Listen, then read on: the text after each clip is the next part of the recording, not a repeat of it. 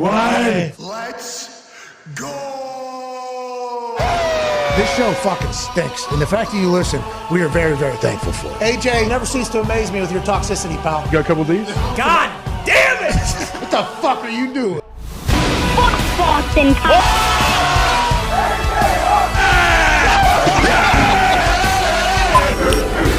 Shut the fuck up! Hello, beautiful people. Welcome to our humble abode, the FanDuel Thunderdome, on this Aaron Rodgers Tuesday, January 17th, 2023. Hour one starts now. Football! Probably going to go for a good 3-4 hours today. What? Just a little bit of a heads up. Today, we got a lot of guests. We got Ian Rapoport joining us in about 27 minutes. What does he know about everything happening? And will he tell us, or will he decide to break the news on his own on his Twitter account immediately after he departs from our show? Right. Probably that, but we can't wait to chat with Rap because there's a lot cooking right now. Offense coordinators have been fired from places. Defensive coordinators have been hired from other places to other places. There is live action, boss, happening around the NFL coaching spree and ownership searches, and also obviously with everything that took place last night. Is that Tom Brady's last game? Oh! Scott Reynolds of the Pewter Report, of PewterReport.com, which is a local, I don't want to say blog. Yeah, website, blog content creator that covers the Buccaneers and have for a long time. They had the report that the Buccaneers are going to fire Byron Leftwich. They were the first ones to kind of break that type of news. I don't know if that's just projection and guessing or if they have inside source, which they could because they've been covering the Bucs for a long time. The man who will be joining us is Scott Reynolds, although Pewter Report is numerous people. It is a collection of folks covering the Buccaneers. We'll have Scott Reynolds joining us. And then we got Aaron Rodgers joining us at 2:05 Eastern Standard Time. So there's going to be a lot of chatter, a lot of shit. We can't thank you enough for joining us. Wearing a Cowboy cap because the Cowboys did something they hadn't done since 1993. Dallas Cowboys got a massive win last night on prime time to wrap up super wild card weekend, beating the fuck out of the Tampa Bay Buccaneers. Dak Prescott looked fantastic. Tony Pollard and the boys are running hard. Offensive line was cool. T.Y. Hilton had a couple catches. CeeDee Lamb did his thing, and Schultz had 2 walk-in touchdowns because the Tampa Bay Buccaneers couldn't cover a goddamn thing. Tom Brady did not look anything like Tom Brady has looked maybe over 20 years of playing football, but he did look exactly like he looked all year this year. Out of sorts, confused, seemed like he and the offense was not on the same page, and he missed a couple plays. Is that because Tom Brady's been going through a lot of shit off the field and he's tired and exhausted? Is it also because he's an old man, turns 46 August 3rd? Has the body kind of finally caught up to Tom Brady? And what is his next step? We shall see. But the conversation of today is that the Cowboys got a big-time win. There you go, Dallas. Now we're staring down a Sunday night matchup between the Dallas Cowboys and San Francisco 49ers. Bosa, Parsons. Same field, same game, same night with an NFC championship bid on the line. The NFL gods have blessed us. We have a fantastic divisional round around the corner.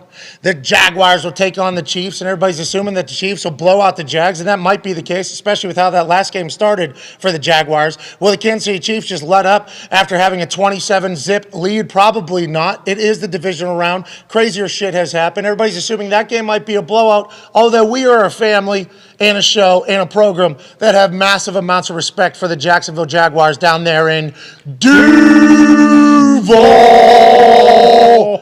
And then Saturday night, the Giants and the Eagles in a rivalry game. Eli Manning said he's going to go there. Eli Manning said he made a little promise to himself that he'd never watch another fucking game in Philadelphia. But he's going to have to break that promise to himself to go watch his big game. He also talked about how he and Daniel Jones chatted before the big playoff game and how he explained about, playoff football is just regular football. The speed isn't different. You're going to do great. Just do everything that you do, because Daniel Jones was seeking some advice from a man who's won 2 Super Bowls, and they have a great relationship. So I think Eli feels even more invested in the run because he's been asked to be a part of it.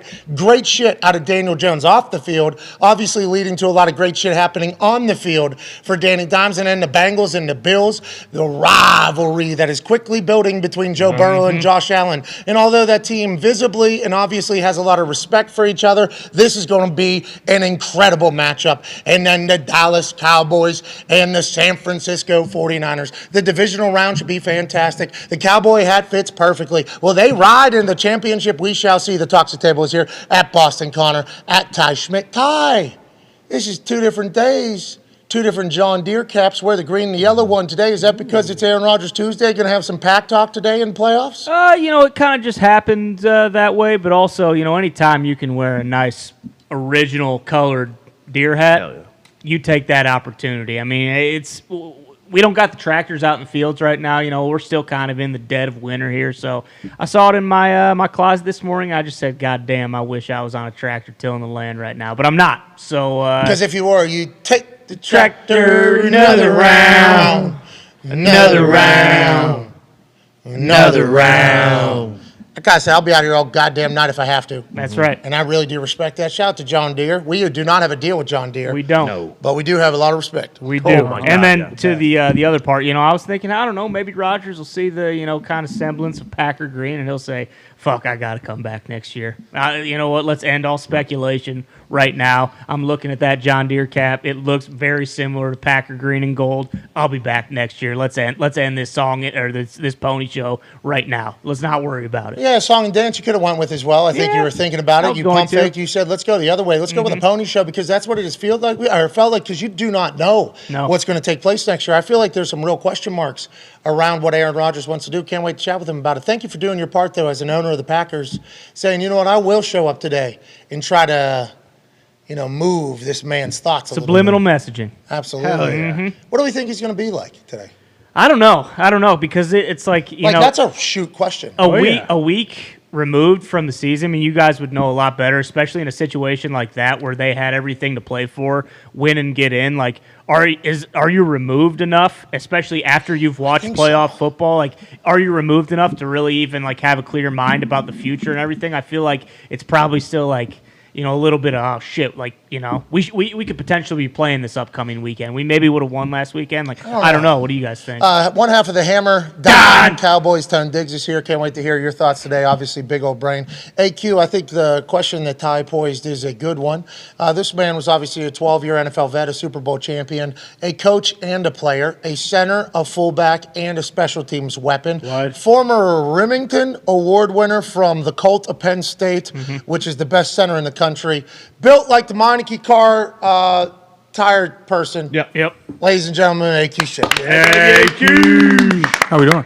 You know what I'm talking about? Or is Yeah, that the Michelin Man. There it is. I knew where you were going. Like Pillsbury Doughboy. That was back in the day. He Whoa, looks good now. You should have seen. Jesus. Hey, they put him in some bad spots in some white jerseys. Like the Stay Puft Yeah, how do we get some of those off the internet? They're good forever. Yeah, it's impossible. You could tweet to Elon. Maybe he'll keep it off his platform, but I don't think he's going to see all your tweets. I don't think that's going to happen. They're there forever. And that's a good sign of where you were to where you are now, because look at you. Jeez. Looking svelte. Look at how yeah. Guy's been boxing with Jay Glazer, which All good things must come to an end. Jay Glazer and AQ Shipley are no longer on the same fight team. Yep. What? No longer attending the same fight camp or fight club in that rich guy's basement. Oh, right. no. It's a shame. Not because of bad blood or anything, just because Life happened. one of them no longer lived near the gym. Yeah. Oh, boy. Sorry, the basement. That's a shame. You still share that bond, though, of being in that basement, punching each other in the face forever, right?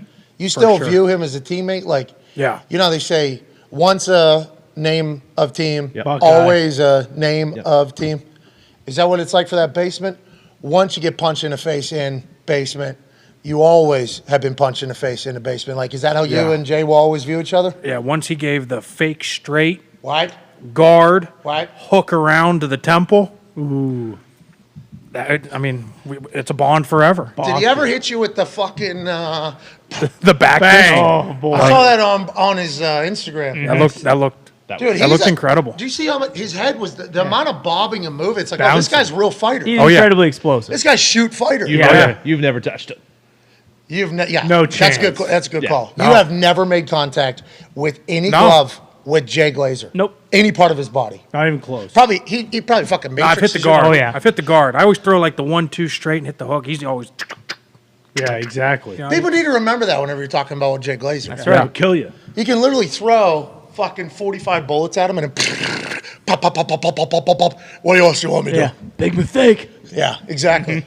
It's a shame you will no longer be testing your I know. your metal with Jay Glazer I know. anymore. I know. Did he give you any Disappointment. information while he's punching you in the face? He's like, you hear about Kime? How about Kingsbury? Boom, boom, boom. Did he ever give you any of that? No, we never got any of that. Hey, Jay, we miss you, Jay. Love you, Jay. Miss you. We love you. All right, let's talk about it. Aaron Rodgers, week and a half removed from his season. Dan Campbell was on Monday Night Manning last night. He seemed to be in okay, good spirits. They win the last game of the year against the Packers, but they're not in the playoffs. So I think there was a couple mentions about being in there, and he's talking about some of the teams that are there. I think a week in some is a long time to not have to do football or think about football. I think he could be pretty well into his decision-making process at this point. I might be wrong. You know, Aaron's a much different person than me. I have a small brain. I don't have deep thoughts. I, like Boston Connor, goldfish with most things. True. So it's hard to compare my brain to Aaron's brain whenever he has a fucking book club and they're all about the fingerprints of the. I mean, it's going to be tough for me just to put myself in his brain. But I think we are a little bit removed enough where he's gotten a chance to settle in, or am I wrong, you think? No, I think when it comes to Tom and him and like Roethlisberger and those guys that played forever at a super high level, I think they're in a different position than most of us, right? Like they're in. For me, like I always knew, like I mean, I'd go into every season, but this is fucking it. That's it. Yeah, we were talking about that like 2 days into training camp. This is it. 5, I think this is it, guys. You know, I don't think I can do this again. I told people like I retired after my 8th year. I've been thinking about my retirement though since like year 4. Like with you, Yeah, 100%. Year 4, year 5. Like I'm not doing this shit anymore. I said it the last 6 years of my career, like this is it, and then I think an injury needed to happen for me because like I would have said the same shit every year until I guess. Yep, here we go. I guess it's August. I guess we're back again, you know. And so, but for him, like, and Tom and those guys, like, they have the ability to walk away when they want, right? Like, they have that ability. So I just don't know. Like, for me, I would have known. Like, if I'm him, like, at the beginning of the season, like, this is it. Like, this is it. Like, maybe something can change my mind. But allegedly, he was talking shit He did the slide tackle. Yep, of course. He did a slide tackle, kick to the ankle, Bold which move. Immediate red card. Oh, yeah. Oh my! He does that in Qatar. He even thinks about doing that in Qatar. Into soccer, Lombardi, Might dude. be dead. They are running right over to him. Fucking red card in his face. His team's probably standing up to him. What they do in soccer, they spit in each other's faces. I think. I'm not 100% sure. I think that's all they do. That would happen so quickly there. In football, obviously, everybody's like, there's no way that Tom Brady, the 45-year-old, the greatest of all time, did he just soccer slide tackle fucking boot guy in shin ankle? No, Tom wouldn't have done that. Yeah. Then they show the replay. They're like, hey, that is. He certainly did. What the hell? I told you. Not everybody saw it. I fucking told you what Tom did. Nobody expected that video to come out. But that's a bad look, Tom. Can't do it. Come on, Tom. Very bad. You're the best of all time, bro. You're our GOAT. Can't have you doing that type of baby back bullshit out there. Can't have that happen. But what I did see from it is still cares. Oh, yeah. Very pissed. Very, in that moment, to slide tackle and fucking kick somebody. Think about how, as a 45-year-old, think about how mad you have to be to do that. So it's still invested. I think he's still talking shit. I don't think he's retired. You've been around him. I don't think he had his mind. Now, Aaron, we don't know. Aaron, I'm excited to kind of watch him go through his process. And Tom's taking a little bit from the Aaron thing where I'm going to go through my process. I'm going to take my time. And Aaron's been saying that for the last couple of years. And everybody's like, this guy, just make a fucking decision or whatever. And Aaron's like, well, it's not that easy. Because Aaron, not as old as Tom, but fucking, he's been doing this a long time. Still old. Hall of Fame resume already. Yep. Wealth already. For sure. Nothing really. I mean, he could win more Super Bowls. I get, okay. You talk about that for everybody but Tom Brady and Bill Belichick probably forever. But like with Tom, I think he's coming back. I just have a feeling he's coming back. And after the game, he had a press conference where he was speaking to not only national media, but local media more specifically, and gave them a thank you. Listening to this, I don't think I hear any like, I'm done for football with football forever, but you played with him. His hands were in your, in between your ass cheeks and your Tank. Nutsack. and, yes, with trying to get to football. Now, you had 2 towels down there because that is the play.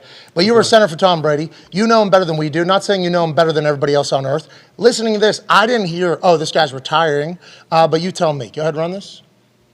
Yeah, it just feels like the end of the season. So, I just want to say thank you guys for everything this year. I really appreciate all your effort. I know it's hard for you guys, too. It's hard for us players to make it through. And you guys got a tough job, and I appreciate all that you guys do to cover us and everyone who watches and a big fan of the sport. We're very grateful for everyone's support. Hopefully, I love this organization. It's a great place to be, and thank you everybody for welcoming me, all you regulars, and just very grateful for the respect, and hope I gave the same thing back to you guys. So thank you very much. I didn't hear anything there that says he's going to retire. Did you, AQ, if you were to listen back? Whenever he says, hopefully, and then he pauses and goes, I love this organization. I think he got halfway through a thought and then was like, I don't want to go down that road because that might give away too much. So then he stops and comes back. He's like, let's go back to the basics here. I love this organization. That was really the only part that maybe led you to believe he was about to say something that was telling, and he does know what he wants to do right now. But I didn't hear that he was going to retire. They're treating it at the end of that game a little bit, and they've gotten to chat with everybody behind the scenes in production meetings. They were treating that kind of like her last game for Tom. He might have just threw his last touchdown in the NFL, and they were showing highlights of him from when he was with New England and him throwing. It was almost like, were they doing that just because it is a potential storyline, or because the information they were getting from their production meetings? That's kind of the balance I guess we got to play here. I think potential, right? I think for the last 10 years you could probably play the potential game with him. But I think, I heard somebody say it last night, and I do think there's a lot that goes into this. Sure, the aspect of he's getting old and all that stuff, but when it comes down to, do I really want to go through the grind again? Do I want to go through the emotional, right? Do I want to put the effort in, commit Monday through Sunday, every single day for 6 months of game planning, putting together this, more so than that, being a leader, being the face of the franchise, doing all the media, all the extra stuff that goes along with being a great football player. Do I want to go through that? I think that's the biggest question mark. Yeah, absolutely he does. I mean, we watch Man in the Arena, and it feels like if there was one big takeaway from that, it's, one, obviously he loves the game, but two, he's not a loser. And unfortunately, this whole entire season, he hasn't been good. The team hasn't been good. It's his first losing season ever, and they lost in the wild card. If anything, that game last night reminded me a lot of the Patriots, his last game with the Patriots against the Titans. The team didn't look good the entire game. There was no point where you thought, okay, maybe, the Bucs are going to come and win this, because it wasn't just Tom. His, chemistry with Mike Evans seems to be completely gone. There's no run game. That's completely shot. The O-line that we saw this year wasn't the O-line we saw last year, or obviously when they won the Super Bowl. Now, him saying the hopefully stopping, thank everybody, it feels like he was going to say, hopefully I'm back here next year. Yeah. But instead of going down that road, it was more so just hey, I've enjoyed my time in Tampa. But all roads, or at least all signs to me, point to him going somewhere else, but he's definitely going to play again. And obviously people will wonder if those teams will want him. Because remember a couple years ago, whenever he was still Tom Brady and before he won his most recent Super Bowl, allegedly there was a lot of teams that were like, nah, we're going to stick with this person over Tom Brady. There was a lot of teams that were like, nah, we're going to stick with this person over Tom Brady because of who Tom Brady is, the age Tom Brady's at, and everything like that. A lot of people are saying his arm was washed. We talked to Clyde Christensen, the quarterback coach for the Tampa Bay Buccaneers. They're like, not watching the film, right? You watch the film. He could still, there's a couple, right, still can spin it, right. Still, you go back Cincinnati, I think he, right. Still, those people aren't watching the film, kind of what Clyde Christensen said. 100%. And that might have been why a lot of people didn't want to take him. But after what has happened this year, to your point, Tom Brady's not a loser. After how he's performed this year, how many teams will be like, yeah, give us the 46 on August 3rd year-old guy. Yeah. Over our potential guy, and Tom's going to cost money. That's a real question that's going to take place. Now, follow-up, depending on situations, I think I still pull a trigger on one last year for Tom Brady, but everything's going to be set up hey, this is a one-year trial thing. No offense, Tom Brady. We have no idea what you have left. I don't think you know what you have left, although you think you know what you have left because of the TB12 thing. I asked a lot of people on the internet last night. I said, excuse me, no way Tom Brady goes out like this, right? Because of how you view it. Yeah. People said, right, as if he would not go out like this, 31%. He's done, 46%. And then there was 23% that were just snooping around to see what the other people felt like. But 31% of the people agreed with me that did this poll, that there's no, and Connor, that there's no way that this is how Tom Brady's going to let his shit go. There's going to be a Tom Brady that still thinks that he can be the great one. Still, no offense, Wayne Gretzky, who by far is the great one, best hockey player in the history of hockey or whatever. But he's going to be chasing that consistent greatness I think for however many years, I think that is how he's wired. Just trying to do some psychology type shit. I think that is what he is. That's the type of person he is. So I assume he's coming back. Now, if he does come back to the Tampa Bay Buccaneers, are they going to have him throw the ball 65 fucking times in a game? The most amount of passes per game as a 45-year-old and as a 44-year-old. Tom Brady in Tampa, which leads us to the Pewter Report that we'll be talking to the Pewter Report folks in the second hour or whatever, that they are going to fire Byron Leftwich down there, which Byron Leftwich was maybe going to get a head coaching role because of how good of an offense coordinator he was. Cliff Kingsbury got a head coaching job because of how good of a offensive coordinator he was supposed to be, and it hasn't worked out. AQ, I ask you, because you've been a coach, how come some of these guys seemingly are on a rocket ship to go to be a head coach immediately, and then all of a sudden, I don't want to say get exposed, but kind of get beat down for a while, and then it's the complete opposite. You're fired. See you later. You're going to be out of there. Why do you think some guys go and some guys don't? I think people quickly forget the year that we won the Super Bowl. We were 7-5. Like, things weren't clicking then, and it was the same recipe that you saw last night. And so you go into the bye week. Obviously, there was all those conversations, Tom, this, that, and the other, right? And we flipped the switch, and the run game becomes a big part of where we go moving forward, and then it becomes a balanced offense. Listen, there's a reason Andy Reid, O'Connell, Mike Kafka, Brian Daboll, and Kafka, my favorite in the league, Kyle Shanahan, right? There's a reason. They do such a good job of marrying up run game and pass game. Formations all look the same. You run every single run play, pass play out of these formations, and it marries up.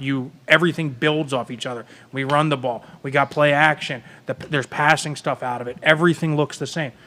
A lot of guys in this league look for runs as fillers to get to the next pass, and I think that's what you see a lot with maybe Byron, maybe Cliff Kingsbury, maybe some of these guys, because they don't take the time to really marry up the run game and the play action stuff with the pass game. And McVay got hired very young, got to the Super Bowl, didn't win the Super Bowl, but everybody was looking for the next McVay. Yeah. Is McVay a guy that, because he came up in the Shanahan tree, right? Is he a guy that knows the run game and the pass game? Is that why he had success? I think he's as good as every guy I just mentioned earlier. I think he's every bit Zach Taylor too, I guess, huh? He deserves some respect. Sure. Zach Taylor. They all do such a good job. They came up in a way where they were taught it from basically the ground up, right? And they learned the formations. They learned the run game. They learned the protections.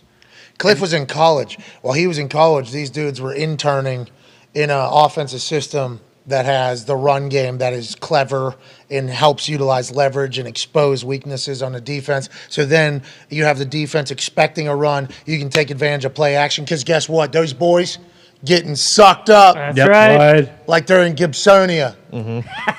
So the whole thought of not being able to run the ball well, it isn't just like, hey, we need to be boring and run the ball. It's like, no, that is such a benefit to the passing game. And people mock Tom Brady, right? People mock Tom Brady because he was a system quarterback. He can only operate out of the play action. It's like fucking every offense can really only operate out of the play action. With the way guys play these days, you need a run threat to take advantage of the speed that's on defense and get them out of alignment so you can take advantage. I just don't understand why 60-some fucking passes last night, and that's like the average, I guess, is like 45 or 50. For him, yeah. What he was throwing every. It's like, Number why are we even doing it? And I think because of in the trenches, we view it a little bit differently, I guess. You think he wants to throw it 65 fucking times? Not a chance. Like, if there's one guy, he only cares about winning. And if winning the game, the formula is 15 passes and 55 runs, like, he'd be thrilled. He would be absolutely thrilled. And so why doesn't he tell Byron, hey, let's run? Yeah, why doesn't he call plays? It's a great question. And listen, like, why doesn't he call plays? It's a great question. I mean, listen, like, they've operated in a 2-minute fashion.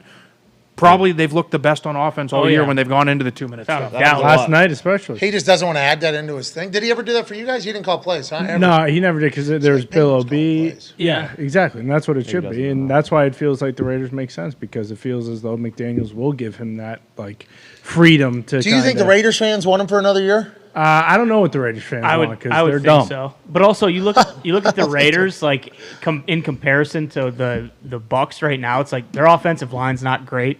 Their defense isn't great. Like, yeah, they have Josh Jacobs. They have a good run game. They have great receivers. But, like, the Raiders adding Brady, is that just like all the stuff? I mean, they still play in arguably the outside of the NFC East, with who has 3 teams left. Like, they play in arguably the toughest division in football. Is adding Brady just all of a sudden make them like a 12, 13 win team? I don't think so. I think they would want him strictly because they don't have another option right now. Like, isn't it crazy we're talking about that?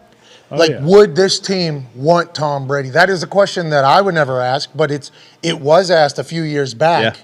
Pat, you say this all the time, though, too. Like, doesn't he make that building better? Everything. He makes the organization You would assume. take it up a notch, you would think. If he's there. I guess he missed 11 days in training camp. That's a good call, Nicky was a lot, Nuzini. Yeah, different situation though. Yeah, and now it's kind of Tom wants to prove to himself, right, that last year when I played bad, there was so much other shit going on. How could I have? Yeah. How could I have done anything? This year, I get a chance to go back to full Tom activation mode, potentially with McDaniels in my ear. The building is going to be run the same way that I expect it to be run, hopefully, for the last 20 years or whatever. I mean, it feels like it's too easy of a fit. Joining us now is a man who might know the answer to this. Will he tell us, though? That's the real question. Probably not. Every single week, we get a chance to chat with this guy with our weekly wrap-up of the Rap Sheet and Friends, us being the friends, he being Rap Sheet. You know him because he's the senior insider for the NFL, the league itself, the channel it owns, and its streaming service, NFL Plus. He's the host of The Insiders, which him, Garofalo, and Pelissero put T-shirts on and talk punditry about their inside information. Hey-o. That's available on the Fast Networks, and you can see him on NFL Network basically all day, every day, wearing pumps. Ladies and gentlemen, Ian Rapoport. yeah. Whoa. Oh, we're filming Insiders today. You look so cool. What's up, bro? I appreciate it. I was doing a little skiing. I got a ski trip after the Super Bowl, so I got to kind of get the legs ready, get prepared. So I'm doing some greens and blues today, Pat. I'm getting a little better. Oh, we're in the middle of the fucking playoffs, Ian. What are we talking about? What do we even do? You're skiing? The divisional round is just a few days away. You're the senior insider for the NFL. You're skiing? Skiing's for 4 or 5 weeks from now, Ian. Not right. We're in the middle of football season. People are dependent upon us. If you're not getting better, you're getting worse. And today, I got better. Plus, we broke the Chargers OC news. But anyway, we're getting better at skiing, which is just as important. Okay, got it. So you guys put one on the scoreboard. All right, we got 6-7 hours. Take 5. Go learn how to ski so I don't bust my ass after the Super Bowl. We appreciate you joining us in the middle of your ski trip in the middle of football season. Thank you, Rap. Rap, you are the fucking man. We love you, buddy. I hope you're well. Are you a good skier? You have skied before? This is just warming back up or learning? No, I'm not good. I was a snowboarder for 5 years, so this is my second year learning to ski. Johnny Tsunami. And my kids are way, way faster, and it's honestly a little embarrassing, so I got to get better. So do you have size on them still? Yeah, I mean, they're only 9, so it'll be probably at least another year till they're taller than me. So. But isn't that like weight helps you go faster, right? For sure. Bigger the faster. You should be going faster, shouldn't you? I mean, one would think, but the problem is if I go super fast, then I'm just going to fall on my face, and I don't think anybody wants to see me go down on the ski patrol toboggan thing, whatever that is. I don't want that. Oh, that would be sweet. They like strap you in, don't they, on that thing? God. Yeah, they do. That'd be some good social media content, I would say.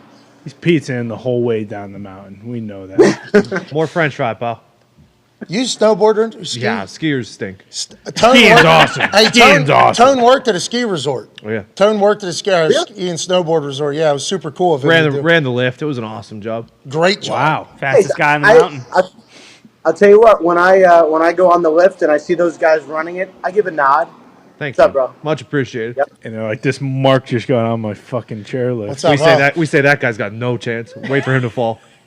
And then they follow up with, okay, now I got to fucking head on to that guy the rest of the day. All right. Actually, those people are the worst because when you fall getting on the lift, that's fine if you fall getting off the lift, but if you fall getting on the lift, like you just fuck up the entire line and everything for everybody. Because you got to back it up. Yeah, I gotta back it up. Like when everyone Traffic falls jam. getting off, that's fine. Just people just run into each other. But when you're getting on at the bottom, that's the real issue. Okay, is Tom Brady going to be getting on and off of ski lifts for the rest of his life, or is he coming back to play football? We believe with his actions, especially with the slide tackle thing, slide tackle kick thing to the ankle, felt like Tom Brady's still pissed off, still spirited, still passionate about the game. He doesn't want to go out like that. Is he playing, and what are your thoughts on where he could potentially play at this moment that we're speaking? I'm sure he does not want to go out like that. And I'm sure that right now there's a point of like, all right, this should not have ended this way. The problem and I think about this all the time with guys who retire. it almost never ends well. Like, football is awesome and I love it, but the not great part of it is usually like you don't go out in your own terms. You go out when football tells you it's time. And I'm not saying it's time for Brady. I'm just saying he wouldn't be the first to go out when like he kind of wishes he could play a little more. Did you guys see the clip of him sort of like saying goodbye to the Tampa Bay media corps last night? Yeah, we just ran, as you were getting off the ski lift to get in position to call us here at the clubhouse or the lodge or wherever the hell you are, we ran it. It sounded like when he said hopefully he was about to say something. Like, I think his decision's already been made. Yeah. I know. He said like it was like hopefully ... and then he corrected himself. And like the problem is, was he saying goodbye just to that media group? You know, I know there's going to be interest elsewhere. Like the Raiders we've talked about, I think that's real. The Titans would be interesting. The Jets would be interesting. It's probably only going to be for 1 year. But then here's the other thing. Let's say that the Bucs make some changes on their offensive staff. I think certainly that's a possibility. Does that make it more likely or less likely for Brady to stay?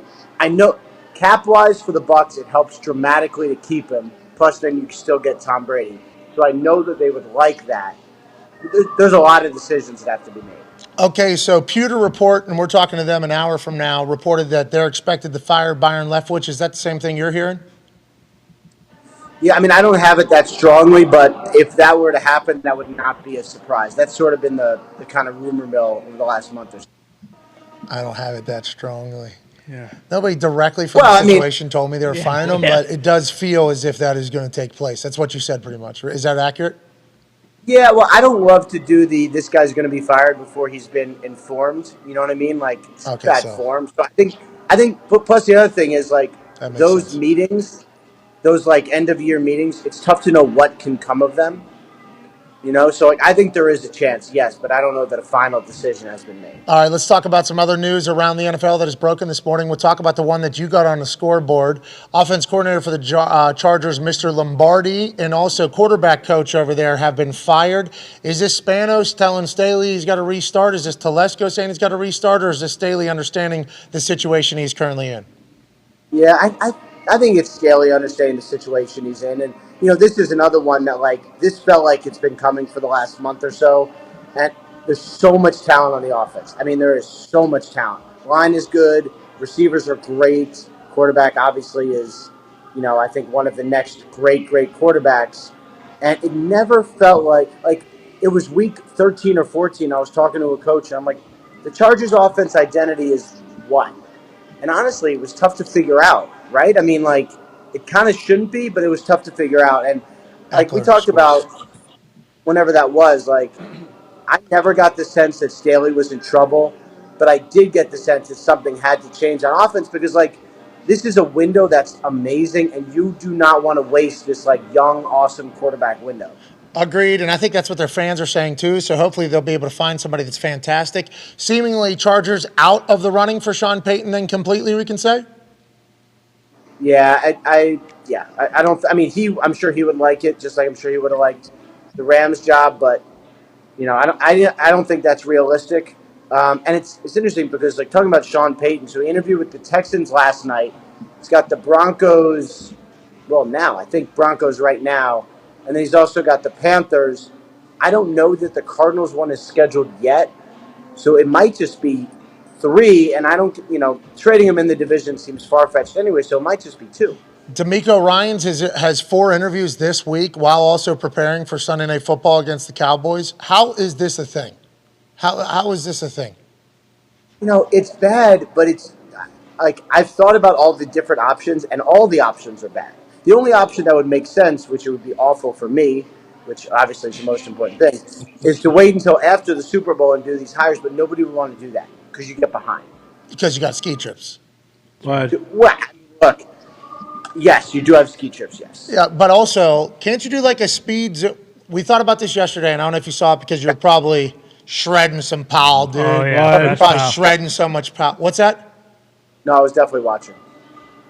All right, Ian. Listen, whatever. we don't need it, okay? But you could have a speed Zoom time frame, which is right now during the playoffs. You can even get Zoom to sponsor it. You can get Microsoft Teams to sponsor it. You can get the Google Chime to sponsor it. And it's like a 10-minute, get to know person if you want to have an interview after the season ends. So it's only a 10-minute expectation as opposed to a fucking full. Is D'Amico Ryans doing a full 2-hour, 3-hour interview for the head coaching job? And then he's got to do that again, and then he's got to do that again, and then he's got to do that again. And he has to prepare for the most important time of the year for the fucking Niners. Like, is there not a way that we can make like a 10-minute conversation to feel out whether or not you want to have a full interview, which happens after everybody's vacations, after the Super Bowl? There's like a 2-week period. Call it the head coaching carousel or cycle period. Like, couldn't we just set it up in the calendar that way, or you think everybody would cheat?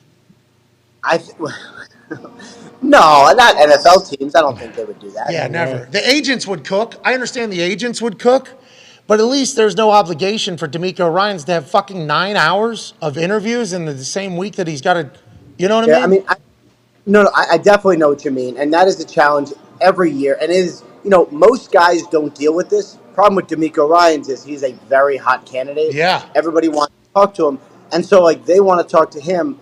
But just as important, he needs to interview them. Because I think for young, really good coaches, everybody wants the first job they're offered. Rarely do you get the opportunity to be like, I'd rather have this one than this one. But I think D'Amico Ryans really needs to be like, what is best for me? I don't like it. Because job is so I don't important. like it at all. I don't like that D'Amico is forced to take these pretty much if he wants to become a head coach. I think he should be able to say, no, I'm gonna try to beat. Dak Prescott just had his best game that he's probably ever played, and we got a team right now that could go win a Super Bowl. I don't want to do the most important things of my professional career stacked up while I'm also, I don't know. It just seems like the NFL is putting these coaches into an interesting predicament in my eyes, but it'll probably never change because there's always going to be gaps and holes in that. Let's stick with the Chargers, though, that we're chatting with early before the boys have some questions for you. Joey Bosa is awesome, okay? I love this guy. I love everything. I love the way he throws his helmet. I like the way he plays football when he has his helmet on. I also like the way he talks about a situation in which he feels he got fucked by the officials. He did not hold back. He talked about what he's going to get fined, what's going to happen to him, but they're probably talking shit about getting a personal foul on him. Who knows if that's real or not? If it is, hilarious of the refs. If it's not, okay, appreciate the neutrality of it all. But what's going to happen with Joey Bosa? What do you think this leads to? And this is seemingly a growing issue with people speaking out when they usually didn't about the refs. Joey Bosa is not the first one that has said something that normally would never have been heard in the past. A lot more spotlight on these refs now. Are they going to change it and fix it, you think? And does this help with that? So that's kind of where I was going to go. I can never remember public criticism of the refs. I don't know, like maybe on one hand, and everyone says like, oh, I would like to say something, but I would get fined. Like, yeah, this was not that. Micah Parsons was tweeting about the refs, was basically like, I don't care. Like, it has definitely been much more public, much more vocal. I would expect a pretty hard look at the officiating after the season. The kind of refs that the NFL has hired has trended younger, trended like, it's former athletes and like, people who. It used to be like a lawyer whose side job was officiating. I think there's less of that. Now it's more like officials are their jobs, which would open it up to be like, all right, well, maybe full-time officials will be a thing. I would expect them to take a look at that this offseason. And then the other benefit of that would be you could like bring them to training camp. Instead of the old retired refs who work training camp, you can have real refs just working all the time and training. I know you ski all the time, but we have a full, I don't know how long, maybe a 20-minute breakdown of because there's NASCAR pit crews. Have you ever heard about this? Where were we at? Hendrick Motorsport in Charlotte? Yes, I think that's what it was. I think it was Hendrick Motorsport. They have a full campus there. Their pit crew lives on campus. They have 5 workouts a week. They have a cafeteria. They have a full thing. They live together. I'm not saying refs have to do that, but it's all ex-college football players that are now doing the pit crew for all their things. Yep. And it's just like it's like training camp. This is real. Oh, that's interesting. Okay. Yeah. Sweet. Monsters out there. What did you think? What do you mean? What was? I thought it was mechanics, honestly. Right? There's a mechanic definitely in there, There a few are. of them. Oh, yeah. But to move the gas wide and to get to it's like it's a big power speed thing. So they got ex-college football players there, and they're treating it like training camp. They got a meal place, they got a gym, and full weight room, full locker room. They got a full thing. It's like, this is smart. This is smart. This feels like the right thing. I don't know if they live there full time or just during season, but off of that, we did a full breakdown about you could have these crews, go to like fucking seminars together, work together, hang out together, trust fall together, go work at different OTAs. Could do a ropes course. Any ropes course would be great. Maybe climb that fucking wall. Yep. Maybe go underneath the barbed wire in the mud. Like they could have build a team almost, so that if somebody's having bad weeks, fucking out, put somebody else in who's in the pool. You could treat them as like their own fucking team almost, where you have the whole thing. I think, and that'd be it'd be a desirable job too. You get a lot of ex-players, I think, that would want to do that if they had a full, you know what I mean? I think it's a thing. I think it could be fixed. I mean, I think that's a good idea, and I don't know if that particular thing is going to happen, although I would support it if it did. Yeah. But I do think full-time officials would be a discussion. As far as Bosa, though, I don't know what he said to the official. It does seem that he was frustrated with two things. One, the tackle basically lining up in the backfield, which, if you watch it, it happened all the time. And then people holding him and no calls. And I will guess, based on my, let's say, intuition of this situation, that was not the first time that he had bitched to the refs during that game. Probably every play would be my guess. So I think at some point, when the ref ran up to him to foul him, which you never see, it seems like kind of enough was enough. What'd you say? But I mean, what? Can you remember that where a ref literally ran up to a player and then fined him for what the player said in response? I could not. I remember when what's-his-face backed his ass up into that guy. What'd you say? What'd you say? You said what? Say it again. Say it. You won't. Yeah, you did. All right. All right, I guess. I asked you to say it. Did you say what I think you just said? You did. And you said, I did say it. And then I questioned you again. I said, you won't say it again? And you said it again. I had to. What do you want? We'll try. Hey, Pat, I assume at some point you have argued with refs. Is there a magic word where it's like if you say this, you're out of here? Like, is it like baseball where there's one thing where oh man, you can't go there? I think if you, he didn't say jive turkey. He did not. He said, no, call anyone JT. No, it's, I think, I don't know. I've gotten away with saying a lot of stuff to refs. Since I'm a kid, I've talked to refs soccer since I'm a little kid. Probably shouldn't be talking to the refs. So I've always felt obligated to let them know when I thought it was a good call. I've always given credit for the good call, but also hey, are we going to talk about how does that even happen? Try to keep it light. It's all in the delivery, I think, how you deliver it. Me and Sterator, now granted we're both Western Pennsylvania, paisans, of course. But I started talking to him just because of how big of a fan I was of him growing up, watching how he handles games and how he handles himself. So there's refs that are good at managing people and communication, and I think they're open to hearing hey, I'm getting fucking held on every single one. They're all right, you got it, okay, you got it. But there's some refs that you can't the vibe is just don't even talk to them. You know what I mean? If that makes sense. Yeah. Need to get those refs out. Need to get those refs out of the game. See, those are the refs that we need. No longer in the frame, you see? And then we bring in the ones that are oh, I'm a massive part of this game. How I decide to call this game impacts everything, everything that's going on. So I think that's a big part. All the refs that we think are good, you talk about Gene, you talk about Hockey Lee, you talk about Cleat, I think is good. The guy the other night with the Bills and the Dolphins, I don't know his name, but him saying, offsetting personal foul this way, we fucking move on. When it was a clear ejection could have happened for a couple people, that's a human understanding. That was a hilarious sequence, by the way, of, who is it, Christian? It was Christian Wilkins, right? It was basically to Josh Allen, all right, I'm going to stand in front of you. We're not going to get involved. He hits him. Hold on, Ian. Boom, he hit him. And then Josh, fuck you. All right, no, we're good. Oh, man. I loved everything about this whole situation. Oh, yeah. From beginning, I like Christian Wilkins doing exactly what Christian Wilkins does, getting a shot on the quarterback. That is exactly. And then Josh is all right, I'll see you later. Well, Josh, remember, he and Christian have some. They got some history. They have some history, those two. So Christian doing that to Josh in that moment because it was an interception, awesome. Perfect Christian Wilkins play. Now, on the flip side, perfect Josh Allen response. Yep. What, dude? pushes so hard he loses his balance. He thought he was throwing. He thought he was taking. Christian Wilkins was leaving his feet, going to ground whenever Josh delivered. Like that was it felt like because he fell afterwards. And then them getting into it and almost fighting. Like, I love that. Like that is, I think everybody in Buffalo loved that their quarterback did that. Did not love that Christian was touching our quarterback though. So we have to come our quarterback can't be the tough guy here. Yep. This cannot be the case. Boom, we go in there. So I think it was handled perfectly. But those refs are humans, you know? They're not just rule books.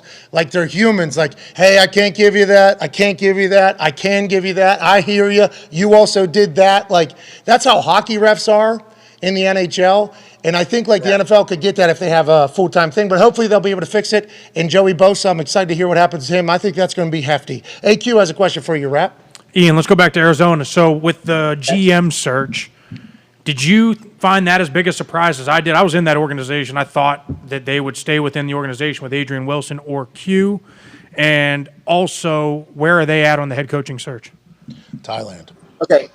First of all, I was not surprised that they went outside. I thought initially they were going to go inside the organization because I think Adrian Wilson and Quentin Harris were very good candidates. But Monty Ossenfort, I guess, interviews very well and built a connection with Michael Bidwell very quickly and kind of like a good, personal, strong connection. So last year he interviewed with the Bears, and I heard he was excellent. So I kind of thought he might get that job. And then when he was up for the Cardinals, I'm like, all right, if he interviewed for the Bears so well, his reputation's really good history, he's got a real shot. So I basically thought it would be one of the internal guys or him. Heard his interview went excellent, and then he ends up getting the job. So as far as their candidates, they got Vance Joseph, internal candidate, would be a very good hire. Was head coach in Denver for 2 years without a quarterback, and it did not go well around him. And then they got Brian Flores coming in to interview. I think that is a very interesting one to watch as well. They got Miko, and then they have the Sean Payton request. What I'm going to be interested to see is, with Monty coming on board now, do they put more requests in? Or does he run it? Does the owner run it? Do they run it together? Like, how does that kind of manage? But the interviews are probably going to be starting, my guess, tomorrow. Okay, Cecilia just reported that in the next few days they'll probably hire a head coach. Also, they interviewed 7 candidates for the GM job. They picked the guy that was potentially a part of trading A.J. Brown away from the Tennessee Titans to the Philadelphia Eagles. Yep. Fascinated, excited. It's hard not to mention that as soon as it happens because that's seemingly what got old Cuzzy fired in the middle of the season after he danced on his thing. So I think that is also why you were maybe a little bit surprised. But if it works out, it works out. I think the GM hires, judging them day of, are impossible. Mm-hmm. We have no clue what this person is going to do. Might be the worst in history. Might be able to figure it out with Kyler. We shall see. Connor has a question for you. They're jamming in that place, though. Oh, yeah. Hey, there's some fucking real... Is that live music? Artists. Is that... No, I actually asked them, like, all right, I'm on the 3rd level right now. I'm like, if I go up to the 3rd level, will I be able to hear the music? They're like, no, we don't have speakers up there. I'm like, oh, cool, great. Sound doesn't travel up like heat. No. That's the thing, turned it up. Oh, pretty just cool like the little lunchroom in lodge. high school. Waffle House? What's out there? Is that where the slope is and everything? Yeah, you can't really see that. There's the parking lot over there. The Looks like ski thing is over there. A lot of snow. Yeah, not a lot of fresh powder. Fresh powder. Dude. Feels like it was very icy today. No, I was going to say snow doesn't make itself, but it actually does. We're doing the best we can in the Northeast, okay? We're doing the best we can. Where are you? Like Vermont or something? No, I drove like 45 minutes from the house, little mountain near us, just That's to get some not runs. real. Some Dateline show would say, like, it was at this moment that Ian Rapoport's murder stalker found out exactly where he lived. They did the math, 45 minutes from this exact spot. Does the whole family ski? Leah's out there crushing it right now? She's definitely better than me, and the kids are, especially my oldest, is like really, I think is really good and really fast, and will probably hurt himself at some point. Hey, why'd you call that guy Kafka yesterday? Because, like, do you ever go to Aspen, Colorado, whenever you ski? And why'd you call him Kafka? Is your name Rapsheet? Champion? Kafka? Yeah. I don't know. Yeah, you said Kafka. You said Kafka. Yeah, Kafka. And you fucked me up. Because the next time I said it, I was like, we all know Kafka got an interview, and everybody, you sound like an asshole. And I'm like, well, that's How do you know we're not right and they're wrong?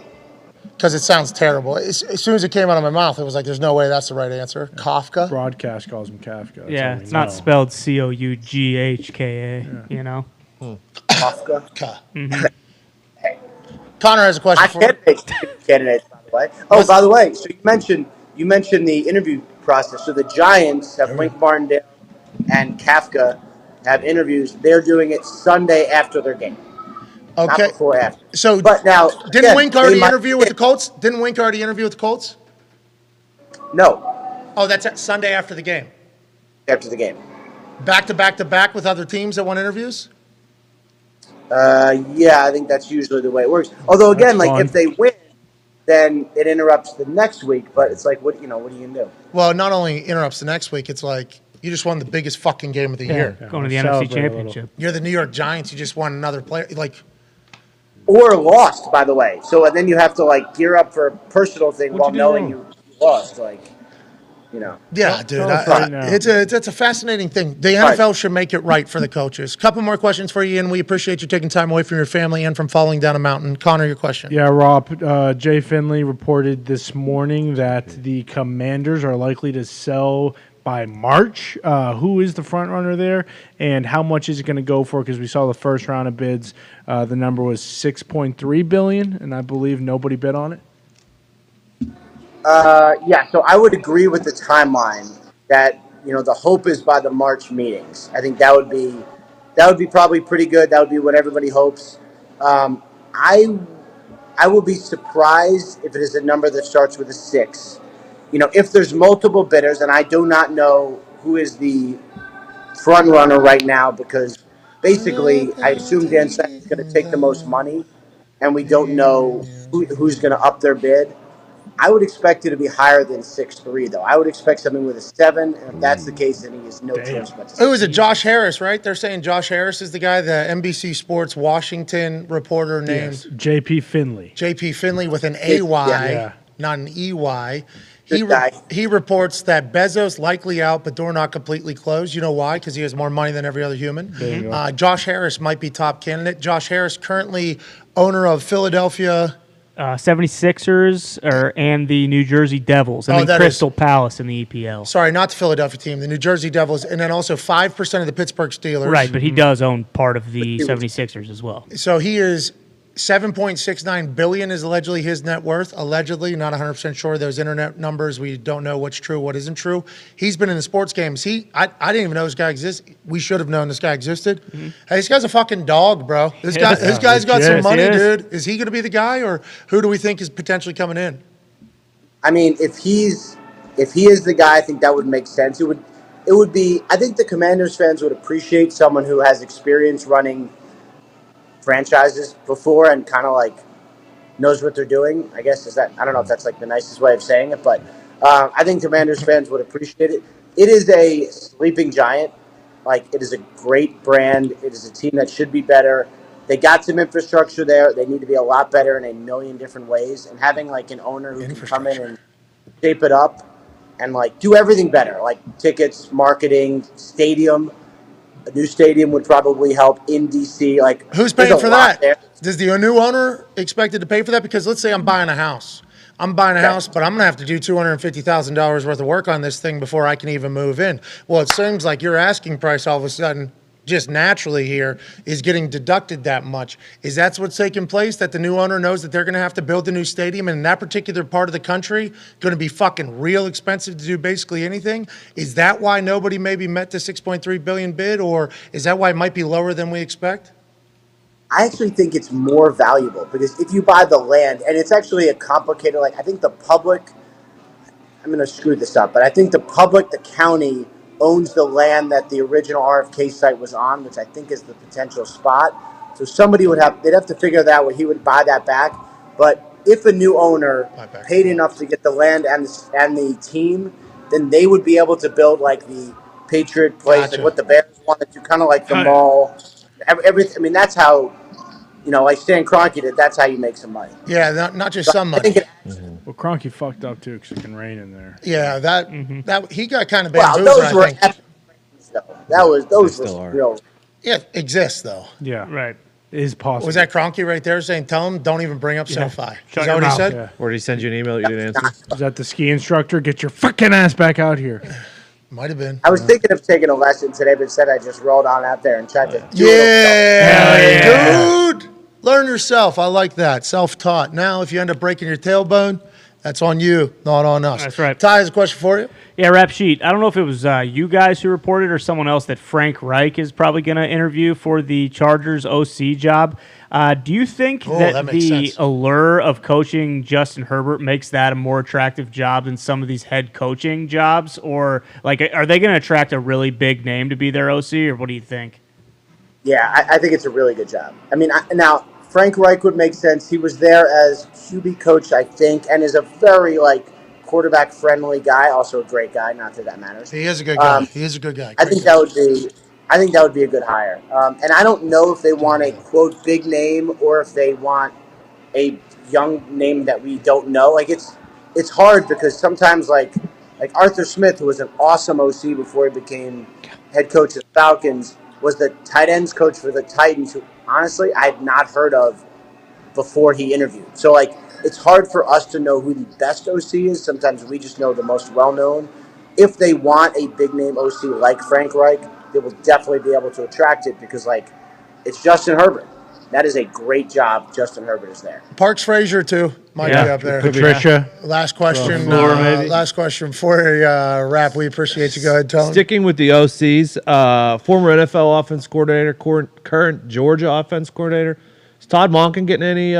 Is he have any want to come back to the NFL? Is he getting any interest in the NFL? Yeah, he is getting some interest. And I don't know specifically where, but I know that he's gotten a bunch of phone calls from teams who were like, all right, if we hire our head coach here, would you be interested? I think he would welcome a return. He has done awesome in college. And I wasn't quite sure why he sort of needed, I don't know if he needed to go to college, but I thought he would stay in the NFL. He did a really good job when he was OC, and then obviously went to college, did also a really good job. I would not be surprised if he was back in the NFL. I think that would make sense, and somebody will probably be happy if he gets hired. Got a new quarterback down there in Georgia. New offense coordinator can kind of do his own thing. If he wanted to leave Georgia, not saying he should, that seems like a great place to go about doing business down there in Georgia. Incredibly sad news coming out of there, by the way. The day of the celebration, the championship parade, 2 folks from their team passed away. Very, very sad. AQ has a follow-up in Arizona. He wrote this down while you're giving an answer about something else because he can write? I can write. That was shocking. Hey, it can write. Shit. It can write. What? It was just a follow-up here from Arizona, I think. So the new GM in Arizona, will he keep Adrian Wilson, Quentin, and all of the other, scouting staff personnel on staff, or is he going to bring his own people? I don't know the firm answer to that. Their reputation is very good. I also don't know if they would want to stay if somebody was hired over them. Sometimes that happens. Usually what teams do, is keep the guys who have been scouting through the draft because they have all the info, and then make decisions after the draft. So I would be, things happen, but I would be surprised if anything happened before the draft. But we will see. Last question here from me. Thielen, he's done as a Viking, huh? It's over? Damn. I don't know about that. There's contractual things that you can do, pay cut. I mean, there's other things. Definitely looks a little bit different than he did when he There's was younger. different things that Thielen can do. Yeah. Salary in half. He's gotten a little older. Still very good, but No, I think he understands. I think his whole family understands. They're from Minnesota. Their family is full of Vikings fans. Yep. Justin Jefferson, they're going to have to pay. I mean, that is something that's going to happen. Thielen's still got a lot of great football left, though, so he should still want to go and get it. And if he ends up at a place like, I don't know. Maybe the Packers. The Patriots. Real heartbreaker. The Bears. Thank you, AQ. New England. The Patriots, the Packers, the Colts, obviously, coming to Indianapolis. Huh? Who's throwing them the ball, though? How about T.Y.? Let's just not even, we don't even talk about it. How about T.Y.? He's balling right now, Rap. He is balling. Let's go. He got another $100,000 last night because of something. Just keep racking in that money, baby. Yeah. Keep doing what you're doing. I appreciate you so much, Rap. Stay on your skis out there, pal. I will try. Thank you, guys. Back to the slopes. oh so cool Hell yeah. Rapoport. Yeah, Roger. Back to the slopes. Tone lost his shit. What's going on? No, I just in my head pictured, people maybe in that organization are watching it, see Ian on, see him ask that question, text and be like, "Hey, see if our jobs are safe. See if that guy's keeping us." Dude, it was wild because we had moved on. He asked his Arizona question, which was great. Hey, Q. Let's go, Great Al. question. Got some questions today, huh? Great question. You getting in See the if you mix ask one there? later. Asked us some good questions. I mean, that was fantastic. Then we move on, and I don't know if in my head it just clicked. He was like, "Fuck!" Didn't get the answer I wanted out of this thing. So he writes it out, turns it to me. I'm like, "Okay, great question there. I should ask that follow up, but it is real." And I don't think I got a chance to listen to everything he said because Tone was losing his shit over here. And I was just, he got a text and said, "Hey, do we ask if we still have our?" what did he say? Did he say he's able to do whatever he wants? Right? Is that what he said? The new GM? And he's right? Like it says that they keep them through the draft usually because they have all the scouting intel Already done. all that done, and then can go from there. So it's a wild world. It is a weird world up there in the general manager world because it can be a scout, it could be somebody that oversaw something, it could be so many different people that could end up as a general manager of a football team. And there's only really been one truly dominant, successful way of doing things, and that's if the head coach is also the GM. Bingo. Yep. And that scumbag's down. Goddamn right. And when Tony said that about the Georgia OC, whose name I definitely knew before today, he's probably coming We to New called England. 2 of this guy's games. Yeah, I know. Did you not do any? Do some research. I did on players' numbers, and as soon as I looked at that sheet of what player I wanted to talk about, boom, forgot Next the guy's play name. was happening. Exactly. I had a lot of the similar problems on the field. Tough to see. Yeah, people. that's so hard. But you're trying to watch so many things. We were very lucky to be there. Oh, yeah. Ever get the opportunity to do it again in the NFL? Maybe someday. Mm-hmm. People think I'm like leaving clues or hints about something that's happening. That conversation has not taken place with anybody ever. But let's go ahead and put it in the universe and assume that maybe it could take place. It is awesome. It is an experience that none of us deserve, and how cool it is. But there are some drawbacks to it. Yeah, and it is tough to see. I called Dejon Edwards Kenny McIntosh for the first half quarter. That's going to happen. Got the ball 5 times. I idea. couldn't see him as soon as he got into the mix. It's got to be McIntosh. He's the guy who normally gets the lion's share of the things. It was not, I don't think. I haven't watched it back. no but idea. It was. It's a shame you didn't know the offense coordinator's name because you didn't get a chance to watch that guy's work. He was fucking unstoppable in that. Oh yeah, in both games, in the Ohio State game as well, he was crushing it. And I know of him, of course. If you put him in front college of me. OC be able to come to the NFL and have success immediately? Well, he's been in the NFL. Like he was in Cleveland, I think in Tampa and Cleveland Never before mind. Georgia. Tampa We don't before, want and then him. As the Cleveland. OC. Yeah, so like I think he's had some success at that As an level OC? too. Yeah. Yeah. Same style offense? I don't know, to be honest, with that question. I wonder if college helped him evolve. Yeah. Yeah. Probably could have taken place. We'll have Evolving stats is a in. good thing. It is, isn't it? It is. What are you talking about? Pokemon. I just think the game changes. It works in cyclical fashion. Life And changes, though. The game constantly from 2000 to 2022 has changed tenfold. Well, it's 2023 now. Thanks. Welcome to Wake the up, house. Al. 2022 season, It's guys. tough to take you 2022 serious. season. It's tough to take you serious when we're talking about 2023 football. 2022 22, season. 2023 season. It just feels like you still have 2020 vision. Yeah, But- it's a shame. That's 3 years ago, dude. Yeah. Yeah. I don't have 2020 vision anymore, by the way. You need to I get got LASIK. readers. Too many hits the head. Yeah, Raiders. Can they do LASIK for readers? I think Oh, so. yeah. I Yeah. think readers means a deficit in Yeah, your eye, Coach right? Dick got it. Yeah, LASIK across the board. You just have to qualify for it. Now, real quick, though, LASIK is, there's a couple scary, I don't know how many seconds it was. Felt like an eternity for me, but there's a few seconds because they do one eye at a time. I don't know what they do now. They might be able to do them both at the same time where you smell your eye, right? Because the laser is burning. It is a laser. And then you don't see anything for a little bit. And then they say, tell us when the orange flash comes back. And you're one eye right now. You know, this eye sees stuff terribly because you haven't gotten your LASIK done yet and you don't have your glasses on, so you can't see shit with this eye. It's real blurry. And then this one's just pitch black. And like, tell us when you see the orange light again. It's like, should I have seen it? Am I fucking blind in one eye right now? And then all of a sudden you see it, and it's like, oh, I see it, I see it, I see it. It's like, I don't know. back. I don't know if I've ever felt like me as a baby seeing for the first time, but that is what it's like. And then, oh, guess what? We got to do it to the other eye now. And then it's taped open, smell, not see anything. Come on, Scary. come on. Orange light, bang, here we go. We're Give me back. the reading rainbow glasses. Sure. Give me the reading rainbow glasses, couple ambient. I'll see you tomorrow. I'm going to have 20/10 vision. And that's exactly what happened. So There's some moments of fear. So it's worth getting. I would say, best thing I've ever done for me. Okay. LASIK, best thing I've ever done for me. I used to have to do this. Yeah. I used to have to do this. I'm doing this at restaurants. Like How big is your text on your flashlight, phone? Like, oh yeah, I magnify. I use the magnifier. You need to know that everybody in a restaurant can see what's on your phone, though. Mm-hmm. Like guys like me who have like 2010 right now. They can see it. I can see everything.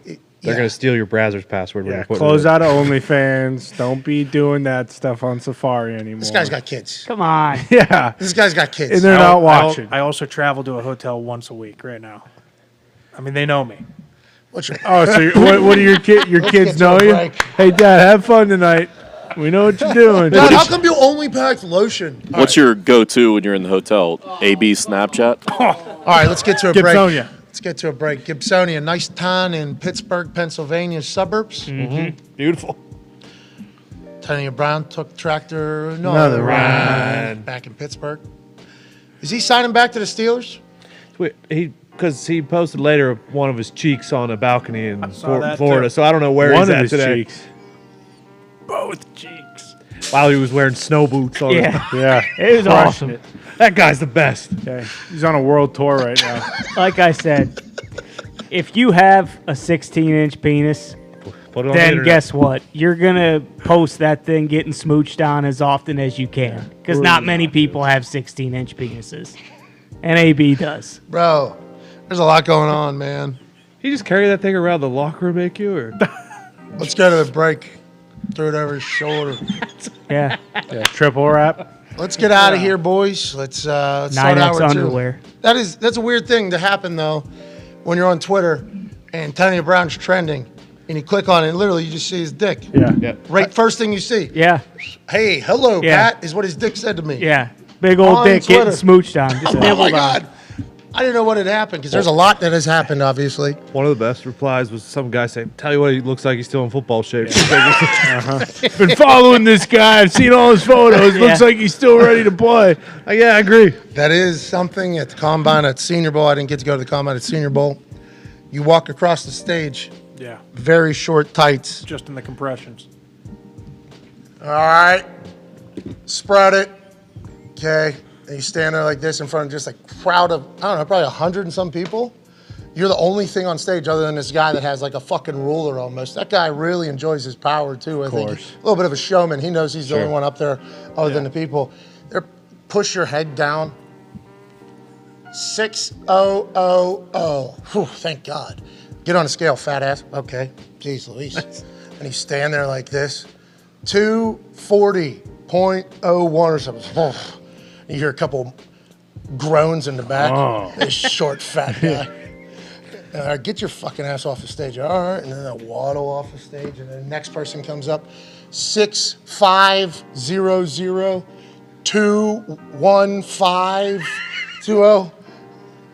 arm span 7 feet 55 inches. It's like, all right, dude. What the hell? Where's my clothes? Pull your dick out. We got the tape measure over here. It was wild. That's really what it is, They though. should. They do. My body got viewed heavily by people. Yeah, me too. Look at that little spark plug. Yeah. Yeah, me too. Look at that little spark plug looking guy. Yeah. This guy's too short, too fat to be a kicker. You. Oh, his arms. Look at this. shit. Every 4 foot every wingspan. center was like 32-inch arms, 33-inch arms, 32-inch arms. AQ Shipley, please be in the 30s. Please be in the 30s. 29 3/4 inch. Fuck. All right. Guy's arms can't touch his waist. Good run. Okay. That is not something we want to see. That's what they said about him. Just Guy lost a lot can't of get money. his hands onto his waist. He's pissing with no hands all the time. It's the old Burger King commercial. It's gonna be a mess in the locker room. Is this what we want our centers to be able to not be able to do? That's what they were saying. That's what they were saying. Rude. Super Bowl champ. You know what they're saying to me? People saying my gut was too big, couldn't get my leg up above it high enough. That's real. I did have to lose some weight, though. I was a bit fat. That was good. Well, that was good body shaming that happened. You were told you were kicking field goals. You weren't punting. Yeah. Shout out to Darren, Cincinnati Bengals special teams coordinator. Great human. Did tell me to never punt a ball again. It's Decent scout, it sounds like.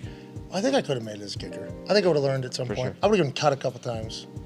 First place, probably would have had success. Didn't treat it properly. Have a good time. Probably relax. Miss 4 extra points. Yeah. And then, get cut.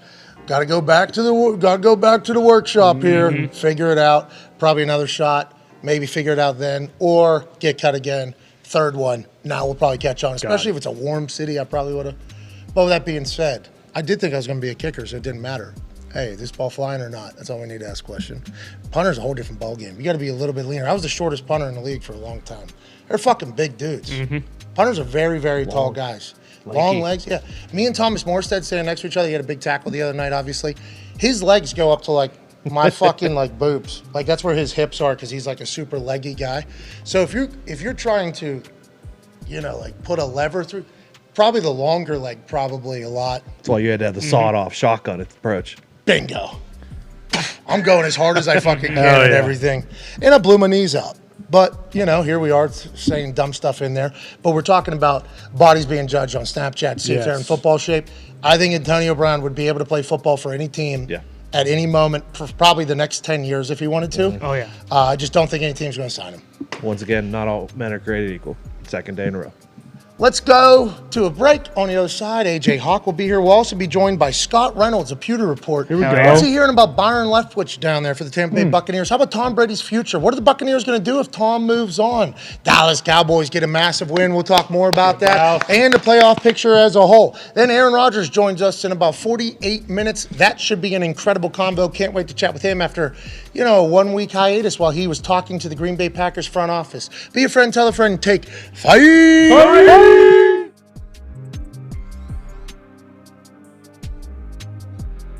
What an honor. What a dream. Being a part of game day was a joke. Being on the field for this is a joke. We continue to live the dumbest life of all time.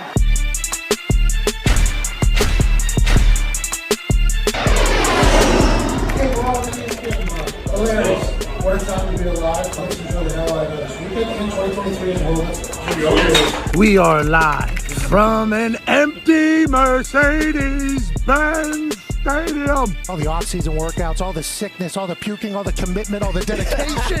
We got 4 teams left, Coach. What's the vibe of that locker room getting ready for this game? We're going to swing as hard as we can in this game, and CJ's our leader, and he's going to lead the way. Hell yeah. Yeah, we're going to try to make the most dumb television on earth this evening live from this field right here in Mercedes-Benz Stadium. Darius Butler, 9-year NFL vet, played at UConn. That team stinks, but they're coming back. Stanford Steve here. And this man right here wearing a Wolf t-shirt underneath his sport coat. He works for me full time. But what are you excited about this evening, Connor? I mean, Pat, like you said, I have the IQ of a goldfish, so I'm not really taking all this in strictly because there's so much. The moment is huge. You know where you make your money, and this college level is the red area. Georgia #1, 120 is where Ohio State is ranked, which is nuts. Max Duggan is a dog. Let Duggan cook. Connor, good job down there. How are you boys? Kirk, we say dumb stuff on the internet every day. You guys be out there, Coach. See if they can cover him. In the boots. Clear on your guys. Connor, you're on ESPN. How about it? How about it? Didn't say fuck, didn't say shit. I was close, but I didn't do it. That's a win. That's a win. That's electric. Look at this, man. Look at this. Hey, Coach, I don't know if you headbutted one of your guys or not, but Hey, cut yourself shit. you are awesome. I got a 6-year-old son, man. I mean, it's They're going to have to rely upon those dogs. Cade Stover, the tight end for Ohio State. Yeah, number 8. He's like 4th generation farmer. Sponsored by John Deere. Yeah. Okay, and they don't just put that deer on anybody. Hey. Yes. There's going to be billionaires barking. Okay, there's going to be billionaires barking. Grown folks in khakis barking in unison. Wow. So much to learn. That's got to become a thing next year. No, serious. This close to go. Can't do that. Yeah, that was great. You alright? You alright? You alright? Help him up. Spill anything? Nope. You spilled your phone. Could have been worse. Could have been much worse. The college football playoffs are about to kick off in Phoenix, Arizona. My name is Payton Manning. That's an Ohio fucking wet dream, not just a dream, dude. AJ Hawk.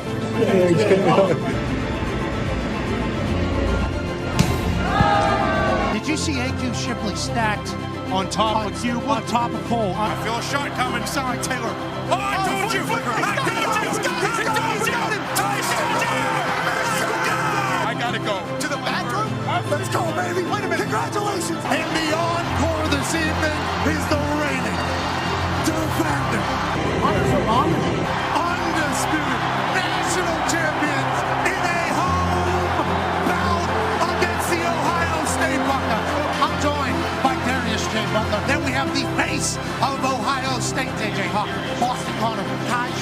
AJ drove down here in a Sprinter van. His son puked twice on the way down here. Broke an iPad. Had the windows bashed in this morning.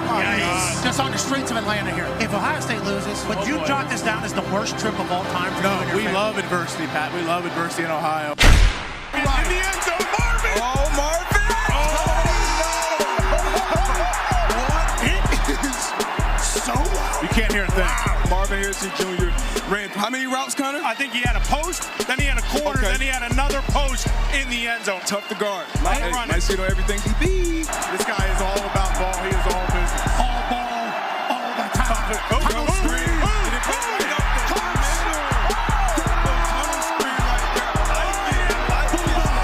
Looks like he's about 7'9", 550. He looks 2 feet bigger than everyone else out there. D-Butt, look at this dog. Look at this dog. Look at him. Look at him. Fade. One-on-one over there. Oh! Grab that thing. Touch the Get ball, that touch the ball, touch the ball, touch the ball. We'll throw it back to the ref. Get that. Throw that thing, sling that thing. I took my ass ball. Actually, let me punch it. What a run! Again! There go that man again. Back to tight end, deep shot. He's got him.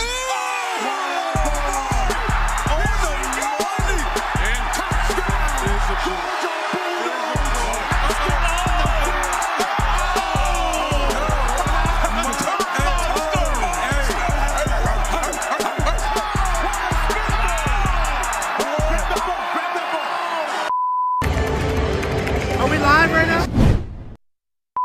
And that's the way the cookie crumbles.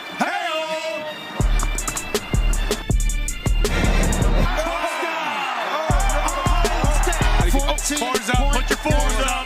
That's coming right to me. That's short.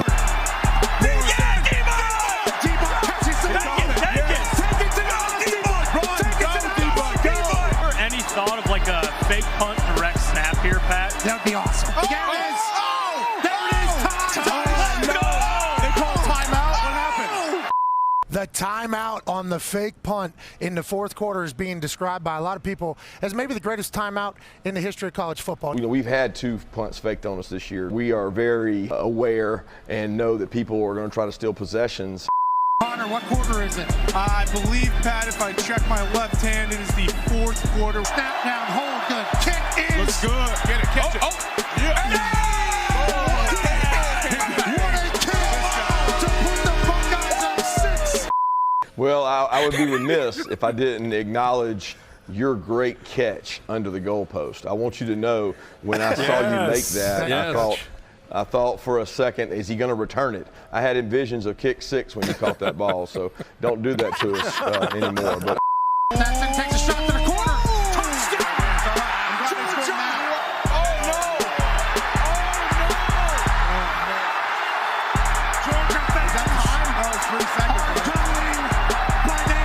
And if you didn't know who we were before our show, yes, every day it is somehow this time.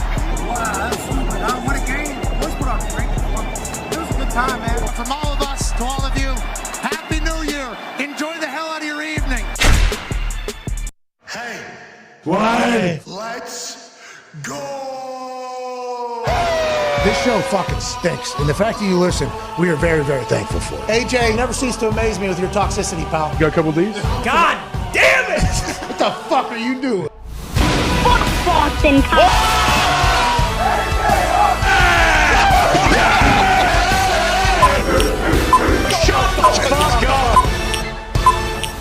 Hello, beautiful people.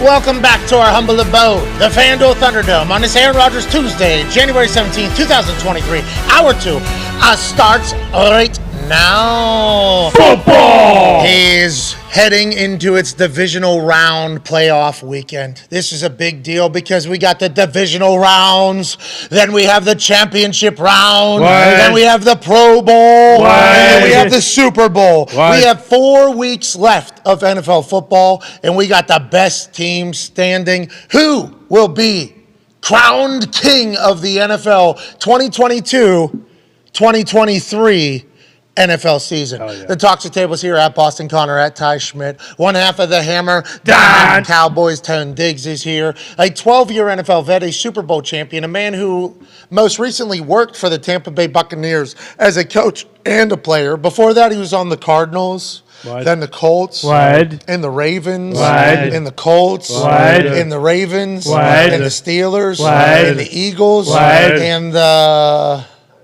I think that's the Nittany Lions. And the Penn State Nittany Lion Colt. Ladies and gentlemen, former Remington Award winner, A.Q. Shipley. Yeah! Can't wait to watch you in the trenches later. You got some good ones. Can't wait to learn more about the football. Speaking about the football, here's a man who's the face of it in the state of Ohio. He's a college football national champion, a Super Bowl champion, a Ryder Cup champion, a COVID survivor, father of 10. Ladies and gentlemen, A.J. Hall. Yeah! A.J., how about last night, the Cowboys? I thought the Tampa Bay Buccaneers were going to cover, getting 2.5 at home. Tom Brady, 2.5 at home in the playoffs with the lead up and the kickoff show, showcasing all of his highlights and him having 35 playoff wins, more wins than some franchises have had. Whenever the lights are the brightest, that's when Tommy plays his best football. As I was watching the warm-ups, I'm like, I'm a genius.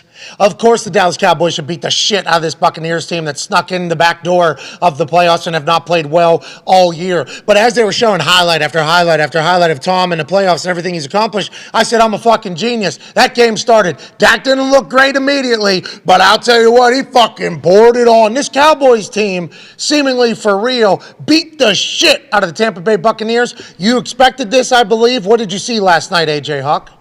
I don't know if I expected it to be such a rout like it was. Okay, I wanted to ask you, though, when did you officially say, okay, Tampa Bay's not going to win this thing? Halftime. How long did it take you? Halftime, really? Yeah, I think it was like right after half. I think it was third quarter. I had a tweet. Okay, so I guess I shouldn't say really believed. Because in the middle of the third quarter, I had a tweet that said, wow, Tampa Bay and Tom Brady stink at football. Mm-hmm. This is not fun to watch. Obviously, this Dallas team deserves more respect, but there's no way this is going to be Tom Brady's last on-field football that he's going to let us see. Had that tweet sent out. Almost sent it, and I was like, 27 zip the other night, Trevor Lawrence. Yeah. Tom Brady right now. They score that touchdown. Then all of a sudden, can they do it? I guess they could. Need a turnover, need a quick three. So I think we're still holding on hope because of old Tom Brady, the Tom Brady that we're used to seeing. But there was a point, I think, fourth quarter, maybe late third, where it was like, nah, this has got to be, this is over. They fucking suck. Not enough possessions left. You know what I mean? Yeah, and yeah, I guess just the whole time you ask yourself, Mick, can you imagine, like, what if Tom does it again? What, like, you can never count him out. And then I guess, yeah, as the fourth quarter goes, and you see kind of how they're playing, like, just a lot of, like, short intermediate routes, check downs, things like that. Everything just seemed super difficult for them offensively to do anything. And obviously, Micah Parsons wrecks the whole game. The whole D-line plays great. The Cowboys they're rolling right now. Big Mike's dancing. I think it's a good time to be a Cowboy. So we have that video of Big Mike dancing in the locker room. Awesome. Yeah. He's got a big chain on, and obviously we do believe Mike McCarthy has focused on football and nothing else. And he starts, Look at what Don't let me get hot. I love it. Don't let me get hot, Donner. All right? Wait, dude. What a fucking legend. Yeah. This locker room loves Big Mike, you're assuming? Yeah, I think so. And I think, like, Big Mike loves these kind of things, even though he's probably, like, uncomfortable and like, oh, I'm not going to dance like all those other coaches. They always do it after games. He probably was just feeling it. He just loves it. He loves his guys. He knows that they will get a kick out of that, and he's probably really excited. They got a road win. Why not? What, 93 was the last one? Is that right? Yeah, 92, 93 or whatever. Yeah, Michael Irvin, Troy Aikman. Yeah. Saw a lot of them about the last time it took place, and obviously a lot of buzz around last night. And 7 straight games, Dak Prescott has a pick. Last night, has his best night as a Dallas Cowboy, is what Jerry Jones said. So when the lights and the pressure was the loudest, fucking Dak showed up. I think that's a big night for Dak Prescott last night against Tom Brady, even though Schultz had 2 walk-in touchdowns. He wasn't even touched. Yeah. So, Kellen Moore called an incredible game. Dak performed well. Tony Pollard is such a weapon alongside Zeke. T.Y. Hilton's going to end up being a weapon for them for third downs. Seems like him and Dak have a good trust and a feel for each other, even though they missed that one deep ball late on 3rd and 10, I think, or 3rd and 9. It's his best night. I'm fucking happy for this guy, dude. I am too. I like this play too. I like the call, going for it. You go for it. The fake is nice. It takes some courage to turn your back like that and sell that fake for Dak too. But man, what a what a gutsy call. I think it was the right call to make, obviously, because they got it. But, yeah, I'm happy for Dak as well. Yeah, I think that's they were running him out of town. Oh, yeah. Aren't they? They hated him. I mean, they will. If he plays bad next week, they'll try to run him out of town. That's just how it is. Now, there's the conversation. Next week, we got Micah Parsons playing football, and we got Nick Bosa playing football. Now, Trent Williams taking on Micah. Who's got Bosa? They had Jason Peters at left tackle. And Jason Peters exited the game yesterday with a hip injury, moved Tyler Smith back to out to left tackle. Who's which is right where he tackle? played all Though? year. That's where Bosa lines up. Bosa usually lines up on this side, doesn't he? Right tackle's Tyron Smith. Yeah. So we got Hall of Famer. So we got good on. We got good on good. This is in the in training camp. You ever go to training camp? They got one-on-ones happening. The ones to go see are obviously offensive line and the wide receivers. Now, linebackers and running backs are just going to run their faces into each other. Hell yeah. Okay, that's what they're going to do. It is kind of boring, to be honest. You see the same. It's the same thing. You see one, you see them all. It's terrible, probably. Yeah. I don't know if it's boring. It's probably fun to watch guys end their careers and knock themselves out. Okay, so there's obviously that. But the O-line and the D-line is more specifically tackles and edge rushers going at it on one-on-ones. Worth a stop in training camp and watch if you got two guys. Anthony Costanzo and Robert Mathis was must-watch during the middle of training camp. I would assume Costanzo hated fucking every second of it. I assume he was not happy that this was happening because a crowd would come. Because Robert Mathis now, literally on an island with Costanzo, can work on any move that he wants to work on. And old Trent talked about going to San Fran and Bosa basically making him a lot better, right? Isn't that the whole conversation? Absolutely. I mean, they do. I mean, you get to see the best pass rusher every day in practice for a month. It only sharpens your game. So what I'm saying for television purposes, though, not a bad thing. I know it's hard not to just follow the ball, the whole time when you're watching. I would assume there's going to be some real chess happening between. We're watching for the fucking. They move these guys around too, though, especially Micah. Micah can be anywhere on the field basically, and still blitz. Obviously, Nick Bosa, they still move him around some as well. So yeah, they're going to be takes everybody. Yeah, takes I them think all. so. The Micah change. Why is he? How come there's only one Micah? It feels like even as a rookie last year, it was like, nah, this dude's different or whatever. Had him lined up at Mike, right? First couple games of his rookie career. Yeah, he was lost. And now he's just kind of everywhere, right? He just plays everything. He moves so like how he moves, how he runs. Obviously, we know like what crazy off the charts speed, but also explosiveness, quickness, and it's kind of unorthodox how he moves. Don't you think it's just kind of weird? You can never really get a beat on. I feel like because he just feels like he obviously has a lot of moves that he likes, but he also is so good and has good instincts and uses hands. Like he's unblockable. It seems like, and he has a motor, right? Like that's the thing that really, if the Von Millers of the world, every great pass rusher that you just thought of, or anybody that gets to the quarterback, it's their motor because some guys take plays off. Let's just call it what it is. Some people, a little bit tired, not in good enough shape, or not, whatever the case, they take some plays off. Those guys that never miss a potential opportunity because they're going hard every fucking play, normally going to show up in the stat sheet a lot more than everybody else. Micah's got a motor from every position. He's in the camera every single fucking play.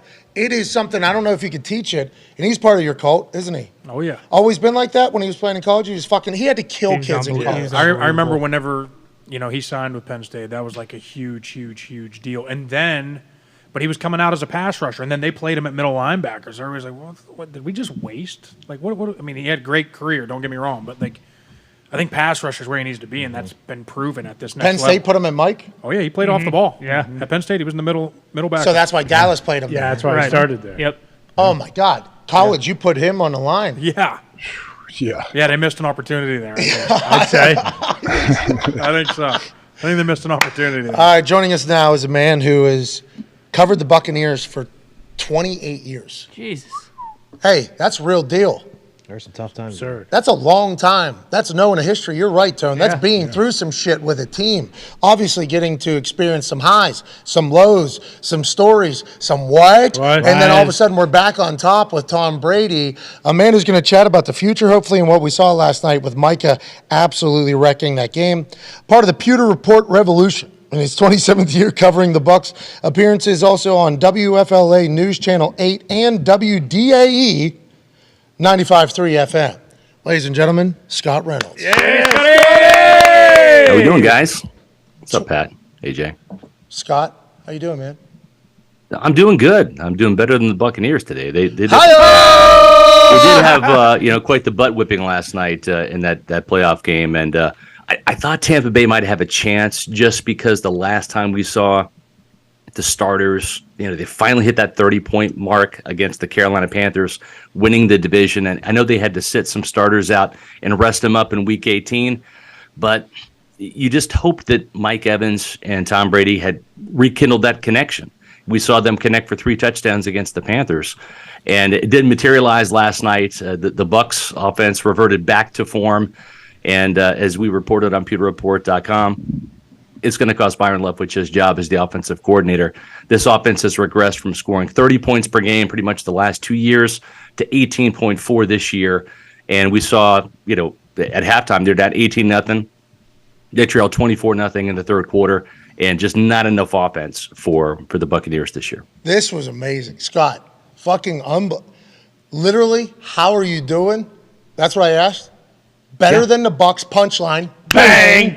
And then I'm going to break down the whole fucking game. Yeah. Scott, that was remarkable. 28 years? I appreciate that. No problem. Thank you. That's what we do at Pewter Report. We break it down, Pat. Hey, no. Thanks for having me on. Hey, no, thank you for joining us. That was remarkable. You did break the Byron Leftwich news earlier. Is that because that's expectation? And I should know more about your guys' relationship. You've been covering for 28 years. I assume you have direct links in the building. Was this expected? What did they have to do for Byron not to get fired? Or was last night kind of the tipping point of it all on prime time in the playoffs? This has been a long time coming. Todd Bowles, when he got the head coaching job, that happened on March 30th, right? This is when Bruce Arians stepped down suddenly, and Byron Leftwich was in consideration for the Jacksonville Jaguars. Hey, Scott, why'd that happen? Right? Why'd that happen? Bruce just wanted to hand the team off to his friend whenever they were still good? Is that what happened?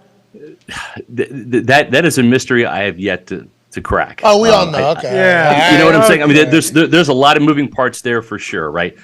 But what we do know is that the Todd Bowles inherited the Bruce Arians coaching staff. Now, he had coached with these other coaches, right? But he's on the defensive side of the ball, and these offensive coaches are, they're on Bruce's side of the ball.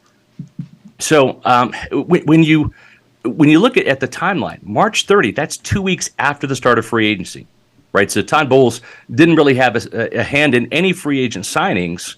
That was, at the time, still Bruce Arians and Jason Light. So Todd then has some say in the draft, but by March 30th, if he wanted to make any coaching changes, it's too late. Guys are already committed to college coaching staffs. They're already under contract on NFL teams. So he couldn't do any tinkering there. And at the same time, too, this offense was pretty dynamic for a couple of years. But I think what started to happen, and I even called Byron Leftwich, I said that he got exposed this year early on. And I got some feedback from inside the building saying that I was right. And my premise was, and it ended up playing out this way, the Buccaneers out-talented the opposition, right? You've got a future Hall of Fame quarterback in Tom Brady, the best at pre-snap reads, determining where he wants to go with the ball before the ball is even snapped, looking at those matchups, right?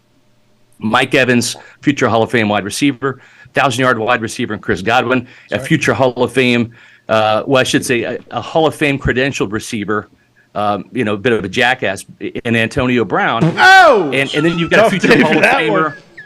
You got a future Hall of Famer in Rob Gronkowski at tight end. Those are 4 weapons that defenses can't take away. You can take away 1 or 2, maybe 3. Tom's going to find the extra guy. And so I think they simply out-talented the rest of the league for those 2 years in 2020 and 2021 with a great offensive line. This year, Pro Bowl left guard Ali Marpet retires. Rob Gronkowski, Hall of Famer, retires. We saw what happened to Antonio Brown. He did the peace out, at the end of the 2021 season. And then you lose Ryan Jensen, your Pro Bowl center, right? On the second day of training camp. So you've lost so many huge pieces, right? The protection for Tom Brady up front.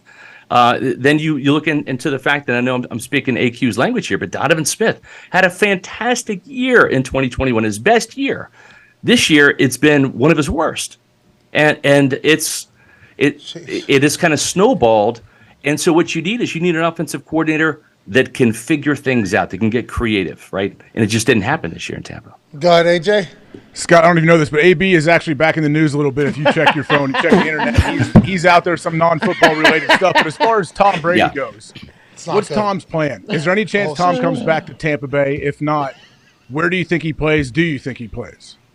You know, I listened to the show earlier. I'm a big fan of the show, guys, and I think you're spot on, Pat, and the rest of you. I think Tom Brady's not done. Right? He said his goodbyes to the Tampa Bay media for this year, because I don't think Tom knows what the future holds even for himself. I think he is taking it day by day. If Byron Leftwich gets fired as we expect him to, probably later today, he's going to be interested to see who that offensive coordinator is going to be in Tampa before he commits to coming back to the Buccaneers. But I think Tom does not want to go out like that. And now that Tom is divorced, he doesn't have to answer to Giselle, and he can make his own decisions, right? He doesn't have to check in to see if he can play football again. And I think that's freeing for Brady. The relationships he's built in Tampa with the ownership, with Joe Glazier, with Jason Light, the general manager, those are deep, meaningful relationships. He loves playing for Todd Bowles. Both Bowles and Brady wanted to run the ball more this year. AQ, you're exactly right. In the Bucs Super Bowl season, all was not right when they were 7-5. It wasn't until they committed to running the ball. You look in the playoffs, those 4 playoff games, they averaged about 126 yards per game. In the regular season, they're averaging about 95, right? Yeah. That balanced offense, the play action, helped keep this Buccaneer offense clicking at 30 points per game in the postseason. Got him the Super Bowl ring. They wanted to run the ball more this year. Started off okay in Dallas with 127 yards for Fournette in week 1. It never materialized this year. And Leftwich didn't have any answers once the talent shrunk on this team. And I think he got exposed. Who's OC coming in? Billy O'Brien? Ooh. Possibly. You know, the Brady connection is there, right? Obviously. Well, that's who you would want, right? You would want some, if you wanted Tom to come back, which Todd Bowles does, right? Ownership does, not only because of the dead cap situation, but because it's Tom Brady, and you've seen the upside of Tom Brady.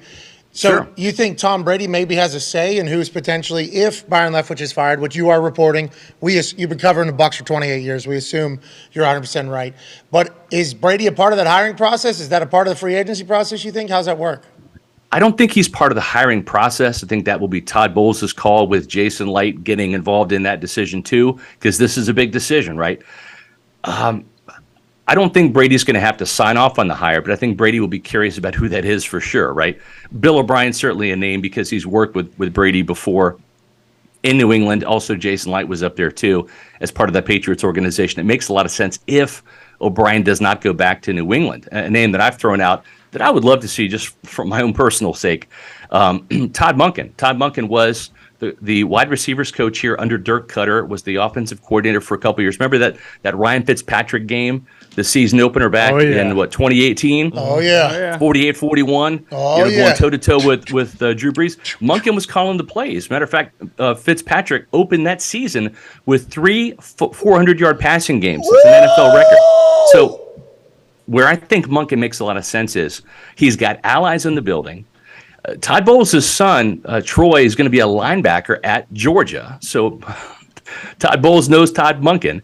And I agree with Wiegand Rapoport. I think that after winning 2 national championships and going perfect this year, Todd Monken's making $2 million a year as the OC in Georgia. What else is there to accomplish, right? I think he might want to get back in the league. What I like about Monken, Pat, and AJ, is he's worked for a defensive-minded head coach in Kirby Smart. He's opened up his mind to all of the creativity in the college ranks, right? So he's got the pro experience, the pro background. He's got some new ideas that he's learned at the college ranks, and he's learned, because you got to run the ball in the SEC, right? You got to run the ball at Georgia. That's RBU. That's running back U. He's been a pass-first coach who's married the run game very successfully. Just ask TCU. Here we go. Okay. Heard 6 to midnight there from In Trenches host whenever you were talking our language there, pal. AQ, your question for Scott, who I would like to say, Scott, whenever you said something about Donovan Smith earlier, there was a wide shot on our show of AQ going, the fuck out of here. So that's going to be gift probably. It was because of an answer you gave, but that's the expected response from former teammate and coach of Donovan Smith, AQ Shipley. Just sticking up for my guy a little bit, but hey. No. Listen, I love Donovan Smith. Don't get me wrong. Donovan went through a hell of stuff off the field this year, and that affected his play. I hope Donnie rebounds because again, and you saw it, AQ. His play, it really from the bye week on in 2020. Right, and then last year was phenomenal. Lights out. Yeah, phenomenal. This year, lights out. In the it's been anything but. Agree. Okay, so let's. Much of the talk in Tampa has been offensive side of the ball for coaching staff stuff. Correct me if I'm wrong here, but none of these guys coached in New York with Todd Bowles. I don't think. Correct. Caldwell left and went to Jacksonville, so he's out of the question. Correct. Casey Rodgers is the only holdover, I think, from New York. Are you expecting the same amount of turnover on the defensive side as you're on the offensive side, or where do you see that side of the ball going? I'm expecting more on the offensive side than I am the defensive side, right? And like look at a player like Larry Foote, for example, who played that one last year under Todd Bowles in Arizona before becoming a coach. And Todd Bowles didn't have to name him a co-defensive coordinator along with Casey Rodgers, but he did. So I think there's a lot of admiration for Larry Foote in the building. And I just expect more on the offensive side than I do on the defensive side. You look at the 21 points per game threshold, right? Todd Bowles' defense, because he was the play caller this year, even though he had co-defensive coordinators, he called the plays. The Buccaneers only allowed 21 points, or I should say, they held a team to 21 points or less 10 times this year. That's pretty good. You're going to win a lot of games in the NFL if you do that. And the Bucs were 7-3 in those games. Conversely, on the other side, they only scored 21 points or more 6 times on the offensive side of the ball. That's not good stats. Those aren't good stats. I'm not a big stats guy, Scott, but hashtag stat. I'm not either, but that's a pretty good one, right, Pat? And so they were 3-3 in those games, right? And so I just Todd Bowles' defense was good enough for them to win this year, and we were just talking about Tom Brady. I'll bring, 2 things back around to that conversation as it pertains to Todd Bowles and this offensive coordinator hire that he's going to make. Number one, I think Brady, he went through a divorce this year, right? And that was very public and very painful. This organization stood by him every step of the way, right? You need 10 days off, Tom, take 10 days off. You want to go up to Robert Kraft's wedding and see your son Jack up in New York on a Friday before the Steelers game, go do that, right? When Tom has wanted some veteran free agents signed, Jason Light's been very accommodating. This level of trust doesn't happen everywhere across the NFL. The grass isn't always greener on the other side. Just look in Denver, for example, right? I'm sure Broncos fans were excited for a minute about Nathaniel Hackett coming as an offensive guy, the trading for Russell Wilson, let's ride, And then all of a sudden, right? I mean, fast forward a couple months, and it's been blown up there. So just because we can sit there and kind of connect the dots on paper doesn't mean it's going to turn out that way. I don't know that Tom Brady wants to go to the Raiders where they've got a worse defense, a worse offensive line, a worse winning track record, right? The Bucs have been to at least the playoffs the last 3 years. And if you go out there with Josh McDaniels, you're going to be going up against the Kansas City Chiefs buzzsaw twice a year, not to mention Justin Herbert twice a year. That's not an easy division to win. Tough division. You look at the NFC South. If Brady comes back, there's going to be some tweaks to the coaching staff and the roster. You have to probably pencil in the Buccaneers as the NFC South favorites again. Yeah, That's an automatic trip to the playoffs. Sneak in, lose by 30. Yeah, You simple. know what I mean? That's NFC right. South. You know what I mean? It's a great division to just sneak in, because there was times where we thought 3 out of the 4 teams of some divisions were going to make it into the playoffs, and I think they're going to expand the playoffs at some point. We assume that there is a chance that 3 teams in one division will go in the near future, but it does certainly behoove you to go to a division where it's not that great. Right. Because who knows, if you can just get healthy at the right time and get into the playoffs, you can go. That's why everybody thought the Tampa Bay Buccaneers might be the team this year, because Tom Brady is Tom Brady. It hasn't been Tom Brady all year, right? Have you guys felt that? This isn't the same Tom? No. Because of everything going on off the field, because of that, and also too just losing some of those weapons, the offensive line issues up front, right? I mean, how about off the field though? How about off the field, like dealing with them in like because the local folks, and I know Pewter Report, I believe, is credentialed, so you have somebody in the building. Sure. Is it like day to day? Did you acknowledge? Did it feel like, oh, this is a different Tom Brady than previous Tom Brady's? It did up until he publicly announced his divorce. It was final, and then it just seemed like he exhaled and kind of became more, at least publicly. We only get the guy for 8 to 10 minutes a week, right up at the podium.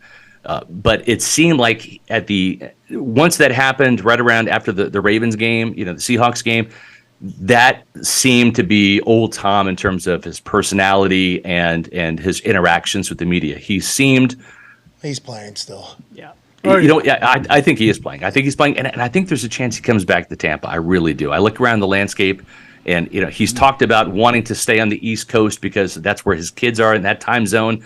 If Giselle and the kids are in Miami, that's a 30, 45 minute private plane ride. Perfect amount too. South. Like it's like 4 hour trip. How long's the drive there? 5 hours? 4 hours? It's longer than it should be. It's about 4 hours, but you got to go through the Everglades. That's a good distance. It feels like maybe. Yeah. Maybe we've been judging it all wrong, assuming he's going to the Raiders. Maybe he does appreciate what the Buccaneers have done for him through all of this.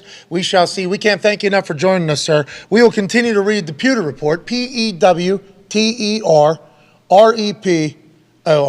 Boom. You got it. Boom. Appreciate it, guys. Thanks so much, Pat. Scott Reynolds. Yes, go! AJ, I know you were going to ask a question there, but I wanted to get to our conversation about Scott Reynolds quick enough. Yes. I asked that guy how he's doing, gave a full breakdown of the game. That guy's fantastic, huh? Dog. He's awesome. He is. He's dialed in. He sounds great, too. Good mic. Guy's got some great pipes. He doesn't look like he's old enough to be covering a team for 28 years. No. That's like he must be on that Herb Street, routine. Herb Street's been on TV for 27 years. He looks like he's 25 years old. It's unbelievable. You know what I mean? Some guys just have that capability. I'm aging. We talked yesterday. Turn into a prune right in front of everybody's eyes, like an actual, like a testicle of a 70-year-old with my face. And it's like, I'm trying to combat that a little bit. But some guys have the capability of being able to look young. He's also down there in Florida. Exactly. Yeah, he's in nice weather all the time. Sun down there. He had a little Christopher Walken in him. Felt like. What, he was talking or just? Yeah, both while he's talking. He buried a couple people there. He did. Yeah. Called AB a jackass. That was pretty funny. Yeah. Buried Donovan Smith. Yep. Yes. He's a good player. He's not played good this year. I mean, that's a job, though, of, a lot of local media and reporters and pundits. That's the I revolution. appreciate you sticking up. It is the revolution of the Pewter Report. I appreciate you sticking up for your guy there, though. You have to. That's what the O-line community is all about. Is it? I thought you guys were about finding ribs and cheap Yeah, shots. That's right. Chips and ribs. Yeah, I thought that's what you guys were about. Ice cream. Close-knit, camaraderie, find ribs. Let's think, my head hurts. How do people wear hats all the time? Like, how are you wearing a hat? How do you wear a hat? Is it too tight? I think this allegedly fits my head perfectly. Allegedly. Yeah, last year lifetime, I thought. Doesn't look too tight. And if you treat that hat right, that hat will last you a lifetime. Fucking right, pal. Sitting high and tap. This thing was a gift from the city of Arlington, the Wolf down there, my man. Oh, yeah. But this was to celebrate the Cowboys getting a big win. You think they're going to win the NFC? I don't know, man. If they play like they did last night, you got to give them a chance. Does Tampa stink? Yeah. I think Tampa is not nearly as good as people thought they would be this year. Ty, go on. It was almost like a bye week last night for Dallas. It felt like as we were watching the game, but that could be because how good Dallas was playing. But then as you're watching, it's like, does Tampa stink? Like, is this team just not good at football and shouldn't be in the playoffs? Which then leads to the should every champion be in the playoff conversation? Like, those are all the thoughts you're having while you're watching this. I don't want to say it was an ass beating just unfolding for sure. right in front of us very clearly, all three phases, it seemed, except for in the kicking extra points game. Yeah, I mean, the Cowboys were definitely impressive, but I think that was more indicative of, like, the Bucs just suck. They're just not supposed to be playing in the playoffs this year. It seemed like every single time Dak completed a pass, there's nobody within, like, 25 yards of his. I mean, you talked about Dalton Schultz. Like, every time he was just fucking killing him, and every time he got the ball, there's just no one around him. Like, they just had their way with him. And even, I mean, you mentioned the third quarter. Like, I was at halftime, was like, this isn't the Jags-Chargers game. Like, the Cowboys are not losing this game. They might beat them by 50. Hey, that would have been a cool way to wrap up Super Wildcard Weekend. Unreal. With how Wildcard Weekend went, if last night would have became a game late, that would have been Brady comeback. spectacular. I think. What were you going to say, Tone? Bucs are the worst against the spread team to ever make the playoffs. They were 4-12-1. Now they're 4-13-1 on the season. And that's because who? Say it. Tom Brady. Overrated. Whoa. Tony. Well, I guess this season you could say that was the case. That is the number. That is literally what that number states. But because of how I feel, just like last night, all the way up until last night, you watched that game last night, I picked Tampa. Okay? Oh, yeah. All the way up until last night, just because it's Tom Brady, I'm just like, yeah, it's Tom Brady. Tom Brady will be able to figure this out. Tom Brady's going through a divorce and lawsuits, and there's crypto stuff going on, and now that he's missing walkthroughs. This isn't the same Tom. Nah, same human in there. Okay, is he still eating avocado ice cream? He is. Got it. Still going with Tom. And that's what the books did. That's what the books knew people would do. Yep. Just because we have so much faith in what Tom Brady is. That's why I feel like it's going to be very difficult for Tom to not want to make right, with his entire brand that he has built of being just a fucking guy. Yeah, and to your point, like during the game, not really being sure. Like, sorry, AJ. Yes, my bad, AJ. But even when it was like 24-0, I was like, oh, okay, so the door's still open because if they score, touchdown, 2-point, touchdown, 2-point, touchdown, 2-point is a tie game. And there was part of me that felt like that was going to happen. But to Diggs' point about that record, they haven't been good all year. Like the year they won the Super Bowl and AQ was there, like you said, they were 7-5. But then they came on after the strong. bye. Yeah, after the bye, and it was like, oh, okay, they're kind of hitting their stride here, and that just never really happened for them at any point this year where they played like a great game. Even that game that Scotty mentioned, against the Panthers, it was 21-10 going into the fourth quarter against the Panthers when their offense finally clicked. Yeah. Like they were getting killed. Had to have 3 very deep balls. Exactly, just Mike Evans running go balls, and they actually almost hit on one when they got that onside kick last night. But there just was never a moment during this season or last night where it's like, okay, this is the Bucs team of old that we know that can go on and win the Super Bowl. It's a shame, AJ. It is. It's a damn shame. They just never were. They were never in sync, never on the same page. I think like it illustrated it last night. I don't know. I believe it was in the second half, and Troy even mentioned they'd replayed it. Mike Evans ran up the seam. He kind of pivoted inside in the little hole where you would think, okay, Tom could hit him possibly, and then he wheeled back and went the other way on the outside of the hash. And even Troy's like, "Where's he going? Where are you going, bud?" And Tom had thrown it right to where he kind of pivoted back, and that seems like that's happened all year, though. Yeah, it looked like it was like week 4, week 3 miscommunications taking place and misses happening. Like whenever he down on the goal line or on the 2-yard line, he throws that pick to Curse. Yeah, like he was expecting, I think backside 12, I think it was to go actual to post. Godwin on the end. Maybe 17 is who he thought. Yeah, 17 potentially. I think is who he saw. Is that Gage? I think he thought maybe he's going back over top. I don't know. Like that's a miscommunication that doesn't happen to teams that are humming and also like Tom Brady. It's just it's a very interesting dynamic watching it all take place. But massive congratulations to the Cowboys. Yeah. AJ Hawk, did you hear what Joey Bosa said? We talked to Rapoport a little bit about it, but we need to dive in.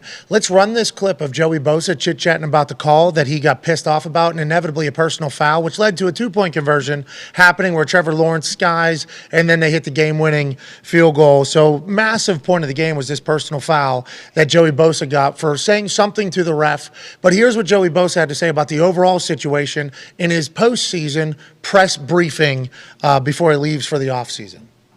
I need to be more accountable for my actions, obviously, but it's a heated game, and I'm hurting out there. I'm playing on half a leg. I'm getting dragged to the ground. Whatever could hurt me, along with screwing our team. And maybe some of them weren't as blatant as I thought, but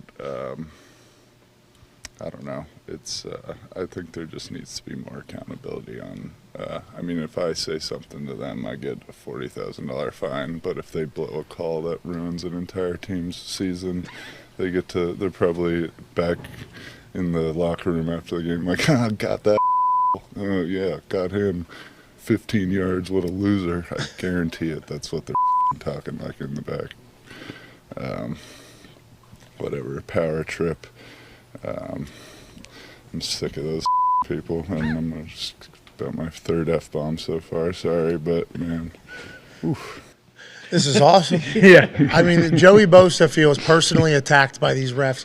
Listen to him describing what they're probably doing because they caught him. He feels as if these refs feel a way about him, that whenever they get him for a personal foul, whenever they run down, what you say, motherfucker, what you say, and they get him, they're like pumped to tell the rest of the refs, like, got that fucking piece of shit Bosa. That's how Bosa is talking, and I guess we should watch the tape a little bit more.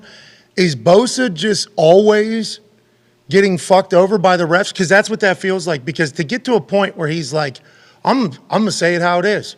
We do not recommend you do that. That's a PR person. Here, after the PR person, he's like, yeah, I'm going to do it. After a coach hears about this, you should not do this, Joey. Joey, listen, this is a bad idea. You're not going to be happy with the amount of money they're going to fine you and how the refs are going forward. Nope, somebody needs to say it. If I don't say it, who's going to say it? Then Staley probably, Joe, I picked up your helmet. You threw it back down again. You know, we all were upset about it, but please don't, do what you're about to do. Joey goes, nope. Where are these microphones and cameras? Something has to be said. And I think we're seeing more of this. Just like Rapoport talked about, Micah is chiming in on it. Micah and Joey Bosa, obviously massive parts of the NFL community and very popular names and figures in the league. So they're going to say stuff. It's going to have a little bit more sway than maybe other people. What did you think of Joey Bosa there, a fellow? He went to Ohio State, right? And he's from Fort Lauderdale, so he's not necessarily an Ohio fuck, but I enjoyed that he said that, and he's taking it personal. It feels like he thinks it's personal, which I respect as well. I wonder how long this has been brewing. That's the thing. Like, that's not just from one game that he feels that way. Like, I appreciate him being honest. I definitely appreciate the honesty. I don't know if the refs – I think the refs are probably big fans of Joey Bosa. That's the thing. Like, the refs want to take pictures with him and show their kids and their friends. Like, hey, look at this. They don't want to be that guy. Now, the ref that chased him down, I would love to know what was said. That was odd to me. Like, what – yeah, I don't know. I don't know what is there a rule book on what you can and cannot say, especially to a ref? Yeah, and then was he asked to repeat it? And was he told, like, you say it one more time? He's not talking to him. He's not looking and, like, taunting him. He's walking off frustrated, yelling. And I understand that. He's basically speaking to the ref, but he's not showing him up and getting in his face, at least. Yeah, and also, there's a lot of bad things being said by people whenever they don't have or make a play and something bad happens. So he says it walking past guy, probably about ref. And then Joey Bosa tries to avoid him again. And then a ref goes, what? Say it one more again. I dare you. Say it one more again. He said it. Can't do it. See ya. What was it? That's what, but we'll never know because they protect these things. We know there's 700 mics on the field, but sometimes these things don't get out. There was something else that was said. Oh yeah, that we never got. Yeah, what was that the bonk. This year? Talk about the bonk on the head. Mm-hmm. Yeah, like there's always things that they find a way to keep it under wraps, and I just don't know what you could do. Because you offensive linemen are cheating every single play, and that is what Joey Bosa is basically talking about here. But guy was clearly offsides. So Rapoport said that Bosa was upset about two things: the guy lining up in the backfield and holding him. It was like, well, it's actually three things then, because if you do look, he is lined up off the line pretty much to tackle is, which obviously gives him a massive advantage. There's rules where your helmet has to break the ass of the center, I do believe. Is that belt line? The belt line, so they can't say ass. The belt line of the center. So it's three things, because that guy jumped early too. Oh, yeah. So he's in the backfield, jumps early, and Bosa probably thinks he held him. I guess that happens on every single play. I didn't see anything different on that play than a play that hasn't been called before. But he was genuinely pissed off about that. And it happens against offensive linemen, though, too. You guys get fucked over every once in a while. Bosa's tired of it, though. He's sick of it for all parties. And I think this might be a driving change in how officiating is kind of handled in the NFL going forward. We've talked about it all year. These refs, they get this handbook or they go over this tutorial before the season, and it's like, hey, scan the field, look for this. And that is the worst way to officiate games, because like when you see whatever, a guy fall on the ground, like that doesn't mean he was fucking held. Like, and boom, we throw it on an offensive lineman, or vice versa. Like, okay, he's looking at the guard, now you don't see what's happening to Bosa, or whatever, vice versa. But there needs to be more accountability going on in the ref world. It really does. Hell yeah. And I think we're going to get it, AJ. I think we're going to get it. Hey, Bosa. Don't try. Bosa, you're going to have to pay for this. That's right. They're going to get they're going to get money. fined. You're going to get fined. You also think there's a chance we never hear that because they don't want people realizing, like, oh, shit, this ref was actually kind of antagonizing them a little bit. Yeah. Like, well, that's what it looks like. Yeah, exactly. That's what AJ's first thing is. Have you ever chased seen him down? Yeah. He wasn't in his face. That's the thing. Bosa, I'm not saying he's right, didn't take his helmet off, slam it, all that. But he turned and he was frustrated. I think he did what people do when you're frustrated. He's turning, yelling to the sidelines. He knows he's speaking to the ref, but he didn't get in his face. Like, if he was in his face doing this, then I would say absolutely throw the flag on him. Wait. Say it again. Did you? What did you? Do it. He's probably saying, I'm not even talking to you, man. Like, get out of my face. Like, it's not the same, but that's kind of similar to Tony Correnti sticking his pooper out and, forcing contact and then throwing that was absolutely that was asinine that happened. That's the same ref from Chris Jones early in the season. Calling the against on Matt Colts. Ryan. Mm-hmm. Yeah. Oh, really? Yeah, same ref. I do know he was the Cincinnati Buffalo. I thought he handled that entire situation. He was a part of that. I don't know. The reffing thing is fascinating, though. It's very fascinating. I hope they get it all figured out. Update on Jonah Williams. Tackle week to week with the dislocated patella. That's a tough injury there. That's a tough injury. You could get him back, though. That's good news. Yeah, week to week is certainly positive. Day to day, obviously better, but this is not the case. A dislocated kneecap is very painful. This is great news coming from Zach Taylor on what it could be, but seems like the Bengals are going to be in a situation that they found themselves in last year, which is a question mark at the offensive line for at least another week. Hopefully Joey Burrow will be okay, and hopefully Jonah gets healthy as soon as possible. That's going to hurt like hell, though, whenever he comes back until he gets the surgery to fix that, AJ.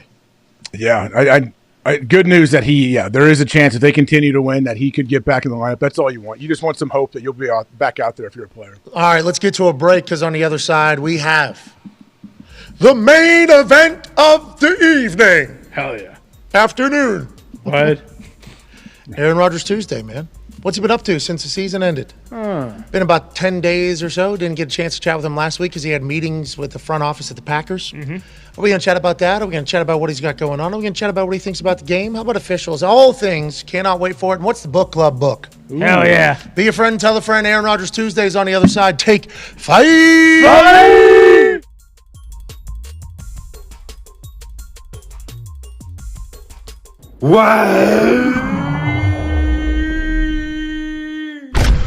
Let me tell a tale about this little blue can. Inside there's a nectar love from here to Japan. It's a vibe, it's a time, ice cold over lime, so sublime. This shit is divine. It's the beer of choice when you want to rejoice. Hey yo boys, what's the noise? What?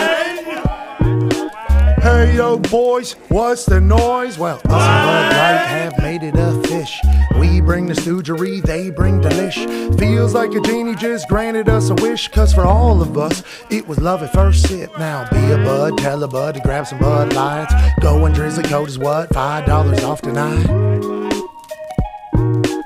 Going Drizzly Code is what? $5 off tonight. Cause if you're living life right and you're drinking Bud Light and you wake up in the morning and you fight the good fight, then you're doing A-okay, doing A-okay. Matter of fact, you're doing great no matter what they say. Now, be a bud, tell a bud to grab some Bud Lights. Going Drizzly Code is wide, $5 off tonight. $5 off tonight. Wide.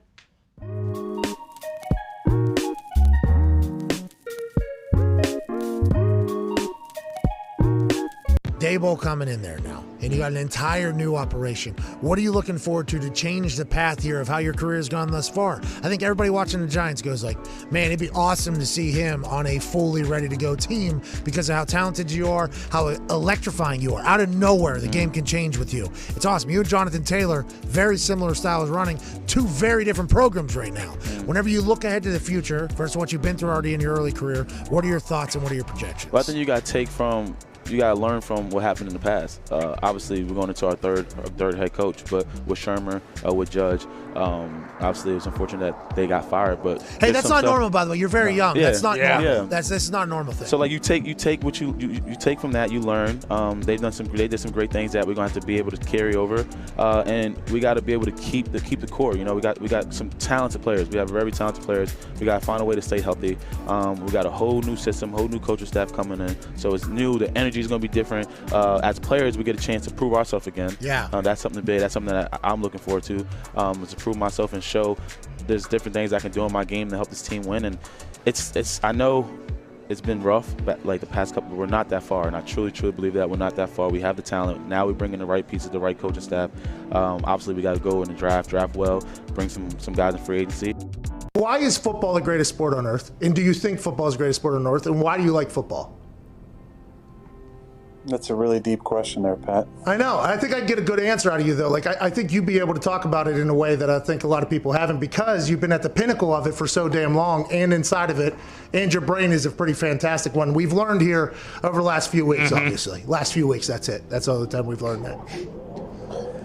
I think it's the greatest sport in the world for one main reason. It is a true team sport where it is damn near impossible for one person to dominate an entire game. If you look at other team sports, basketball with 5 guys on the court, I think you've seen multiple players over the years. Maybe one player, or maybe 1 or 2 players on a squad be able to dominate and win championships.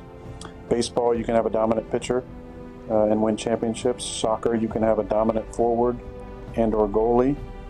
That seems to be a little more of a team sport, but you don't have 11 players engaged at the same time on every play. It is truly a sport reliant on every player on the field to do their job in order to be successful. And I think that's why at times, you know, certain star players can get maybe too much credit and maybe too much blame on the flip side, because it does take so many players at the same time in 3 phases to win football games. And I think that's the beauty and the draw of our sport, is that something new happens all the time, because you are literally dealing with 11 humans on the field at one time who all have lives outside of football, and there's distractions, there's a reliance on coaching, there's a reliance on preparation, there's a reliance on diet and performance. I just think there's so many facets to it that you see something new every single week, and I think that's the beauty in our game.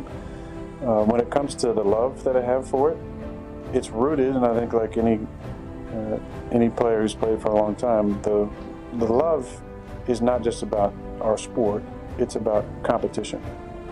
And I think there's nothing in the world for me that fills that need and that hole I have like competition. I think players who play for a long time at a high level, you have that need to be satiated competitively, and it's a love of going out there and going against guys and being in an environment where you know that nothing is guaranteed. And that's why I, at times, I've taken umbrage to people saying that it's easy, because it's not easy. It's never easy. And I think that's the beauty in our game, is that you see things new every single week. It's never easy. And your only thing you're guaranteed is the ability to compete. I love that aspect of it. I love competing. I love going out there and harnessing the fear of failure, where I think so many people who maybe don't love football as much, the root of that is a deep fear of failure, that you might go out there and your best might not be good enough, and that's not okay with you.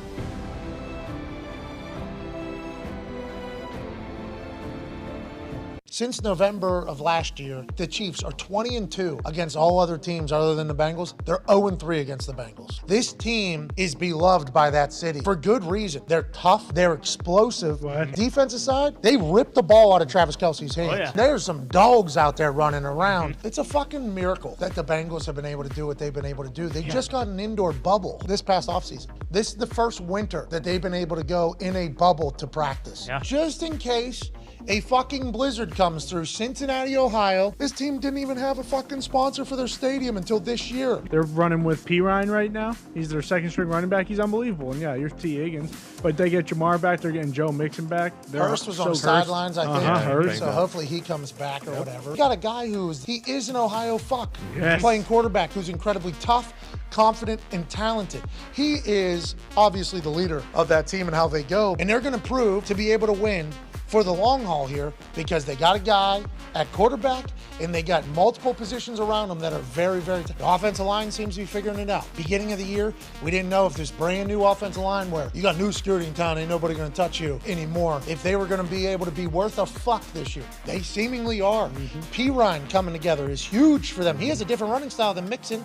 He's a different player than Mixon. They're gonna be able to probably put them both back there at some point. This team is fun to watch. They get a massive win over the Chiefs, who Travis Kelce doesn't doesn't get the ball ripped out of his hand. That doesn't happen. Sometimes I don't know how you hold on to the ball. Like, you got to get down as fast as you can. Kelsey started to try to get down. He realized, this one feels like it's coming out. There, he's trying to go down right there. He's trying to get that knee down. Bro, yeah, and he was real close, too. They ran a replay. It was very close, not close enough, obviously. The ball did come out. I think we all agree His on arm that. is right in there. He probably pulled the tip right out of there. Jeez. That guy's arm, you get 5 points of pressure is like, hey, we need your hand, obviously the back end of the side of it, put it against your tit high and tight or whatever, blah, blah, blah, run with this. If a guy has enough time to get his hand in, like jiu-jitsu almost, like pointing on your leg, and then like getting your hand in there, that's going to be tough to hang on. If they get the tip, it's over. No matter how many points of pressure you have, it seems like the one that really matters is the fucking back end. If they get that thing's out. What a play. That was a miscue that we're not used to seeing out of the greatest tight end of all time, statistically, Travis Kelce. Then Bucker misses a kick. What a game. I mean, we've been waiting for that type of game for a long time. Two teams living up to expectations, playing great football against each other in a fantastic environment. That was a playoff game we got to watch yesterday.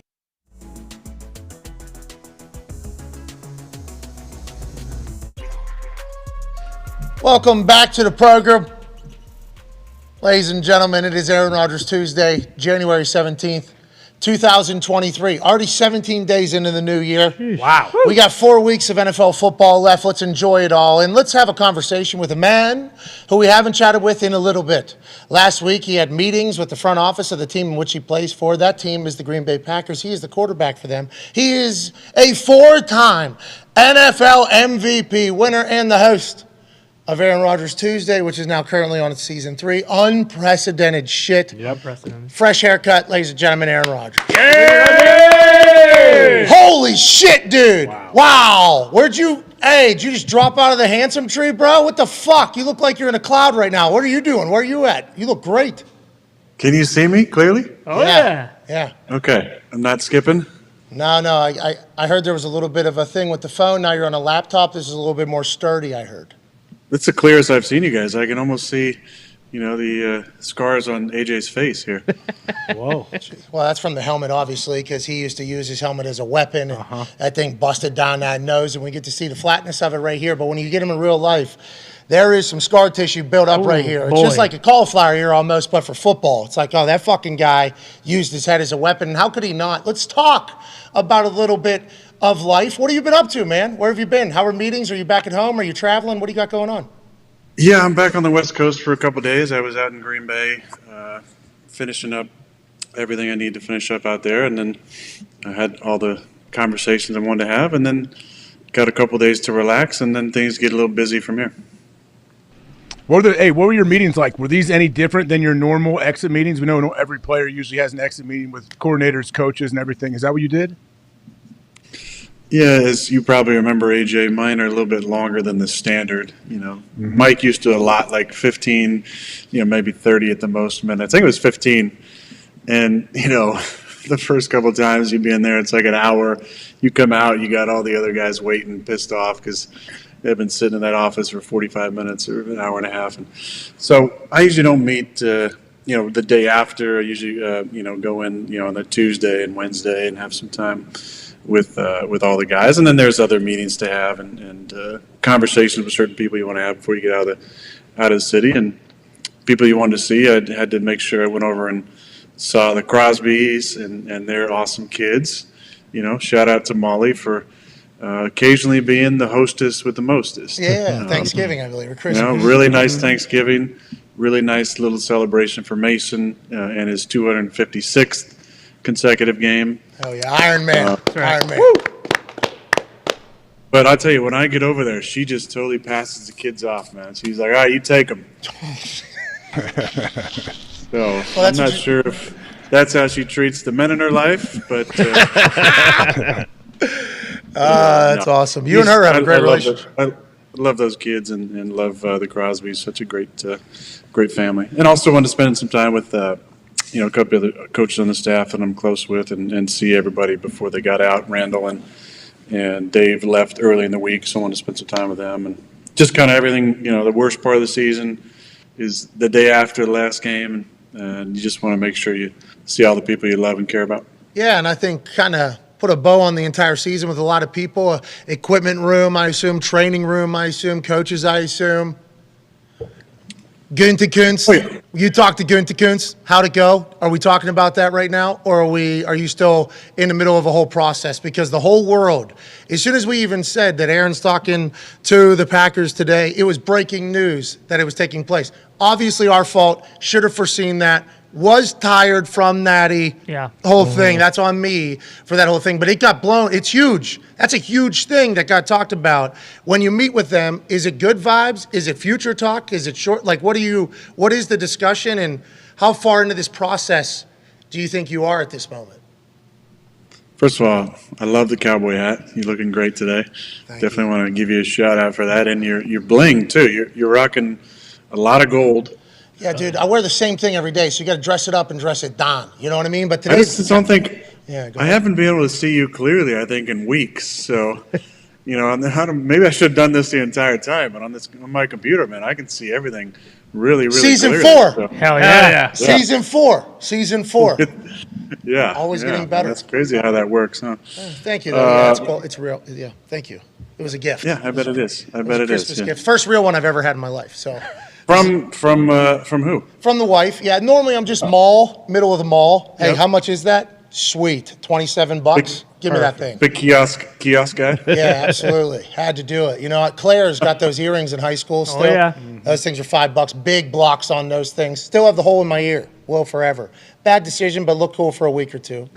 You know what I mean? But thank you for the compliment. Let's get back. This isn't about me, though. This is about you. Conversations went well. What are those? How long are they, and how do they go? It just depends on who it's with and how much they want to talk about. Listen, when you played for so long, it's never just about like, oh, let's jump right into the season. There's a lot of other things to get to. There's personal stuff. There's other topics of conversation. But we had all the conversations like we wanted to have about football for now. They're not pressing for any type of specific answer, and I'm not mentally or emotionally at that point to give one. Again, if I'm asked about it, I'll respond in honesty. But this is not going to be something where I'm going to respond to a bunch of inquiries about what are you thinking this week, or what are you thinking next week, or where you at? It's just it's get away from it mentally, and then and emotionally, and then physically as your body starts to come back after a few weeks of TLC. Then I think you're in a better frame of mind to to contemplate your future. What is it? Full commitment to a season? Is that what is it like? Wanting to get back into all of that, the Groundhog's Day, the grind, the full to win a Super Bowl. What all it is full encompassing? Is that what the vast thought is? And that's why it's probably difficult to make that decision quick because it's huge. Yeah, for sure. Pat, I think it's that on my side, and then you got to remember there's two sides to this. So what is going on the other side? Where are we at roster-wise, focus, long-term, short-term, all those things. Go ahead, AJ. How long does this process take? Do you have any idea? I think I've told Pat, I think you'll know when you know. You can't set a date, whatever. I don't know if you got to go to Peru. I don't know what you have to do. But what's that process look like, and how do you get it started? Holy shit! Are we doing another? You got to set your intention, right? Set your intention before you go in. Well, there won't be another sitting and ceremony before the decision, I can tell you that. But perhaps after. Perhaps Put on after. the ticker. Put on the ticker. Put on the ticker. Ayahuasca after decision. Yeah. Put it on there. Celebration, whatever the decision. No, listen. Look, I think you have a feeling where you're leaning, but there's a lot of things that come into play. I think just on my side, it's the physical part, it's the emotional part, it's the spiritual part, it's the ability to go back out there and give it 100%. It's also the situation and where the team is at and the focus moving forward, short term, long term, and then it just comes down to the intuition and what it feels like in your body and what it feels like in your mind. And once you commit, then you commit and you move forward, whatever the decision is. So, I just need some time right now. I don't need to ask anybody to respect my time or whatever. I just that's going to be the answer until I'm ready. And when I'm ready to give my opinion, like I was last year, I'm either all in or I'm out. So Steve Young did something on Monday Night Football and the Kickoff Show, and then he did it on the Let's Go podcast, Tom Brady's podcast, on SiriusXM. He talked about how retirement is this impossible thing to do whenever you're at the stature that you were at, that Tom is at, that Steve was at, that a lot of these quarterbacks, right? The quarterback position in football is held to a much higher standard, regard, and criticism than any other position in sports, more specifically football for sure. So whenever you decide to retire after your entire being something, because that's what it's going to ask for, but it is also going to give back fully to you as well, that can be a tough thing to kind of negotiate. And Tom said that's exactly right whenever Steve said it. Are you experiencing a lot of the same things as everybody else that is at your stature of football in the NFL when it gets to this type of deal, or is it just you kind of have your own feel through it all? Well, I mean, as you like to say, I'm a hippie. You know, I've done things my own way. And that's why I've loved this show, is to be able to have great conversations and to show different sides of my personality that highlight the fact that I'm not just a robotic, repeating, one-track, single-minded, zero-balanced athlete. Stitch. And because of that, I think you have to have the right perspective. If you find your complete identity in your sport or in your job, this goes for myself or anybody. I think when that is taken away or lessens or diminishes or alters in any way, that can be a major jarring experience for your psyche, your ego, your life as you know it. And that's just not really been where I've been at, especially the last few years. So I find a lot of joy and contentment in playing my sport. I love competing. I'm so thankful for this game and what it's given me, the friendships. Not just with guys like yourselves, but with all the teammates I've played with over the years and guys I've competed against and gotten to know. I'm so thankful for that. But I'm also interested in a lot of other things, and a lot of other things take my time. And although you might not ever fill that big competitive hole completely, it's like I've said, at some point the carousel ride stops and it's time to get off. And I think we all have to be ready for that, because you never know when that could happen. You could want to play 3 or 4 more years, and it could be one play that could change the course of your career. And it can't be so jarring that you just can't pick up the pieces and move on and have a life that's fulfilling and exciting and satiating. I think, and that's why your perspective has always got to be really important about what truly matters in this game, and who am I outside of the number 12 you see on the field. And I think that's what plant medicine has allowed me to see more clearly. That's what balance that I've been working on the last half decade especially has allowed me to find greater contentment. And when that time comes, I think I'll be ready for it and excited about the next chapter. Why do you think you decided to try to find that part of you with plant medicine? Do you think it was because you were worried about some shit? Did you start overthinking? Did something happen that you wanted to try it?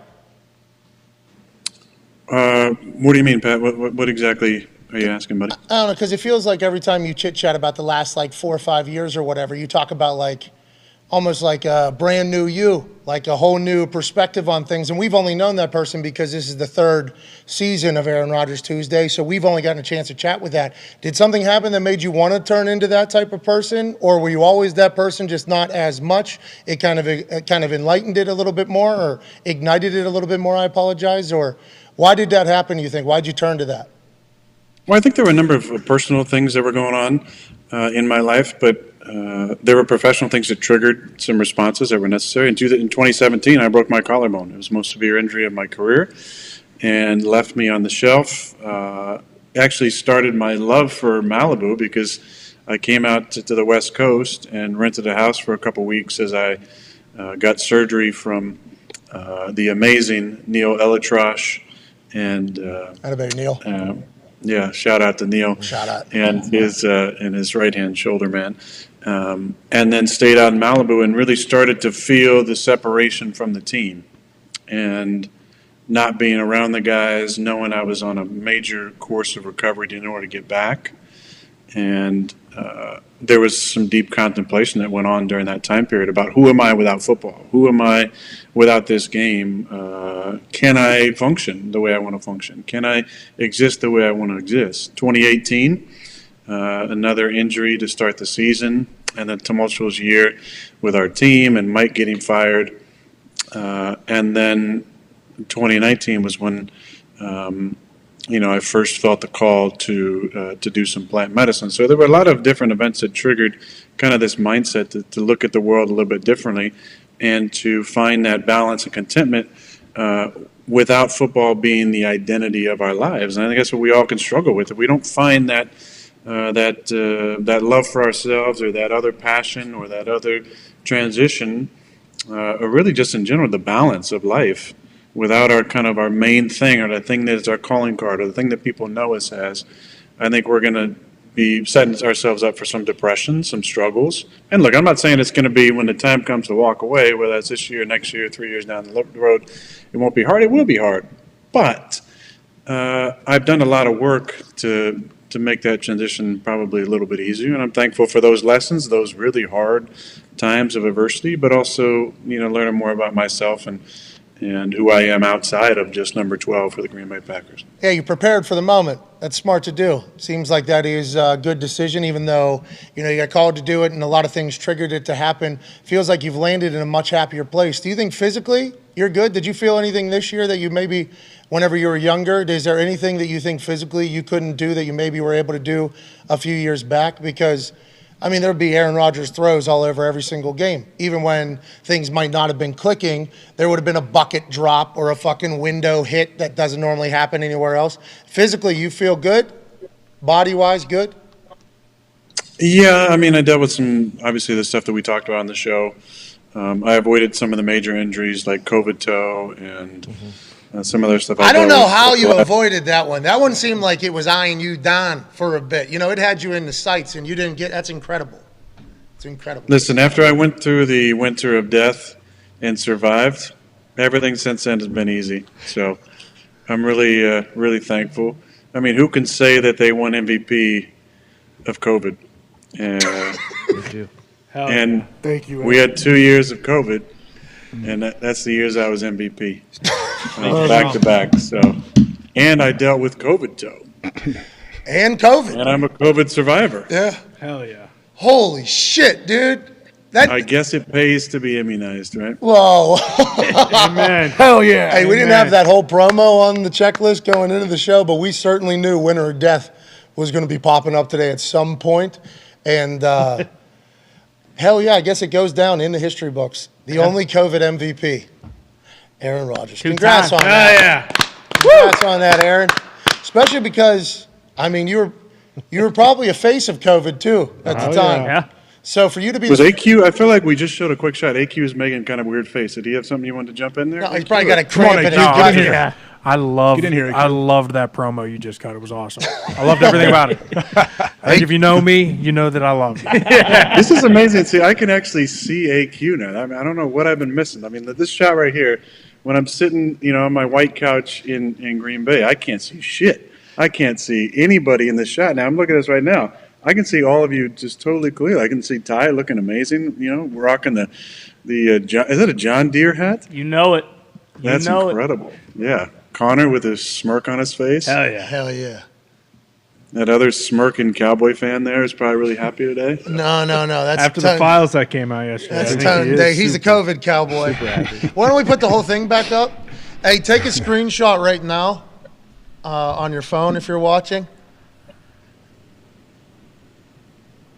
That was perfect. Go ahead and post that on Twitter with the hashtag ART.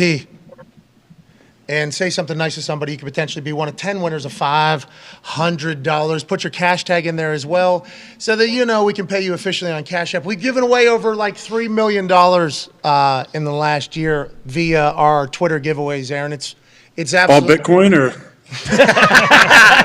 I remember you were wearing that sweet leather jacket down at that Bitcoin. Miami. Yeah. You were wearing a leather jacket in Miami talking about Bitcoin. Have you ever felt cooler in your life? There's no way. At least I didn't, stomp for that other Bitcoin. Yeah. That's a smart play. Hindsight. That was smart. That guy, I'm sure he'll get off, though. He didn't do anything wrong. All right. Sounds like you have an opinion on it. Excited about that. We'll certainly dive in here in a little bit. The man in the John Deere cap, who is a shareholder owner of the Green Bay Packers, Ty Schmidt, has a question for you, Aaron. Yeah, Aaron, you look great. Obviously, glad to see you're in good spirits. And I'll speak for every Packers fan. I don't know if everyone shares the sentiment, but obviously want you back next year, the year after that, basically until you decide you don't want to play anymore. When you reflect on the season as a whole, when you're looking back on it, obviously you guys didn't accomplish what you wanted to, but is it easy to kind of pick out and find like positives throughout the season? And are there certain things, not asking you to say, hey, yeah, I'm coming back, but are there things that you can pick out and be like, oh, like I'm actually excited to, or I would be excited to kind of extrapolate on a couple of these things next year if I do decide to come back and play again? Yeah, listen, there's always positives in the season, and I think it may be a little easier this year because there weren't maybe as many as we've had in years past. We're winning 13 games, and we're the top seed in the NFC. But the beauty in this game is the unexpected surprises and the little miracles that happen sometimes every single day, sometimes weekly. And it's those special moments that you relish and you really enjoy. And to be able to watch, so many of our rookies step into their first year as a professional and to watch their personalities come out as they started feeling more confident and playing at a higher level was a lot of fun. To be able to be there in the beginning for Christian and throw him his first touchdown was pretty cool. And just to watch that evolution from a guy who was really having a hard time catching the ball to becoming a legitimate threat in the NFL. That's so much fun to see. And watching him, progress is going to be fun. Obviously, Romeo had some ups and downs this season, but watching, kind of his confidence come and his characters show up was pretty cool. One of the top moments of the entire season was getting to talk to Big Mike. And Hell yeah. I've said this before, but the conversation that we had before the Dallas game, and I see him, chained up and dancing, very short-lived dancing post-game. But that was a really, really special moment, and that made everything that we went through adversity-wise worth it, to be able to have that reconnection moment in person with no cameras, nobody around, and just him and I was one of the highlights of the season for sure. Hell yeah. Go ahead, AJ. Aaron, first off, I can't wait to watch you play next year. I know you didn't say that. I'm going to say that for just out of hope, and I feel like I can watch you. I can see your demeanor and your posture. It looks like, you're going to be ready to sling that thing. In about 2 weeks, you could probably still go right now if you wanted. But what do you make of the internet rumors or reports that they may not be in Green Bay? Is that up to you? Is that up to the team? Would you ever want to not play in Green Bay? Great question, AJ. I think when you say never, things happen that you say never to. So when I came back from the Combine in 2005, they said, how was it? And I said, man, it was so much fun, except for the 5 a.m. Drug test the first day, and at Cybex test, and then sitting at an MRI machine for 8 hours, with only a sandwich and an apple. Come on. I said, but other than that, it was pretty cool, I think all the teams are great, except for Green Bay. That was a really tough interview. They were just kind of grilling me, but it's all right. I mean, I'm never going to play there anyway. They're drafting 24th. So you be careful saying never. Yeah. I don't think you say never. Listen, I came back and really wanted to finish my career in Green Bay. In 2019, we, were feeling each other out on offense, and our defense played pretty damn good.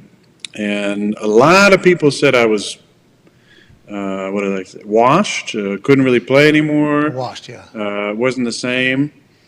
And then I won 2 MVPs in a row. Hell yeah. Is that good? Without really doing anything different. I'm sure there's a lot of the same sentiment this year. I have a lot of comments about a lot of that I'd like to keep to myself, or I'll share, off air, just because out of respect for the whole process, and just, some things don't need to be said. I think are more understood implicitly. But do I still think I can play? Of course. Can I play at a high level? Yeah. The highest. I think I can win MVP again. The right situation. Right situation, is that Green Bay or is that somewhere else? I'm not sure. But I don't think you should shut down any opportunity. Like I said, during the season, it's got to be both sides like actually wanting to work together moving forward. And I think there's more conversations to be had. I think no player wants to be part of any type of rebuild. I said that years ago. Reloads are a lot of fun because you feel like you're close. You're only a couple guys away. This game is about relationships. It's about the players you play with and count on, even if they don't maybe show up huge in the stat book. A guy like Mercedes Lewis is an important cog in the wheel of the locker room and the momentum of the team. That's a guy I want to finish my career with. If I'm playing, I want that guy next to me. I want the Randall Cobbs of the world, if he wants to keep playing, in my locker room. Guys you can win with. Alan Lazard, Bobby Tunyon, Dave Bakhtiari.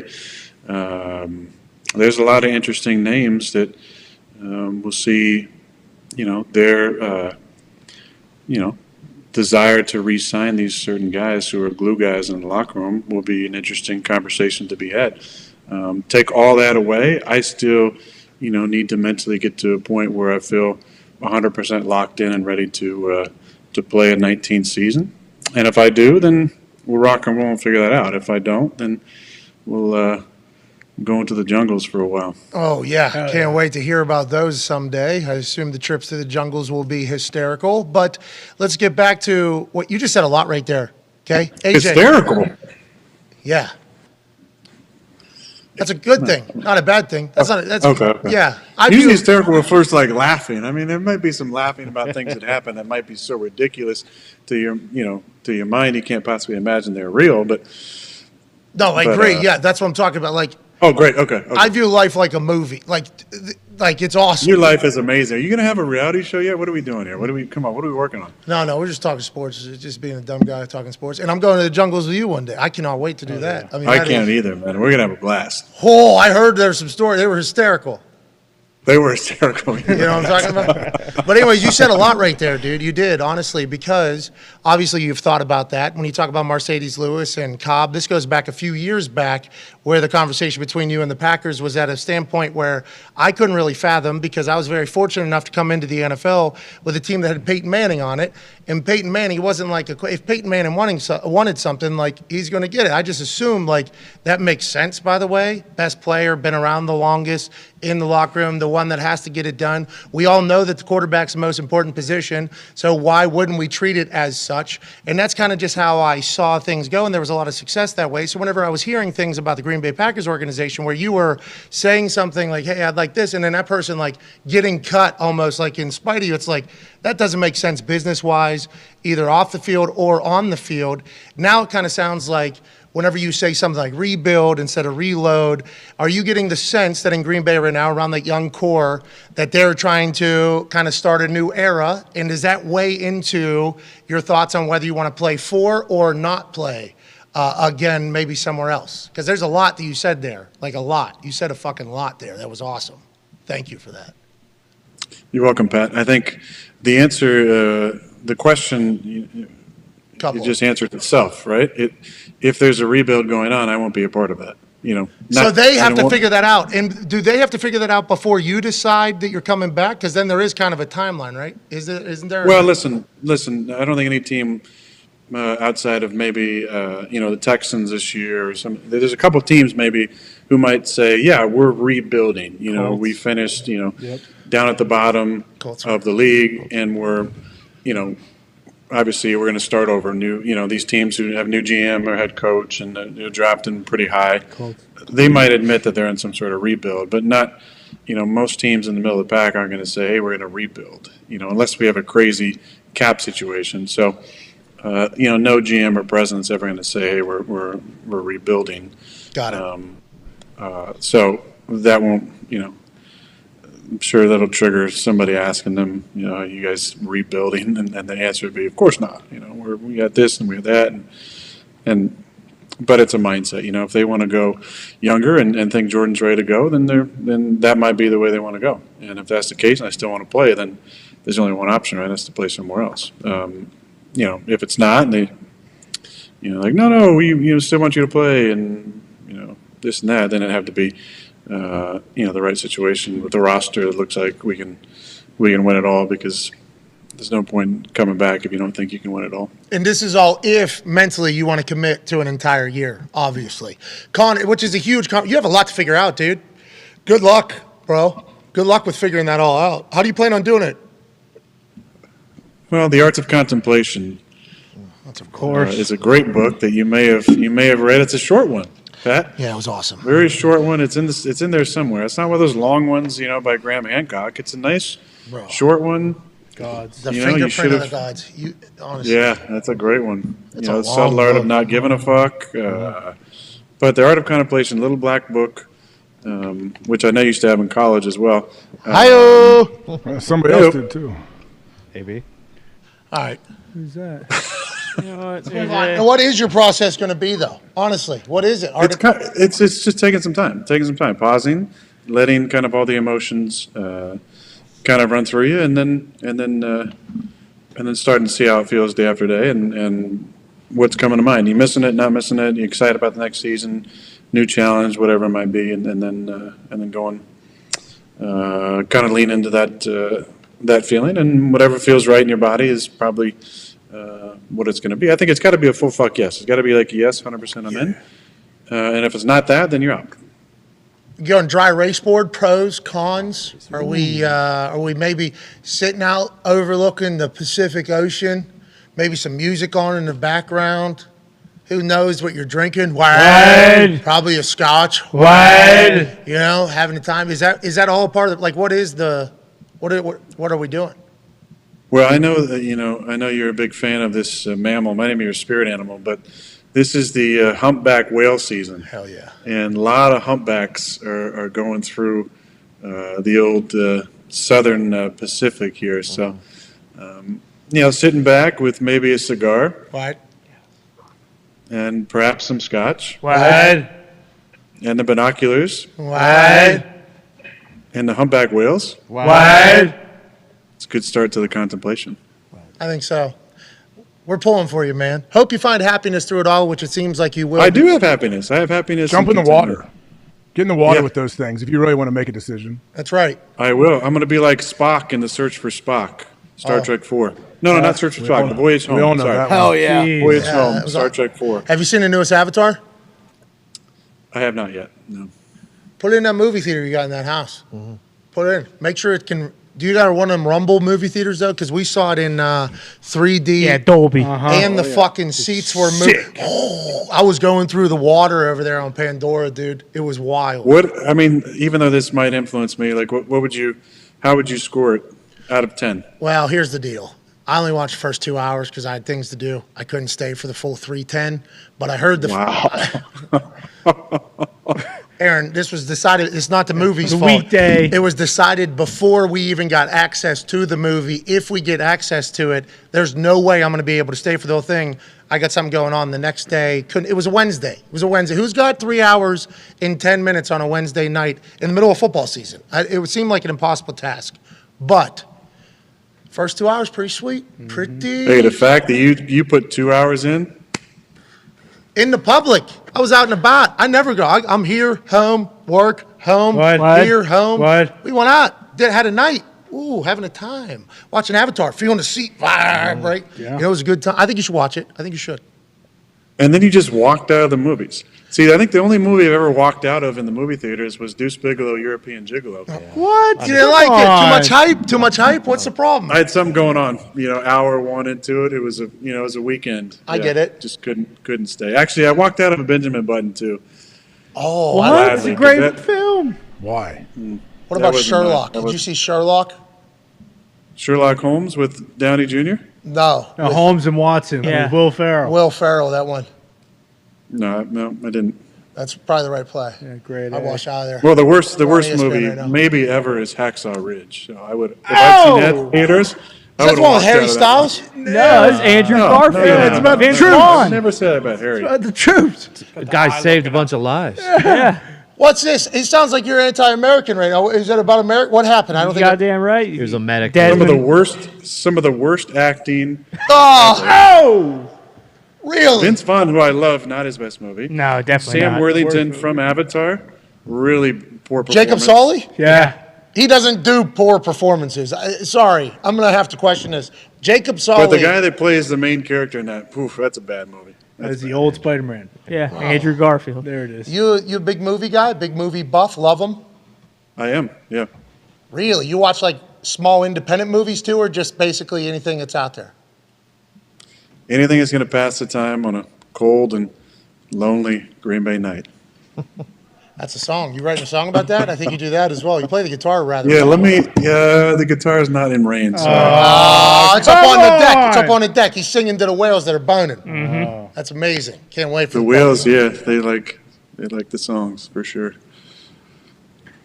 I'm so Whale pumped. song. I'm so pumped. Whale song. What? Could you imagine if you fucking just hang it up, just go live your life, or if you come back and they say we're actually looking to move forward, and this guy's a free agent again all of a sudden, you'll be able to. Wild. Oh my God, Indianapolis is They'd not. have to trade him. They'd have to trade him. You wouldn't become a free agent. Yeah, but just like there's been very recently there has been a trade of a quarterback who, different situation obviously, but it became a full free agency period pretty much in the middle of the whole thing. Do you have a no trade clause where you have to approve if that were to happen? Great follow up tone.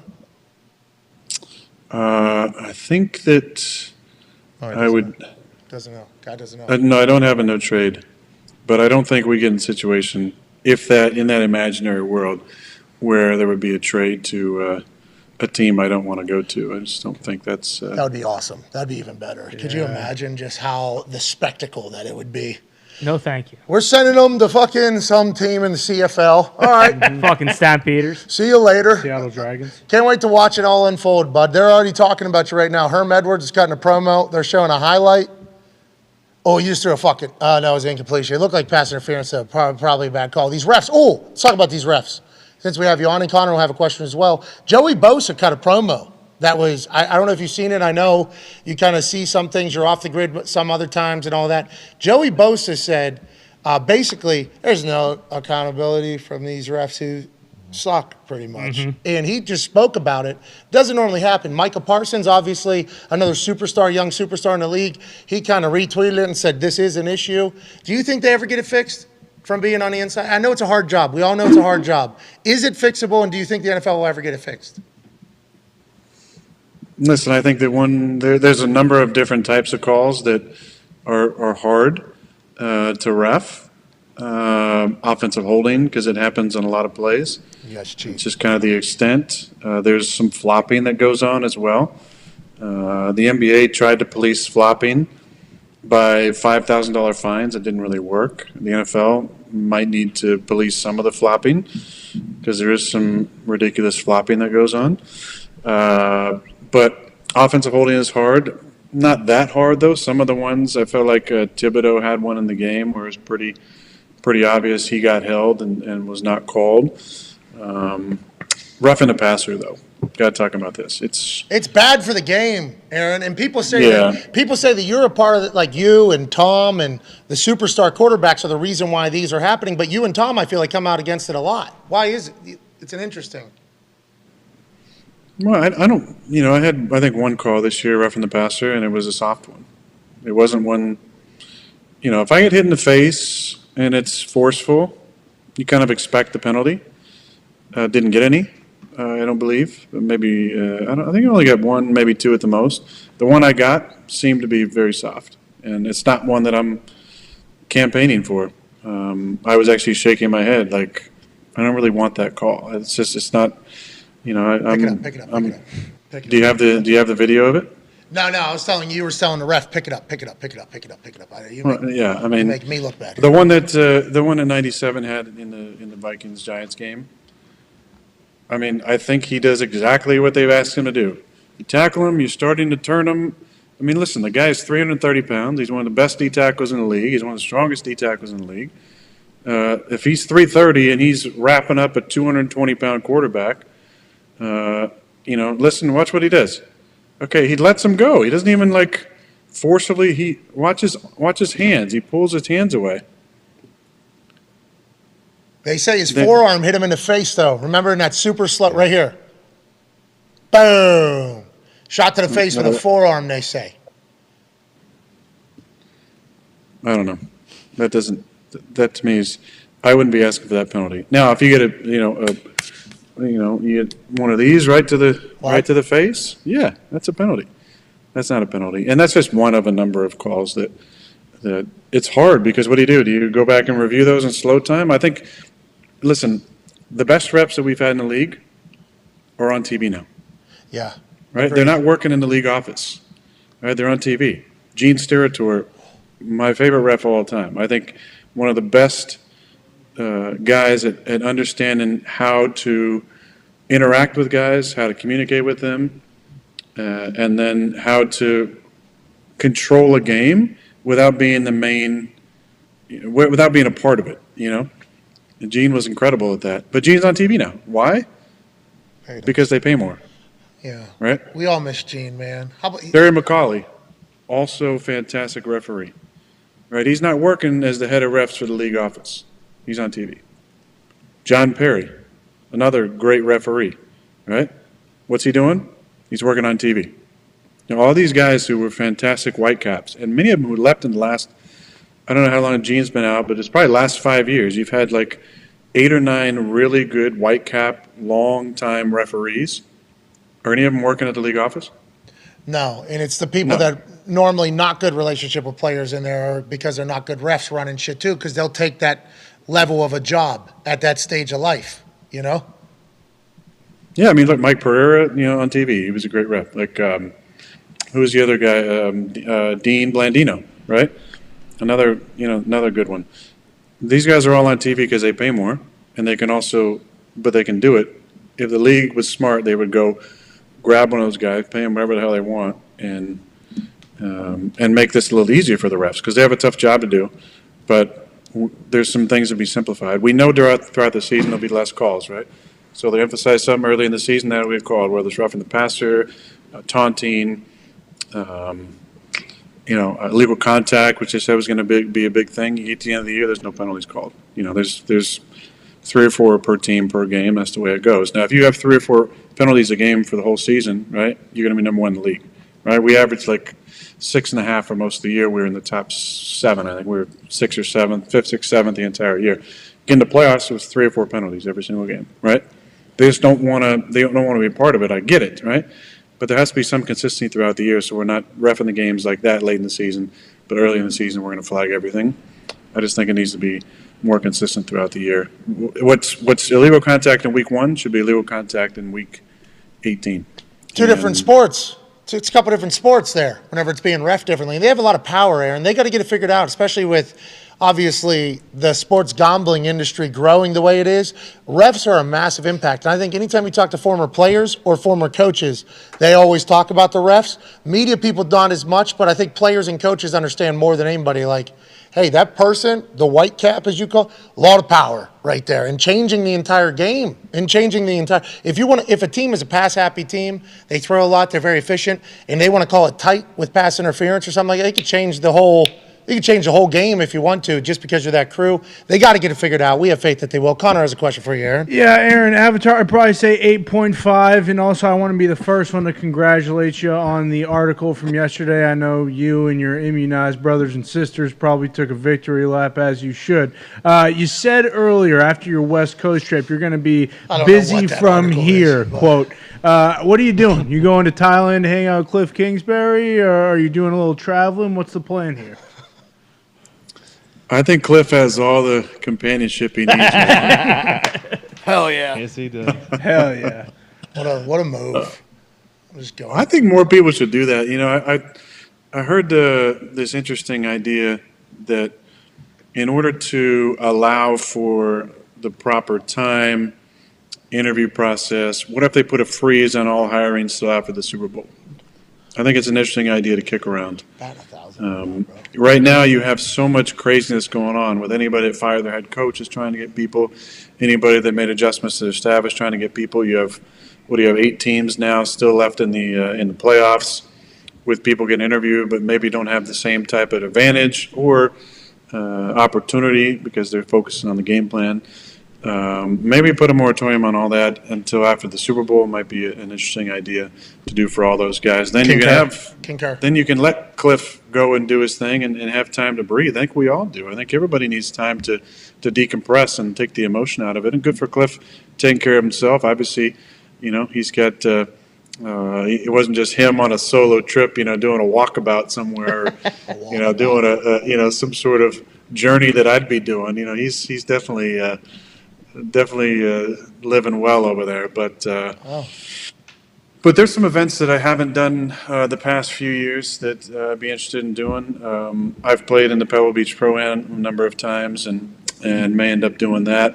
Okay, here we go. Because you alluded to becoming a professional golfer earlier when you said you're not always. I did not allude. Yeah, you did. When you said you can't always scratch your competitive itch or whatever, but you can at least try with different things. I heard it. Okay, we got a golf thing coming up. Got it, of course. You're great at golf. Great at golf. Great golfer. Great golfer. Great golfer. I'm a decent golfer. I did have a nice top 10 at Tahoe this year, but let's win that thing. Of our first round. Yeah. That was because of our first round we had together and the enjoyment we had hanging out and swapping stories. And then you guys all went to bed early every single night, so I got plenty of sleep. Oh, fantastic! I want to let you know, I got a treadmill in here in the Hawk House, and I've been walking and then stopping. Hitting a shot, getting back on there. I got beat by the course last year. My energy levels might have been a little bit lower than I expected after those golf rounds, but we were up in Adam. I was fighting Tahoe in the afternoons. We did I was out there, bro, living, and you did fantastic. We're all going to win that thing next year. 1, 2, 3. That's what we're going to do. I tell you who didn't get beat by the course last year? Connor. That was impressive, Connor. Time. Really impressive, buddy. Proud of you. Fast in the morning. Big bag. We need a much smaller bag next time, and we only need one. And Foxy, I'll tell you what, Foxy, that was a vacation for him where he just went to bed at 10 every night. Yep. 9 or 10. Woke up at 6, up and at him. I mean, ready to go though, Aaron. Ready to go. I didn't have to play golf. Hey, you got some great shots though. He looked like a professional, golf. He used the what's that, cinema mode on a couple of those shots. And the GoPro. Hey, next time we'll actually have to get media passes, though, because they weren't happy with that. They were not happy we were shooting shit, Aaron. They were not pumped. But Nick got kicked off the course a couple different times. Hey, tall guy, get him out. Get out of here. All right. You got it. It's all right. Hey, shout out to Justine and Frenchie, though. Oh, the best. That's me experiencing life like at a different level there. The chefs, that was unbelievable. Yeah. Every meal was sweet. Probably top 5 meal you've ever had in your life. Yes. With a Maggi. Every single meal. And shout out to jet skis, too. You ever had a bad day on jet ski? It doesn't happen. Well, I actually talked about it yesterday on Tahoe. Probably the worst day I've ever had on jet ski. It was awesome. It was awesome. It was That was a chop swap. Boom, boom. It was a little choppy. Yeah, it was fun, though. Yeah. Exactly. I agree. Great time. But I was beat up by the course already, so I already had full body cramps happening. And then whenever you're in the middle of fucking Tahoe and your jet ski is taking off, and once again, I just said I'm in the middle of Lake Tahoe on a jet ski, so life is okay. But as you're going and you get a full leg cramp, boom, right down. It's a wake-up call that you need to maybe get back in shape. There's some cures for that, though, Pat, and you know this, as we get older, we sometimes need to take more vitamins. So, we take our vitamins, and then we feel better. Aaron, you saw it. I was taking all the vitamins, literally, that was available. I bring Toradol. You saw it. Yeah. Oh. That's what we should do. Yes. You had the chefs. I'll bring the doctors that are shooting in Toradol. Okay, we'll make this thing perfect. It's getting close. Well, we're going to get this thing closer to perfection. The Toradol might be it there. I'm going to need it, I think. Who wins that? Who won that last year? How far off were you? Joe Pavelski? No. I was like 20 points off. He knows. It was Romo, wasn't it? Oh, yeah, Romo won. He was cat dogging it. Is he coaching you? I guess not. All right. Sorry, I broke up. What happened? The laptop was good all the way up until then, it sounded like. Damn. He was just wondering who's coaching you. Is it Mr. Romo? Do you have some Romans out there? Huh, little Romo? I don't. I have 4 less coaches than he does. Got his ass. Is that something you're going to commit to maybe this year, though? Maybe get a little No, bit? I don't want any coaches. I don't. No, you just want to play golf. Did you play in high school? I want to play golf a few times, and that's about it. Did you play in high school? I missed the team. I went out my sophomore year and got cut. Why are you so good, though? You just kept playing even though you got cut? This could have been a Michael Jordan story. Still could be. This guy got cut from his varsity golf team. Here we go. Won on to play and win MVP 4 times. Now he's a professional golfer. Winning the This Masters. could be it. Self-taught like Bubba Watson, no swing coach. That's right. Holy shit, we're in the middle of this. Listen, until an athlete of another sport makes a cut on any tour, right? I'm not counting the senior tour; they don't have a cut. John Smoltz has played in a few of those events. He's done fine. He's a good player. But until a former athlete of another sport plays in a golf tournament, I'm talking about Korn Ferry or Live. the PGA Tour.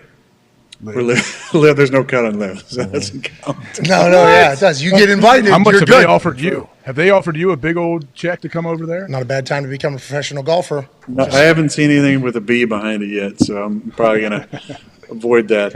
That seems smart. Live. But until one of those guys makes a cut or even sniffs a cut, like you can't even talk about, being a professional golfer as a former athlete of another sport. All right, so let's get back to the question that Connor asked because it was good journalism from Connor.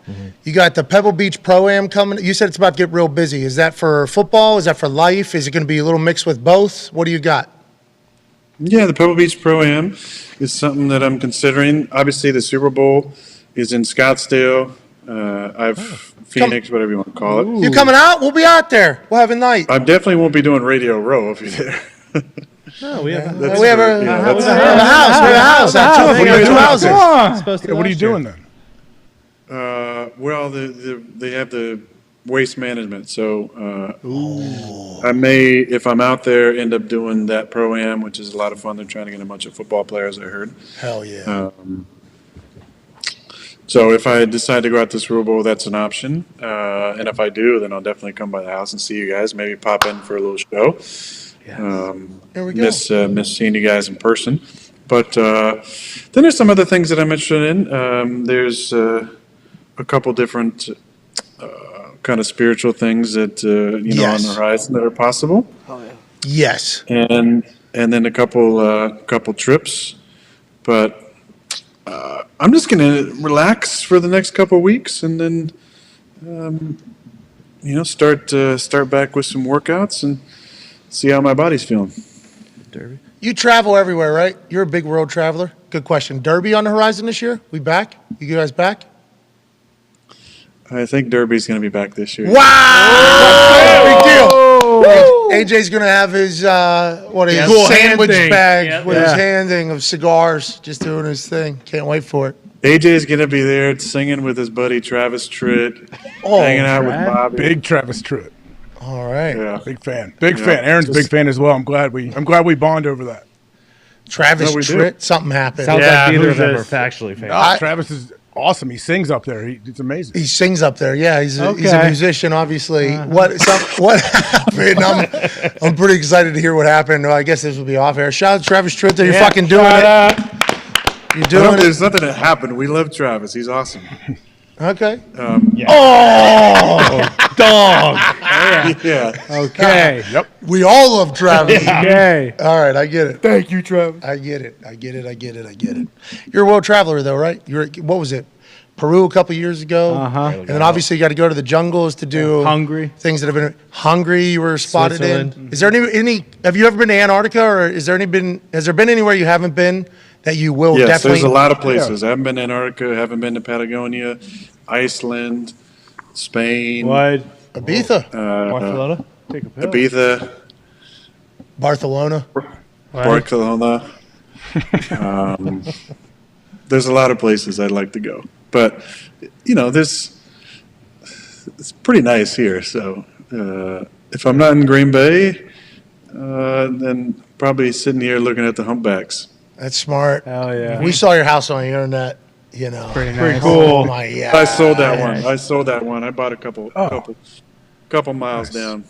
Tone Diggs has a question for you, Aaron, if that's all right. Yeah, Tone. All right, big Steeler guy. Thank you. Now he's a Aaron. Cowboy guy too, right? Well, yeah, I also a big I love my COVID MVP guy. Okay.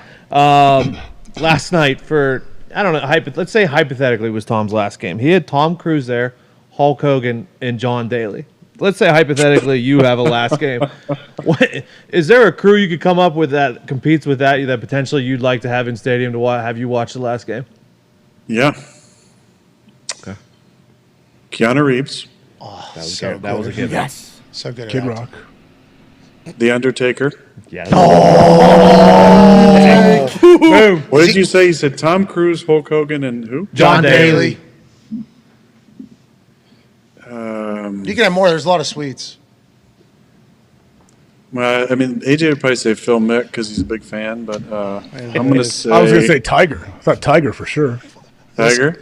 No, listen, I would love Nick Cage, Keanu Reeves, Steven Seagal, whoever that dude is. Who is that? Fucking Tank. Taker. Whoever that man is. That's the American Badass. Taker. And Maybe American Big Badass. Show. Big Show. Yeah. Big Show. Where? Travis Tritt. Jesus, what a stadium. This is Sharknado of fucking stadiums right now. Trump, probably. Dwayne Johnson. Fouch. Rogan's got to be there. Yep. Nancy Pelosi. Yeah, Dr. Joe. Dr. Joe Rogan's got to be there. Nancy Pelosi Yeah, for sure. Dr. Joe. I think AQ looks like Dayball. Anybody who calls himself science. My daughter does. 3 conversations happening. Great show. Dable, what? Well, do you think this guy looks exactly like Dayball? Just and what are your thoughts on Dayball as an experience? What do you mean it's an experience? I don't understand the question. You haven't been paying attention. The Giants with Dayball, the experience. He's been chugging beers at Rangers games last year. What? He's got the same exact roster winning and going on here in the playoffs. Danny Dimes has become a brand new quarterback, seemingly under his leadership with Kafka, the offensive coordinator. The Dayball experience for the Giants fans start spreading the news. They're like all the way back, it feels like, because of him. So have you watched that at all? Have you seen it at all? It is a different team, obviously. Well, we played against him. And In London town. yeah, I'd say this. I don't think it's the most talented roster. So I think Coach Dable is a hell of a coach and leader. I think Wink Martindale is a hell of a coach. When you look at the roster on defense, like Lawrence is one of the top players in the league, probably. And as far as D tackles go, I think him. Yeah, look at that. They're obviously having some fun. That's happening when you win. Like Aaron Donald and Mr. Lawrence are probably 2 of the top, maybe 1, 2 as far as D tackles go. It's hard to think of anybody. There's 3 or 4 guys that probably rival him, but he's really, really good. The rest of that defense, there's some older players who've been cut and traded by various teams. There's obviously have a first round pick at one of the ends, but that scheme is aggressive. They come after you. They disguise really well. And offensively, would you be able to name all their skilled players besides Saquon? Well, you guys would because you're in the business, but the average fan, would they be able to name? Probably not. But then you watch those guys play. Slayton, James, and the other guy with the weird last name who was making a ton of plays. Yeah. I mean, they're not exactly, first-round picks, but they're balling. So, obviously doing something right. I told Coach Dable after the game, my comment to him was, obviously you're a hell of a leader because you guys play really hard. You play together. You play disciplined. And I just like what he's about. So I'm not surprised they're in this position. I think if you look at who the best 7 teams were at the end of the season, playing the best, there may have been a couple teams in the playoffs that weren't in that top 7. But the best teams usually show up in the playoffs and play the best. And I thought, Jackson have obviously got to win. They've been playing really good the last part of the season. The Giants. Now, Dallas has been kind of an outlier because they were up and down a little bit. But when they're good, they're really good. When they're bad, they can lose to some teams that they probably should beat. And the NFC South, right? Being the champion of the NFC South, it was kind of like being talked about all year, kind of like one of these teams has to represent. Do you like that or not like that? That's the setup of the playoffs. I think it's a big deal winning the division, but there's a lot of people that want to change that. I think winning division should get you in. Maybe it shouldn't let you host. Maybe it should be what if there was a reshuffle? Especially you have 3 NFC East teams in the Final Four, and 2 of them obviously had to go on the road. in play. If they had reshuffled, it just would have been Tampa at Dallas would have been the only difference, I think. Now, on the other side, it would have been Jackson would have played at the Chargers, I believe. You can fact check me on that one, Reuters, but I believe that's probably true. Reuters. I think that would be something to look at. But winning division should get you in the playoffs, I think. Let's talk about the last team in the NFC there, the Niners. What are your thoughts on the whole? You're just breaking down the entire bracket. I apologize for cutting you off and asking about the playoff situation, but there's some really the NFC right now. There's some fucking buzzsaws over there in your guys' conference. Niners, Eagles, obviously with the Cowboys doing their thing. How do you see it going? Well, I think every team left in the playoffs has some flaws. I don't think there's anybody who's unbeatable on both sides. I think there's been some inconsistent play on at least one side of the ball for just about every team left in the playoffs. But the NFC will be interesting matchups because you have the Giants playing Philly, and they've played twice already. The Giants didn't play anybody, it seemed like, in the last week of the season, or just sparingly, and battled and only lost by 10, I believe, and played them. And then you have San Fran and Dallas on the other side, which is a really interesting matchup. You got a rookie quarterback on one side. You have Dak, who played excellent the other night, and their defense under Dan Quinn, which has been which was really good the other night as well. But San Fran is, listen, you look at the roster, as opposed to the Giants roster, you look at the roster in San Fran, you got one of the best two-way backs in the league, you got one of the best tight ends in the league, you have maybe the best playmaker in the league in Debo, probably the best defense player in the league, at least top 5 consistently every single year, maybe the best middle linebacker in the league. There's a lot of talent on that side. About Brock Purdy, what do you think of Brock Purdy and his success? He's dealing.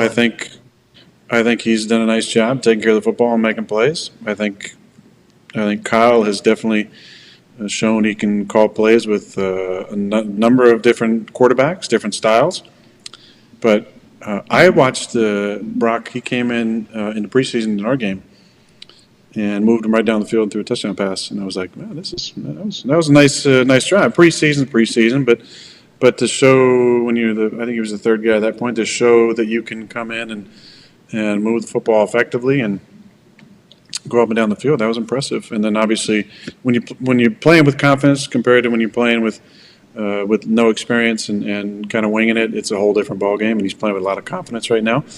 There's obviously, like I said, a lot of weapons, but he's taking care of the football well, and that's going to be important against Dallas because Dallas will throw a lot of things at you, and they got a lot of guys that can catch the ball on defense. A lot of guys who can make plays on the football. So it should be a really interesting game. But he obviously played really, really well in the first week. He's awesome to watch too. He's got this moxie, Aaron. And for being Mr. Irrelevant, the last pick.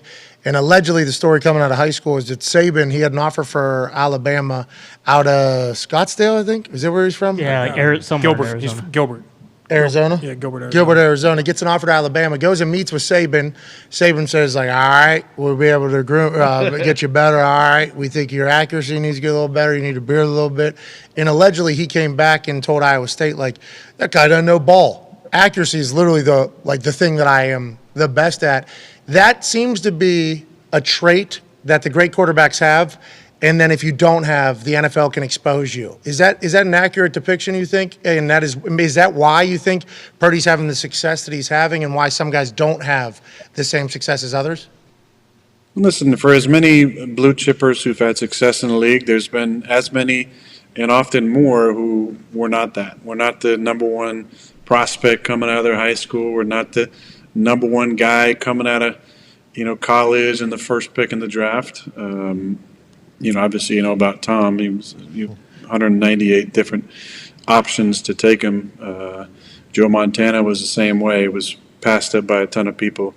Like I said, for as many Peyton Manning, first pick in the drafts, there's been a ton of these other guys. And what it does is create this chip. And the chip can be an excellent motivator for the right disposition that feels like they need a little bit extra at various times during their career, or even in just a workout. The thought to motivate you a little bit more or inspire you, I think, is really really important to success of people who can do that. Michael Jordan, used to make things up, I think, at times to be motivated, but he was also cut from his high school team. That's a pretty good motivator. But Brock was passed over by a ton of people. He went to Iowa State, I believe, right? Yeah. Because Lazard's always hyping him. He has a lifetime worth of slights that he can pull from, and obviously the moxie part I think is one really, really important thing. I love to use that word because I love to use that word when talking about personality, and it's hard to define what exactly that is, but it's that kind of it factor that encompasses, I think, a lot of different things. How you handle your day-to-day, like setting a huddle, bringing energy to practice, confidence, mastery of the offense, dealing with the media, dealing with your teammates, bringing people together, all those different things that make up an important part of the quarterback position that not every guy has. And some of it is just stuff you have, personality, likability, humor, charisma, all those different things. And some of it you can work on for sure. But he obviously has that moxie, and you can see it with his teammates. They love playing with him and hyping him up in the media and talking about him glowingly. And so I have nothing but respect for the way he's played, and I love seeing the underdog. I mean, I feel like that was part of my career for a long time. Obviously different. I was picked in the first round, not the last pick, but I did go to junior college and dealt with that frustration that turned into definitely a chip I could deal with, and so a ton of respect for guys who deal with adversity and turn into a positive, and obviously Brock has done that. Hell yeah, Brock. That was awesome to hear you say that. I assume he's going to be pumped to hear that as well. Go ahead, AJ. Well, last thing for me, Aaron. I know you normally don't throw in the offseason. You don't throw the football around. Is this offseason going to be any different? Do you have to throw around a little bit, see if that shoulder reacts like you wanted to, and that elbow and that thumb and the COVID toe? And also, why do you tuck these two little baby pillows under your arm? Is that some kind of recovery trick I don't know about? That's a good question, Eric. Good Both journalism. arms, left and right. Yeah, you reset it sometimes. Yeah. It's more of a comfort thing. I can kind of rest my elbows on these pillows, and it just feels better. Where I can kind of be in a semi-slump position. I could sit up real tall, and then my elbows, what do you kind of do with them? They're kind of resting kind of in a weird spot. It doesn't really feel as comfortable. So thanks for that question. Usually I got my two, white and blue pillows in Green Bay. Don't have the same options here, unfortunately. Oh, is that for the Colts? You have Colts pillows? No, they're rebuilding. He said We're not rebuilding. Colts are not rebuilding. We got a full roster ready to go. You'd love to play for Jeff. I don't like misinformation. We don't know who the head coach. Oh, is that what the pillows look like? Is that the same color as the pillows? It feels like it. I mean, blue's my favorite color, but sir, do I have something to tell you? There's a lot of blue in this here town, pal. That's right. Come on. Are they redoing that field though, just to make FIFA standards or not? Well, we didn't get a World Cup. Some of those teams, No, just to get that FIFA bid, we can change our field to specifications of FIFA. How about that? For soccer players, they're doing it. Soccer players, jeez. Not for you guys though. Not for Bakhtiaris of the world. He was pissed. Bach he's a big stomper for that.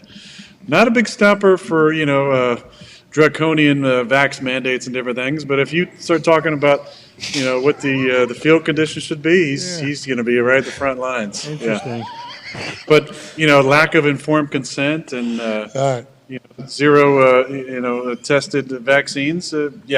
He'll be the first one in line. It sounds like that has been some conversation that have been had between you and your left tackle off the field, and we had a lot of time in that cart that he bought me to discuss the world and all the many interesting topics. Well, we try to broach all of them here on Aaron Rodgers Tuesday, and I think you'll be back next week. Yeah, I would love to. Yes. Hell yeah! Shit. Let's go.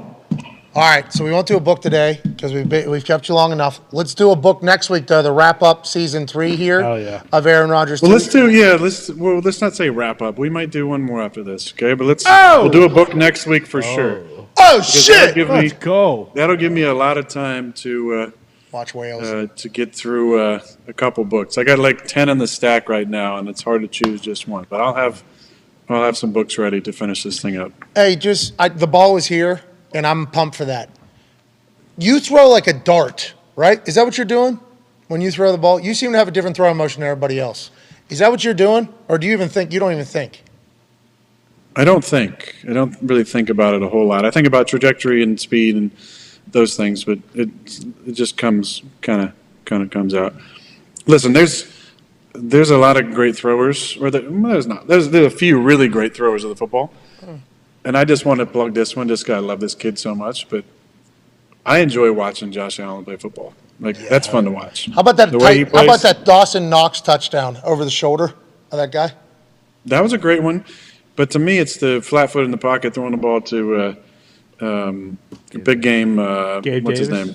Gabe Davis. Yeah, that to me was the best throw. It was, he makes some really kind of, for him, probably normal plays that most people just can't do. So I really enjoy watching him play. I love watching Pat play too, because Pat does so many different things, and he's fun to watch. But I just love Josh is a buddy of mine, and I think how he's handled everything. Look at this throw. I mean, it's just kind of bouncing. Let me just put a dime here, just right in the corner of the end zone. Great catch, Great feet by Davis there, but he just kind of does this with ease. So what's that? Middle of the field to the sideline. What's from the 30-yard line? That's like a 50-yard ball right there.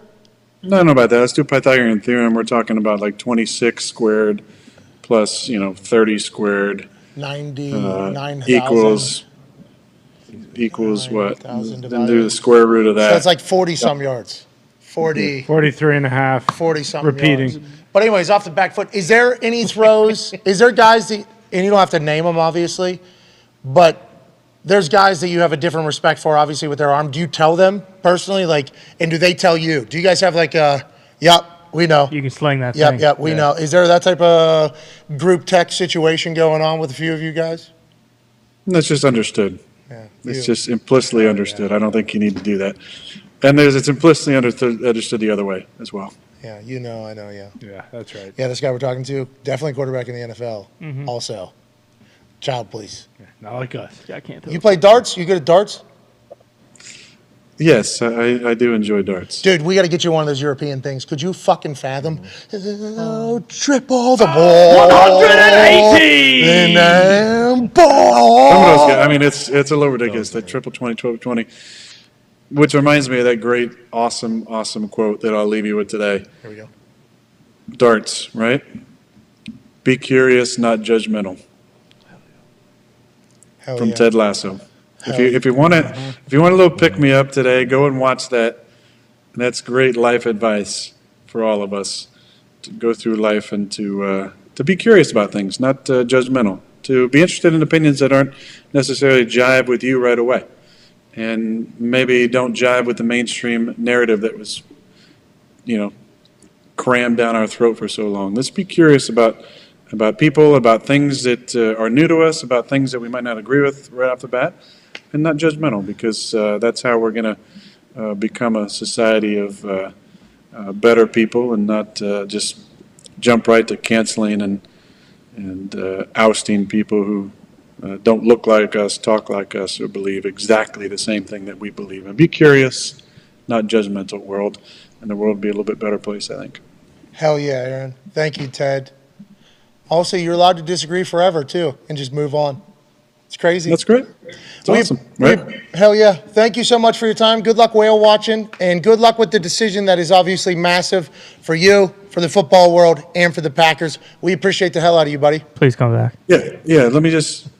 There won't be a decision next week, so tune in if you want to hear some great banter, some interesting insights. Hell yeah. Maybe a question from AQ at some point. We're still waiting on. No chance. He didn't have one today. I did have one. I didn't get asked. Wow. Do you really? Go ahead. Save it for next week, AQ. Okay. All right, shut your trap. All right.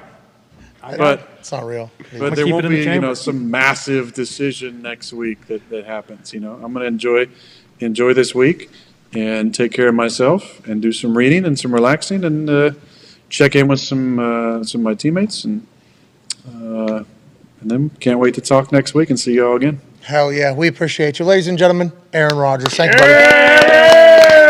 All right, let's take a break and then let's go inside the trenches on the other side. Lot taking. That was like an hour and 15, hour 20. I apologize for taking his time on this whale watching Tuesday. Yeah. In Malibu, California. Good for him, man. Yeah. All right, so we'll be back next week. Yep. Here we and go. They said maybe the week, right? Yeah. Maybe so we'll we'll do do another one. Yeah, Maybe he's that other talking one seemed Super like it Bowl, might though. be a decision show. Oh, shit. That's how it felt like. All right. LeBron. Let's get to a break. Let's take it all in. Be a friend, tell a friend. Take 5.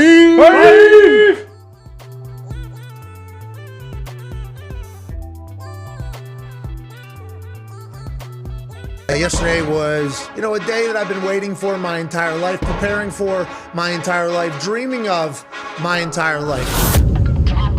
Hand on the game, we are not playing the same. No, we not looking to change.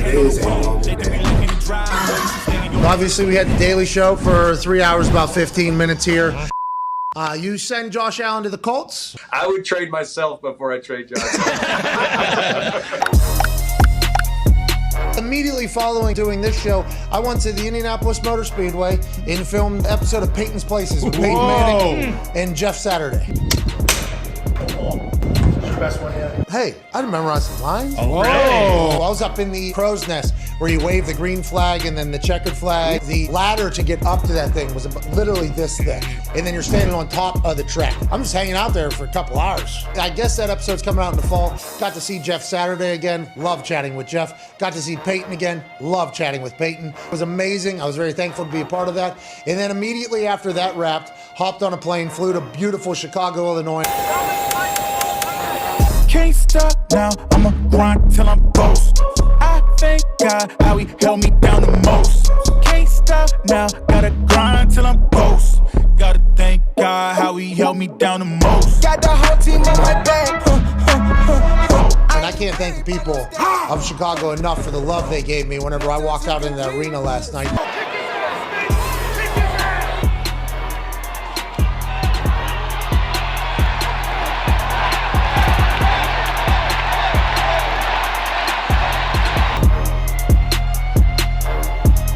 WrestleMania, I'm preparing day and night, 2-a-days, 3-a-days, eating healthy, getting back into the best shape of my life so I can beat the hell out of Austin Theory. And tonight, dream come true, mission accomplished. Yesterday was one of the coolest days of all time, and I can't thank everybody enough for allowing me to live this life. It's the dumbest life of all time. I will continue to try to enjoy every single moment. I will continue to try to do my best at everything I am doing, and thank you all so fucking much for all these opportunities. What is it?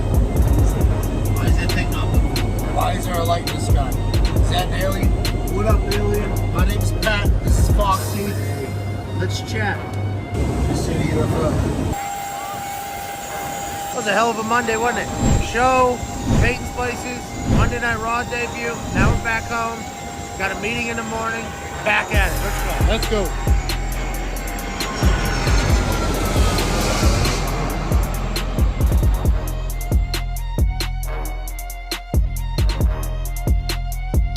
What are you going to do to change and make Tua better? Have you gotten into that? This is very early in the whole process, and you're shaking hands, kissing babies right now, and you're a 0-win head coach that everybody loves. 0 wins. 0 win. But what are you thinking about that for Tua? How do you make him better? We're going to start with scoring more points than the opponent. Wow! Holy shit. Oh, no. You are changing the game. Changing the game. Yeah. Through math. Yeah, that's right. No, I think there's... I was just so fortunate in my career to be around the process of how I look at things with the empowerment of the right teachers, that I look backwards, forwards, okay? What things do I see that are really awesome about his game on tape, even though we're at... He's accurate as heck. Boom! That's what I was just about to say. Oh, I didn't know. I was just... you were leading me. That's how... You should do this, maybe. Dude, Think about it in the future. Dude. But he's accurate. Or we should just spend the time finishing each other's... sentences. Okay. Hey, have we known each other for... our whole lives? Oh my God. You tell... me? Wow. This is weird.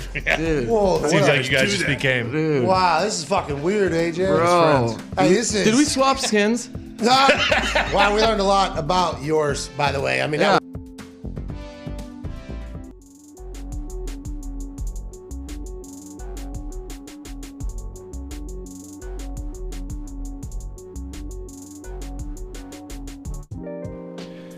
Welcome back to the Pat McAfee Show, fresh off an Aaron Rodgers interview, January 17th. Hell yeah. Today's show is sponsored by SeatGeek. Thanks, guys. Hell yeah. This is your weekly reminder that SeatGeek gave us all 15% off football tickets.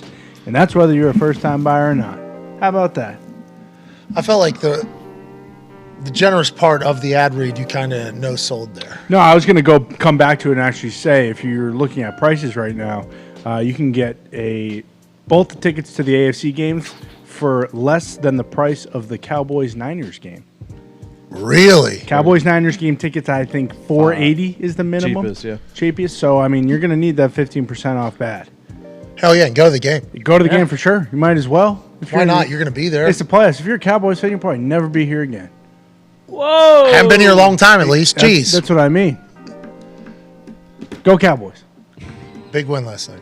If you're going to a playoff I think they have an exclusive deal with SeatGeek, too. I believe they do. Cowboys actually do. Exactly. Go Cowboys. That's what I'm saying. Because well, you also SeatGeek. said, like, Yeah, never be here again. I'm rooting for them. Shit. I mean, what do you want from me? It's a tough division. A lot of young talent. A lot of young talent. Dayball, that's probably the worst Giants team Dayball will ever have. They're only going to get better. So go to the game if you're a Cowboys fan. Now, Niners real good. Exactly. You get to watch them, too. I got to watch them live. It was awesome. Yeah, it was unbelievable. If you're in the AFC, you should go to the game, too, because all the quarterbacks are so goddamn young. You have no idea who's Trevor gonna Lawrence win. might be first ballot Hall of Famer. Exactly. Mahomes is the oldest one in that's left. What's that? Trevor Lawrence. Just stick to the trenches, prick. What's your problem? What's your problem with Trevor Lawrence? He might be a future first-round Hall of Famer. He might be. You're right. First ballot Hall of Famer. Is it the 4 interceptions thing, or? No, it was the crossing route to Ingram that he threw like it was a 5-yard route and it was 3 yards behind him. This guy makes one shot with the hoop with the football. Nobody saw it. What's that all about? Did we know that happened? Did you know that? I didn't know. I was unaware of this Trevor Lawrence take. Are you serious? What just happened? The What guy's he eating did. ball I hate box. the guy. He's our type of guy. I make one throw from 15 fucking feet away. Nobody saw it. Joe Nardo saw it. Cameras everywhere. What was that about? Joe Nardo That's and fucked Trevor up. Lawrence. What is your problem? Yeah. He's 23, Al. And Urban Meyer is his head coach. Yeah. Yeah, he's a lot better. Look at that. Boom. R.I.P. Joe. Urban's got poop in his fingernail. AJ, don't. Miss you, Joe. AQ, so did you know of Joe DiNardo growing up? Yeah, what? kind of From my fucking hometown. question is that? Yeah, but he hated him. It's from my hometown. There's a Canceled street half named the after tea him in my times. town, I think. Just because he canceled tea times. Yeah. AQ. He would call the golf courses. Just trying to right? make it to That's respect, though. Trying to make it to Tahoe. Joe DiNardo was reading the Doppler better than anybody else. He had eyes on the Dop. Still tweets me. Yeah, called him Father Nature for most of his night. Rest in peace, Joe. There's some Miss you, Joe. Sorry about this, Ingrid. I mean, Yeah, You guys got son of you a got to bitch. reap the benefit of fucking DiNardo your entire childhood. And then a couple days he told you, hey, you can't golf today. In that cloud, didn't act how it was supposed to act. And you had to cancel your little day of golfing in your country club. Sorry, DiNardo was looking out for you. Didn't want you to become Benjamin Franklin with your fucking club. Yeah, You're a real big piece of fuck. shit. You know that? Joe And then now DiNardo- Trevor Lawrence. Yeah. Joe DiNardo didn't read the weather. He was the weather. Ever heard of it? Yep, I did. Son of a bitch. Well, now Trevor Lawrence is at it. Yeah, he's on your And shit you list, decided too? it wasn't the 4 interceptions. You decided it was One. he threw behind a 3 yards behind. drag I just route. feel like as a starting quarterback in the NFL, you gotta be able to complete a 5-yard pass in stride, front fucking number. Tell that to Tom number. Brady, asshole. he cost Not you here. money or something. Not here. What happened? Why don't you like Trevor? Oh, I watched the film.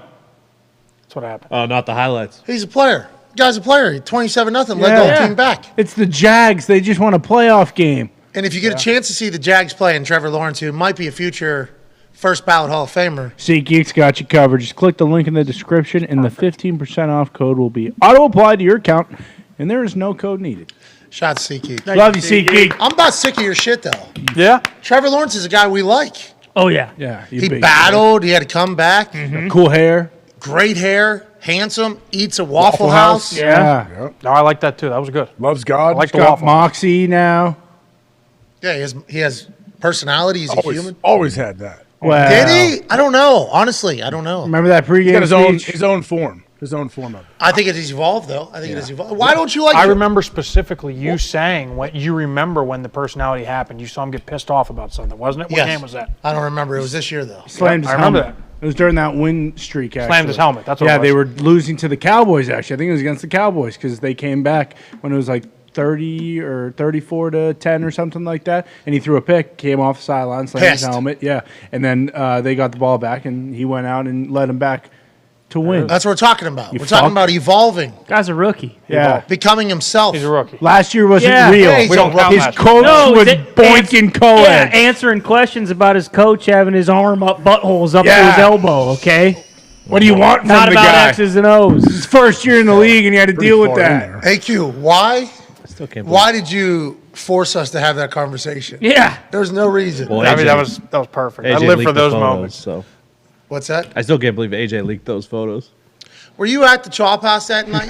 AJ bought the shots. Do you think we ever meet Urban Meyer and it goes well? I got them from you. I got the screenshots from you guys. No, Sent it to you me. didn't. Is this Not real? from me. I'm like, there's no way. This Not can't from be me. real. Judging by how Urban Great reacted to D-Butt at the college football semifinals, I'm guessing no.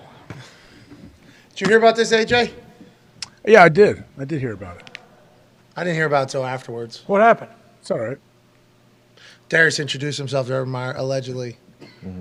And then, Super friendly. to be friendly, Josh Perry, who Darius knows very well, was like, yeah, he does stuff with Pat McAfee Show, and Urban apparently got very cold very quick. Scoffed. it's all right. We'll move past it at some point. We're just reporting what we see. Facts. It's not our fault. What do you want us to do about it? AJ took the pictures, not any of us. I was not there. I was in probably Indiana. Oh, the chop house. Oh, the chop house. You think I did? Yeah. We don't know. It's You not guys like- know. We're not the Out ones. of all of us, who's likely to pull their phone out and start filming things? Me or you guys? Well, you, because you were there. I'm going to be honest. I've never been to that place. I very rarely pull my phone out and do anything. I should do more of that. I try to enjoy moments a lot. Like I naturally try to think like, enjoy this. And then on the other side of the coin, I'm like, you work on the internet. You should fucking get something here. And then it's kind of a constant battle. You've been better at it though. When I fell at the college football playoff had it. semifinal, I fucking you were was on it. Yeah. You're right. I like actively thought like if you see something that's awesome and you Yeah. want to remember, Boom. Because I'll remember that. Yeah. We should all remember that at some point. Exactly. You busting your ass into fucking ESPN catering, almost spilling everything all over everything. Yeah, That was shaking awesome. Denzel's hand when we first met him. Shout out to Denzel. No. I wish. Denzel works for Game Day. He is awesome. Oh. You are right, though. If you're at some like sweet event, you want to watch it with your own two eyes, not through your fucking phone camera. Well, that's the difference with Posner. See, you wanted to film that to remember how shitty it was up front and him yelling at everybody. Shut It the was fuck not. up. Posner killed it. I'm not going to allow this to be the narrative. Okay? Because there were some people that couldn't make it. Tone Diggs, he made it out there that night. Yeah, I wanted to see Lee play the sax. Yes, and he slaughtered. Corso. Yeah. All right, let's move along. We're not getting all the way back into this. Posner crushed it. Fox Crushed and I saw it. it. True. Yep. Not true. Best performance I've seen all year. That's because you watch the Lions all You should year. get out more. What the hell's that, Tony? Posner was, I mean, he was Thank you. solid. But What to side are say, you? Finally! To say he was the best performance of the year. Well, I didn't expect that. when Tony. Lee was on stage right next to him, fucking killing the sax. Oh, you're talking about the saxophone player deserves a little bit more love No. than But we that. were No, also that guy was at fucking grandstanding. Zach Brown this year, okay? Yeah, and Guy's we a watched true that showman. too. Tony, I will say guess Zach what? Brown It's only was- been 17 days of 2023, pal, all right? True. Were we there? Don't be one of those, Mark. Nah, you Well, got when your do ass. we judge it? I mean, that is Yes. something. Because we're big football year people. Well, we saw Posner in December, dude. Yeah, in the last, Was it? No. no, I think it was June. September. June, I was maybe? thinking the semifinals. Wasn't it warm?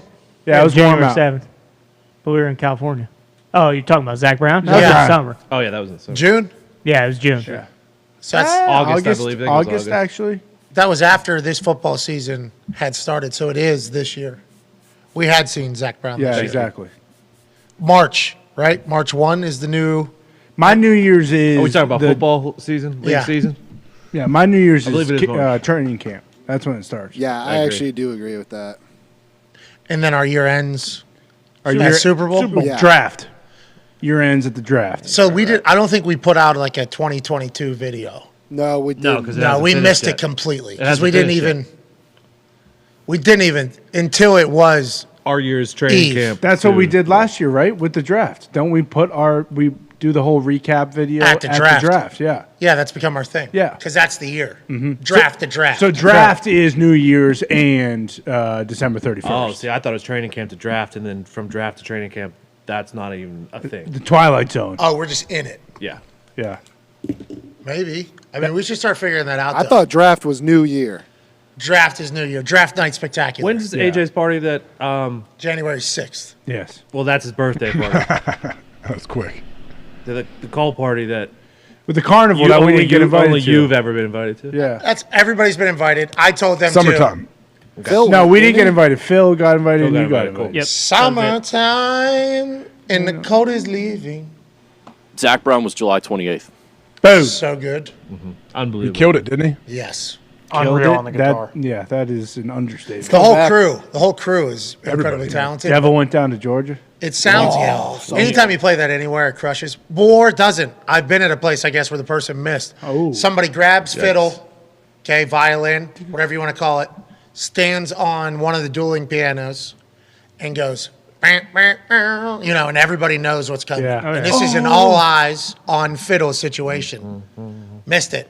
Missed it tough. early. That is one you cannot miss. Lost the whole room. Yep. Lost the whole because everybody knows exactly what it is. Mm-hmm.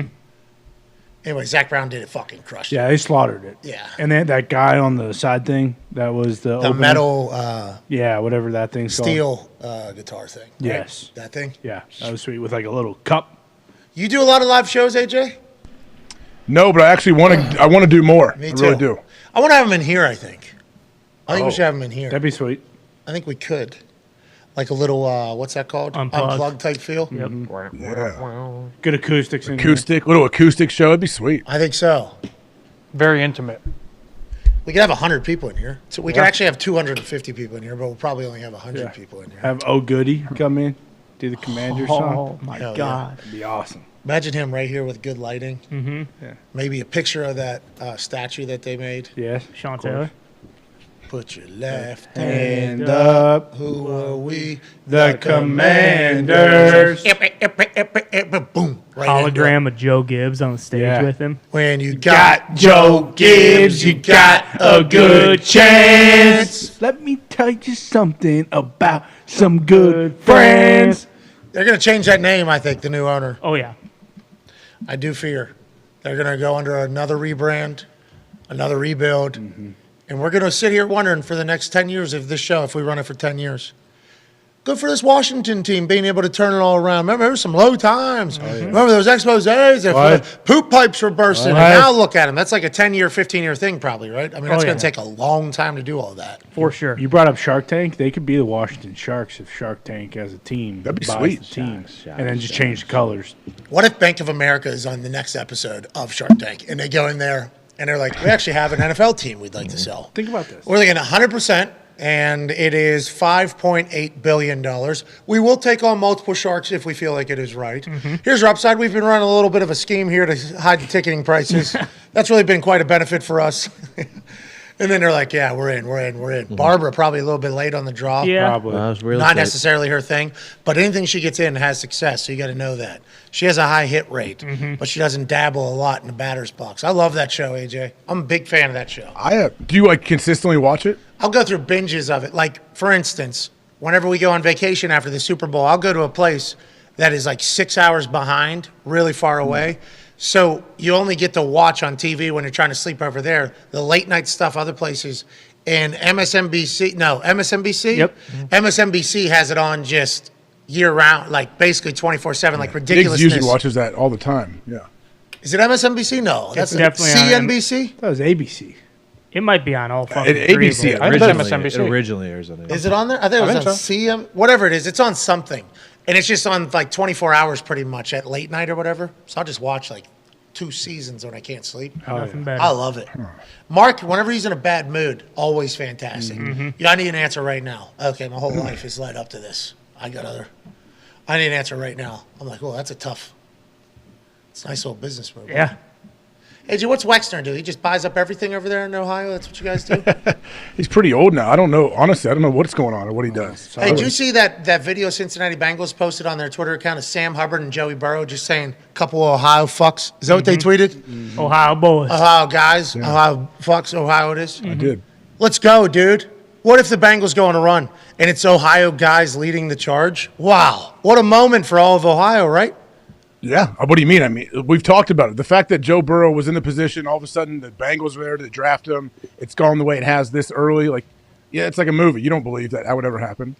Love the state of Ohio. Yeah. The movie thing is why I think the Buck might come a little short this weekend when DeMar Hamlin comes out while the Bills are playing the Bengals. Dude, he's on a four-wheeler. Yep. Have you listened to us talk about this yet? Okay, so DeMar is back with the team. Everybody's thinking this weekend. Yeah. If he's coming out to lead the team in the Buffalo, you know, Buffalo has that one, Yeah. and they come out from the bottom after the other team's already out. He's on a four-wheeler, right? Couple flags off the back of that thing, standing on.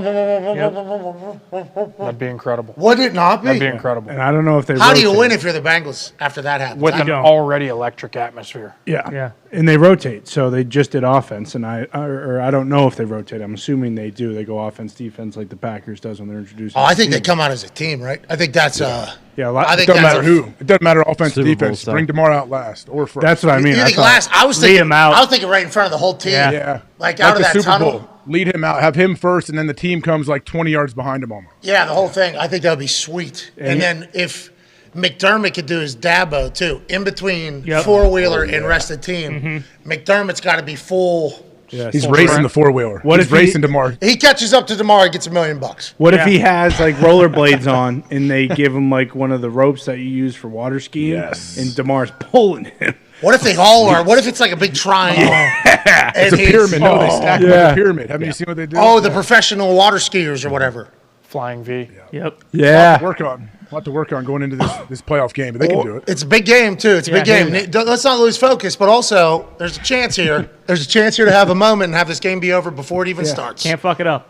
They could do dog sled version 2 and have everyone in twos sprinting out, pulling something, and then everyone in the stands is like, "What are they pulling?" And then at the end, DeMar's standing. is in a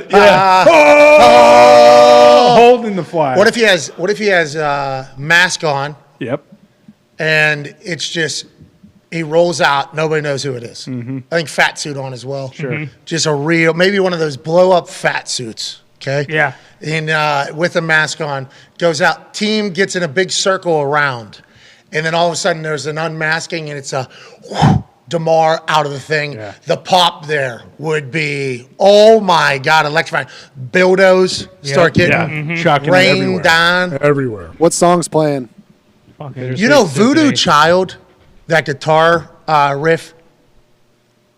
Bow, bow, bow. Hendrix? Hulk? Oh, yeah, Hendrix. brother. Yep. It was Hulk Hogan's music for NWO, but it's also a part of an Acura commercial. I think Yeah. that was on last night. Yes, yep. And I was standing in I was in another room as it was playing, and as soon as you start hearing it, it's like that is one of the sickest.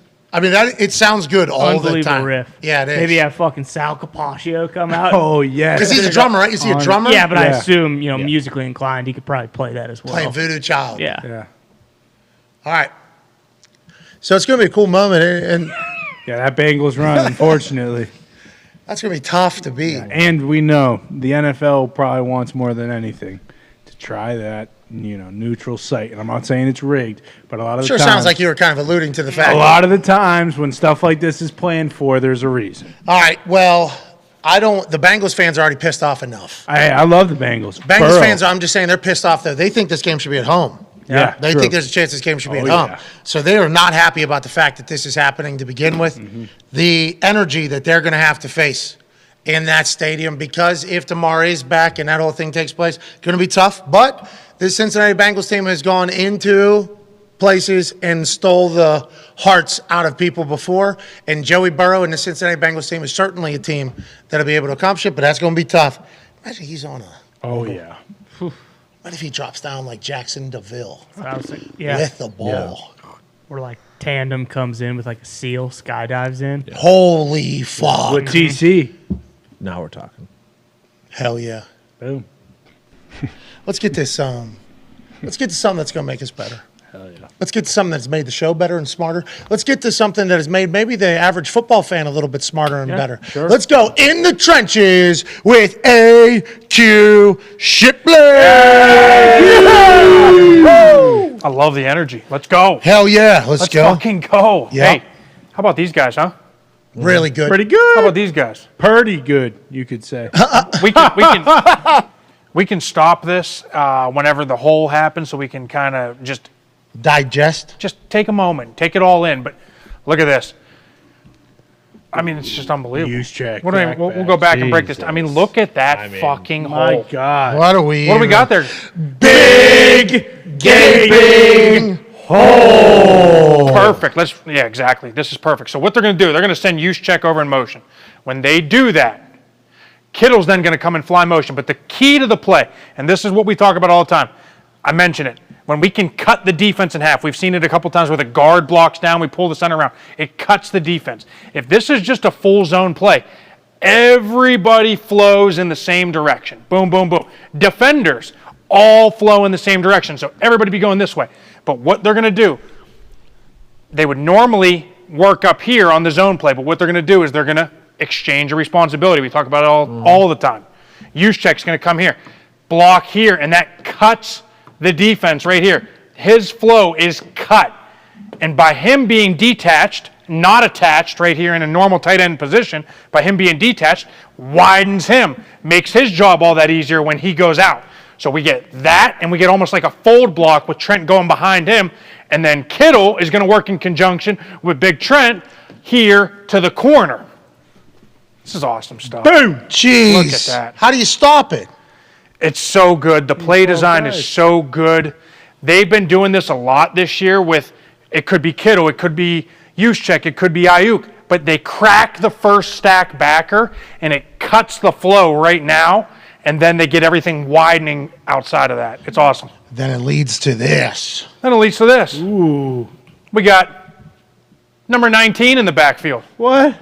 Why do we got him back there? What's he doing? We're going to run pretty much a similar play. The only difference is Juszczyk was out here. We do that. But now what we're going to do is we're going to put Juszczyk on the safety, and they're going to work all this way. We're going to toss it now to Debo. Same thing. We get the fast flow.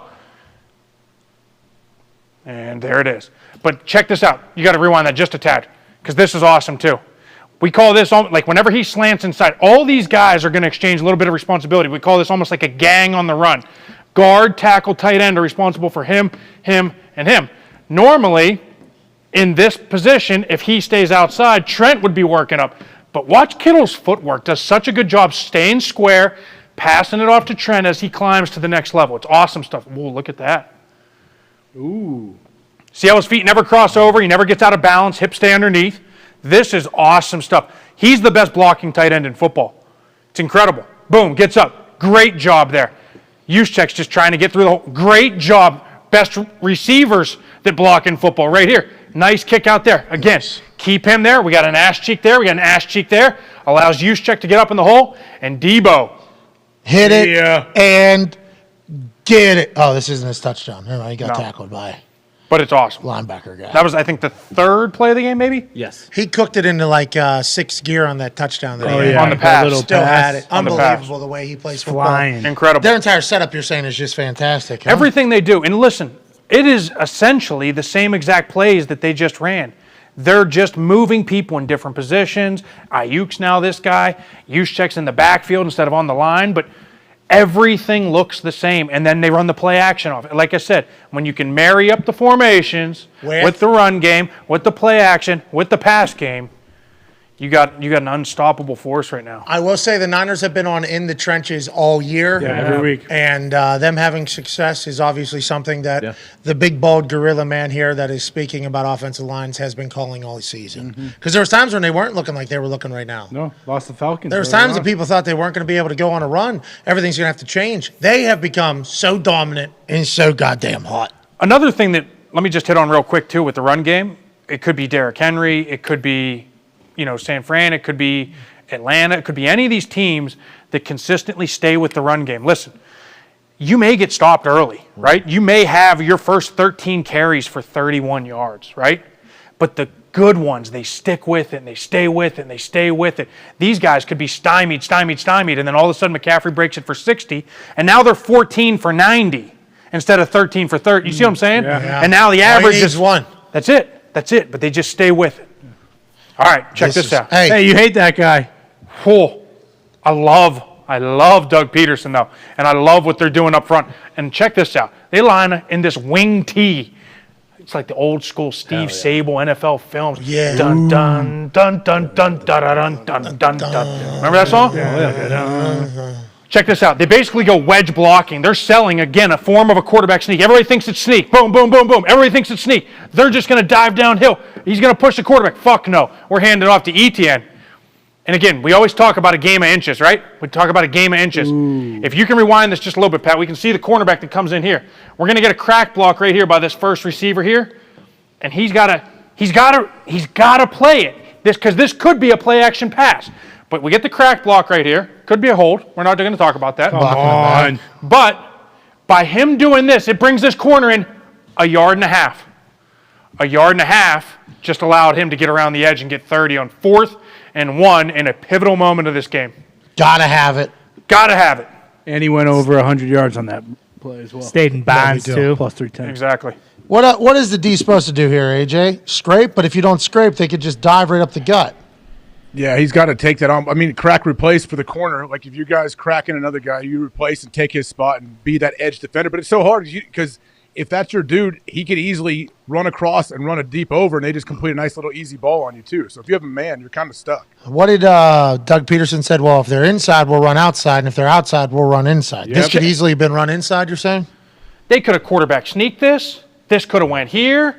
This could go around the edge. And then the other thing that I don't think a lot of people see or talk about, watch him arc here. There's an element to this down the road. You fake it, and Trevor keeps it on the boot. There's an element there. Has to be. There's no other reason for him to arc right there. Or he could boot and drop off. Yeah. Correct. Throw the ball. Correct. Yeah. Jeez. Wow. This is old school football. This is same formation, 10 different things. Exactly.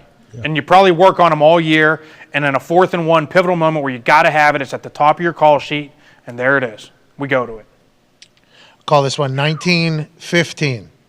1915. Oh, boy. Went for 40. Hell yeah. What a play. What a run. Good for Doug Peterson. Good for Trevor Lawrence. Yeah, I love that guy. Having a coach giving him a shot. He played so goddamn good. Yeah, gotta love it. He crushed it. He's one of the best in the league, right, AQ? He crushed it. The announcers thought this was a mistake later in the game. Who was the announcer? I think Tony Romo, I think it was, thought this was a mistake. But they ran it earlier in the game where Cook goes untouched for what is this? I don't know, 20 yards out touchdown. Yep. But let's just talk about the play real quick because there's 2 elements to this play too. It's a read element right here. The read is Josh Allen reading, who's that? Melvin Ingram, right? Ingram. So he's reading Melvin Ingram. If Ingram goes up the field here to try and stop this handoff, Josh Allen then reads that, keeps the ball, and follows the guard tackle on the counter tray going the other way. He's going to release for 21. Tight end's going to release for 21. We get a down block, deuce block here, back. And then guard tackle are going to handle this first guy on the line plus the first stack. So this deuce block's going to go all the way back there. Center block's there. Boom, kick out, second puller around for number 55. Whenever Ingram crashes the handoff point, right here, because he's going right to Josh Allen, we're going to hand this off and it's going to get around the edge. This is awesome. It's like a QB counter tray handoff element. There's a lot of stuff going on here, but there's a little peek right here where he's watching him. Boom. Now he comes flat. Boom. Now we hand the ball off, and he's around the edge. Wow. See ya. Touchdown. So when you have these quarterbacks that give you this added element to the run game, and especially, I mean, you saw it later in the game. They ran a quarterback draw that was awesome on like a 3rd and 8, and Josh Allen had to get it, and he gets it, right? Those plays are so huge, especially in the playoffs. And then this guy's coming through to here. That guy. Exactly. You'll see him. Yep, and he'll go block 55. And then if he keeps it, boom. Now, and then we got a hat for a hat here because the tight end then arcs for the safety. Yeah. 1-on-1 with Holland. Boom. There's their block. Look at that. I mean, if he keeps it, if he goes up the field, he's got a great hole right there. 52 just took one misstep. That's it. And Ingram is deciding that Josh is not going to be the one that keeps the ball here. Smart. it. Smart play. That's it. But instead, 6 the other way. Yep, Strike up that's the right. band. Strike it up. Now, I will say, later in the day, when Romo thought it was a mistake, they did stop him for -4. They shoved up their ass. What do you mean he They got thought what was a mistake, AQ? What do you mean? Because like what happened was when he handed it off and he saw the lineman Because they were pulling the doing other two way. different plays. Yeah, because they're doing 2 different plays. So he sees the lineman pulling this way, and then he hands it off. He's like, "Oh, this is a mistake. They screwed up. The running back's not going the right way. He should have countered it back." But no, that's the whole purpose of it. You're using him to hold him if you're going to do the quarterback keeper. But if he does crash like that, then that's when the handoff happens, and he's one-on-one out in space by himself with no blockers. Are you surprised he didn't throw a flag on Ingram here? Yeah, I was just going to say. Oh, this is what happens when he threw Josh. Yeah, threw him down. So he throws Josh Allen, and everybody's eyes on the Bills are this way because they're scoring a touchdown. So nobody even sees that Josh Allen gets tossed. So I think that is why it was also a little bit of an ignition fluid almost when the Christian Wilkins thing happened with Josh Allen. I think there's already been. This was before that. Yeah.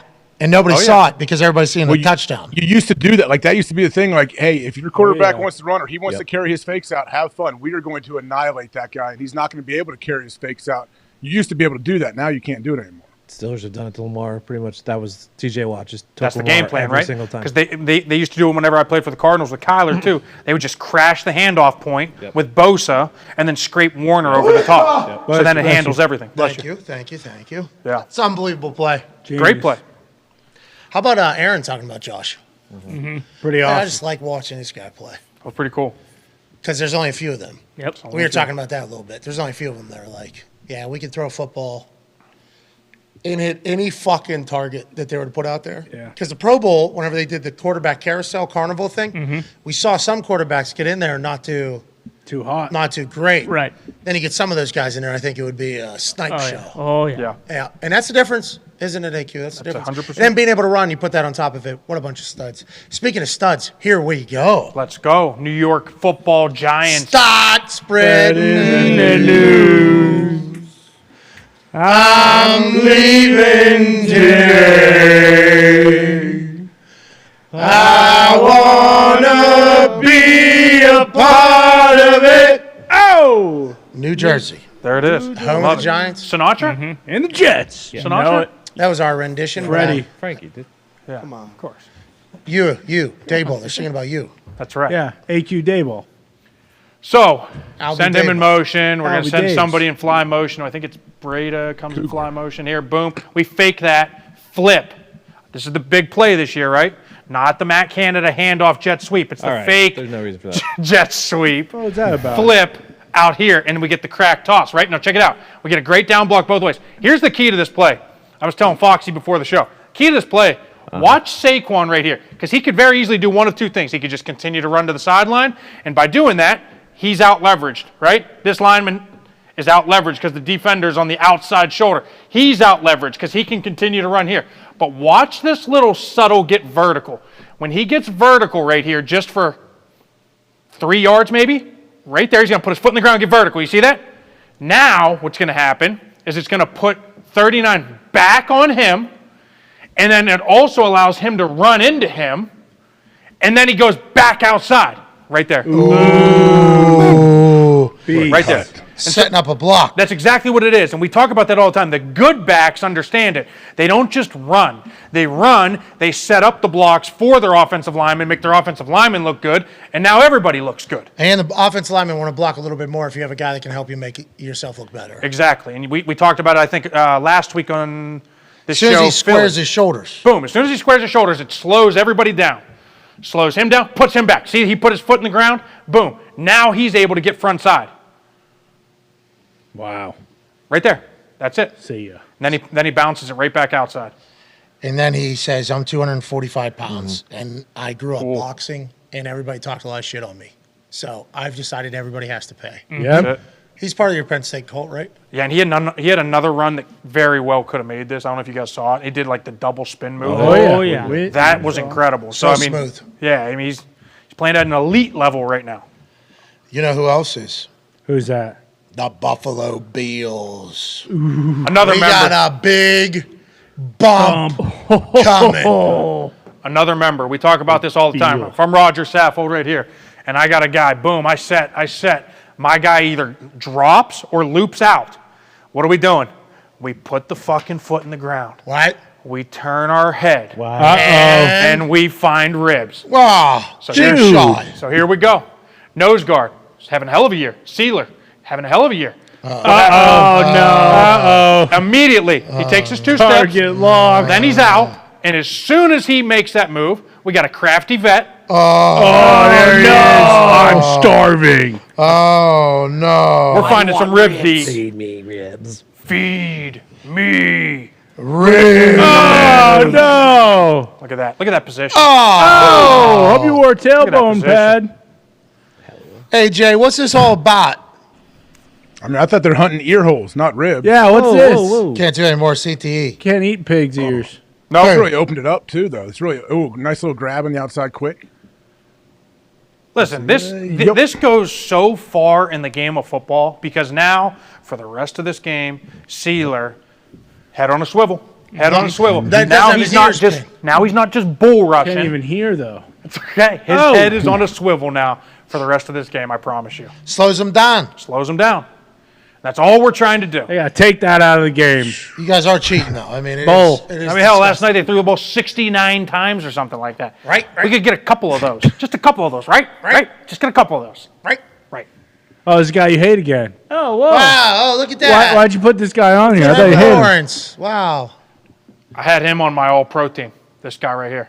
Oh, are you releasing that? Are we releasing that? I think we should. Al's all pros. Maybe before the championship game. Yeah, maybe before the championship. Championship weekend, you release your all pros. I'll have all pros for kickers, punters. AJ will have his all pros. Darius is going to have his all pros. Hell yeah.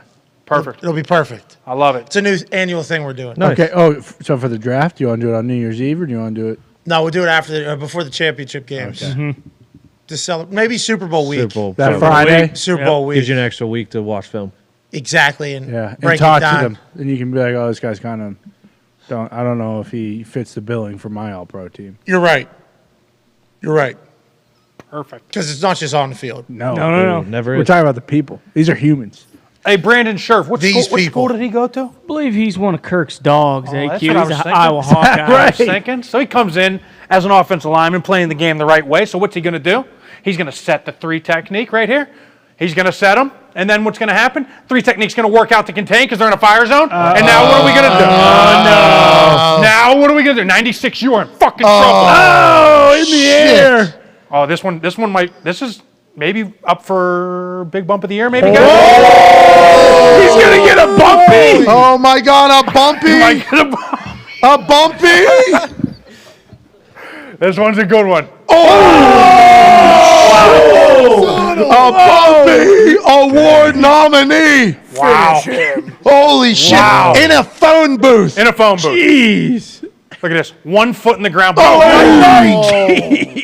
Is the throw perfect too, or how physical? Where does the throw go? Some bitch is cock strong. Oh, look at that Great time. What Great a ball. throw. It's a great ball. Can't A lot make of a this stuff. 5-yard drag. It's a great How ball. about that, Great ball. huh? It's a lot of this. A lot of this. Shit. That guy got jacked up. whoa, you can't do that. Airborne. AJ, how good is that? I mean, the fact that this is so close quarters and he's able to have such a violent hit, that's pretty impressive. Yeah. Yeah. Wow. Pad level, guys. You got to get your pad level down. That's Low right. man He's standing wins. up high. Oh, Boom. Shit. Man, that's a violent shot right there. Yeah. Years of baling hay in Denison, Iowa. Wow. Damn right. Hey, That had to feel the great. zoom-in feature for this is phenomenal. Yeah, pretty good. We just figured it out. It's pretty good. Week 19. Pretty good. Better late than never. I'll tell you what, this offseason, we're going to learn a lot about all this stuff. When we're breaking down, different videos that AB I love it. might put on his. I love it. Hey, this has been a fantastic thing this season. This episode continued to be great. Thank you. Thank you. All right, let's get out of here. But before we do that, let's allow AQ the opportunity to win some money for some people that are watching along at home. Still 4 hours and 10 minutes into this thing. It's one of our longer shows. How could it not be with how many guests we had? We came into the show saying, hey, this is going to be a long one. We knew. We had Rapoport on. We had Scott Reynolds on from Computer Report, and we had Aaron Rodgers stop by to chit-chat for an hour and 10 minutes about literally everything. Then we had a chance to go in the trenches with this man who has a custom fit on that looks fantastic. Unreal. A man who is going to have to do a couple different things. Yeah, what are we doing? All you got to do is put one of these balls into one of those holes out there, and 10 people will win $500 who retweet this video, say something nice to somebody, and put their cash tag in there because it's a lot easier to pay them on Cash App. But if you don't make any of these balls into any of those holes over there, could throw that football into a net, could throw it into the hoop, could shoot the basketball into the hoop, could throw a basketball into the garbage can or a net over there. If you don't do any of that, you're going to have to go 2 of 5 on a putting green. Let's assume you're not going to have to get there. Nope. Let's assume you're going to bury this first shot just like you did during the commercial break when nobody saw it. That's right. AQ Shipley, you do your thing out here. Thank you. Do it for AJ, anything to say to AQ here before we get started, try to win some money for the people and make a moment here out of this beautiful January 17th? Now, AQ does not need any motivation. He's going to drink this first one. AQ Shipley, noted Joe DiNardo denier. That's right. AQ Shipley from Penn State. Oh, AJ was wrong. Would have gone 2 for 2 on football throws towards the basketball hoop today, but instead 1 of 2. The one that was made was during a commercial break. Can AQ bounce back and win some money for the people? Wow!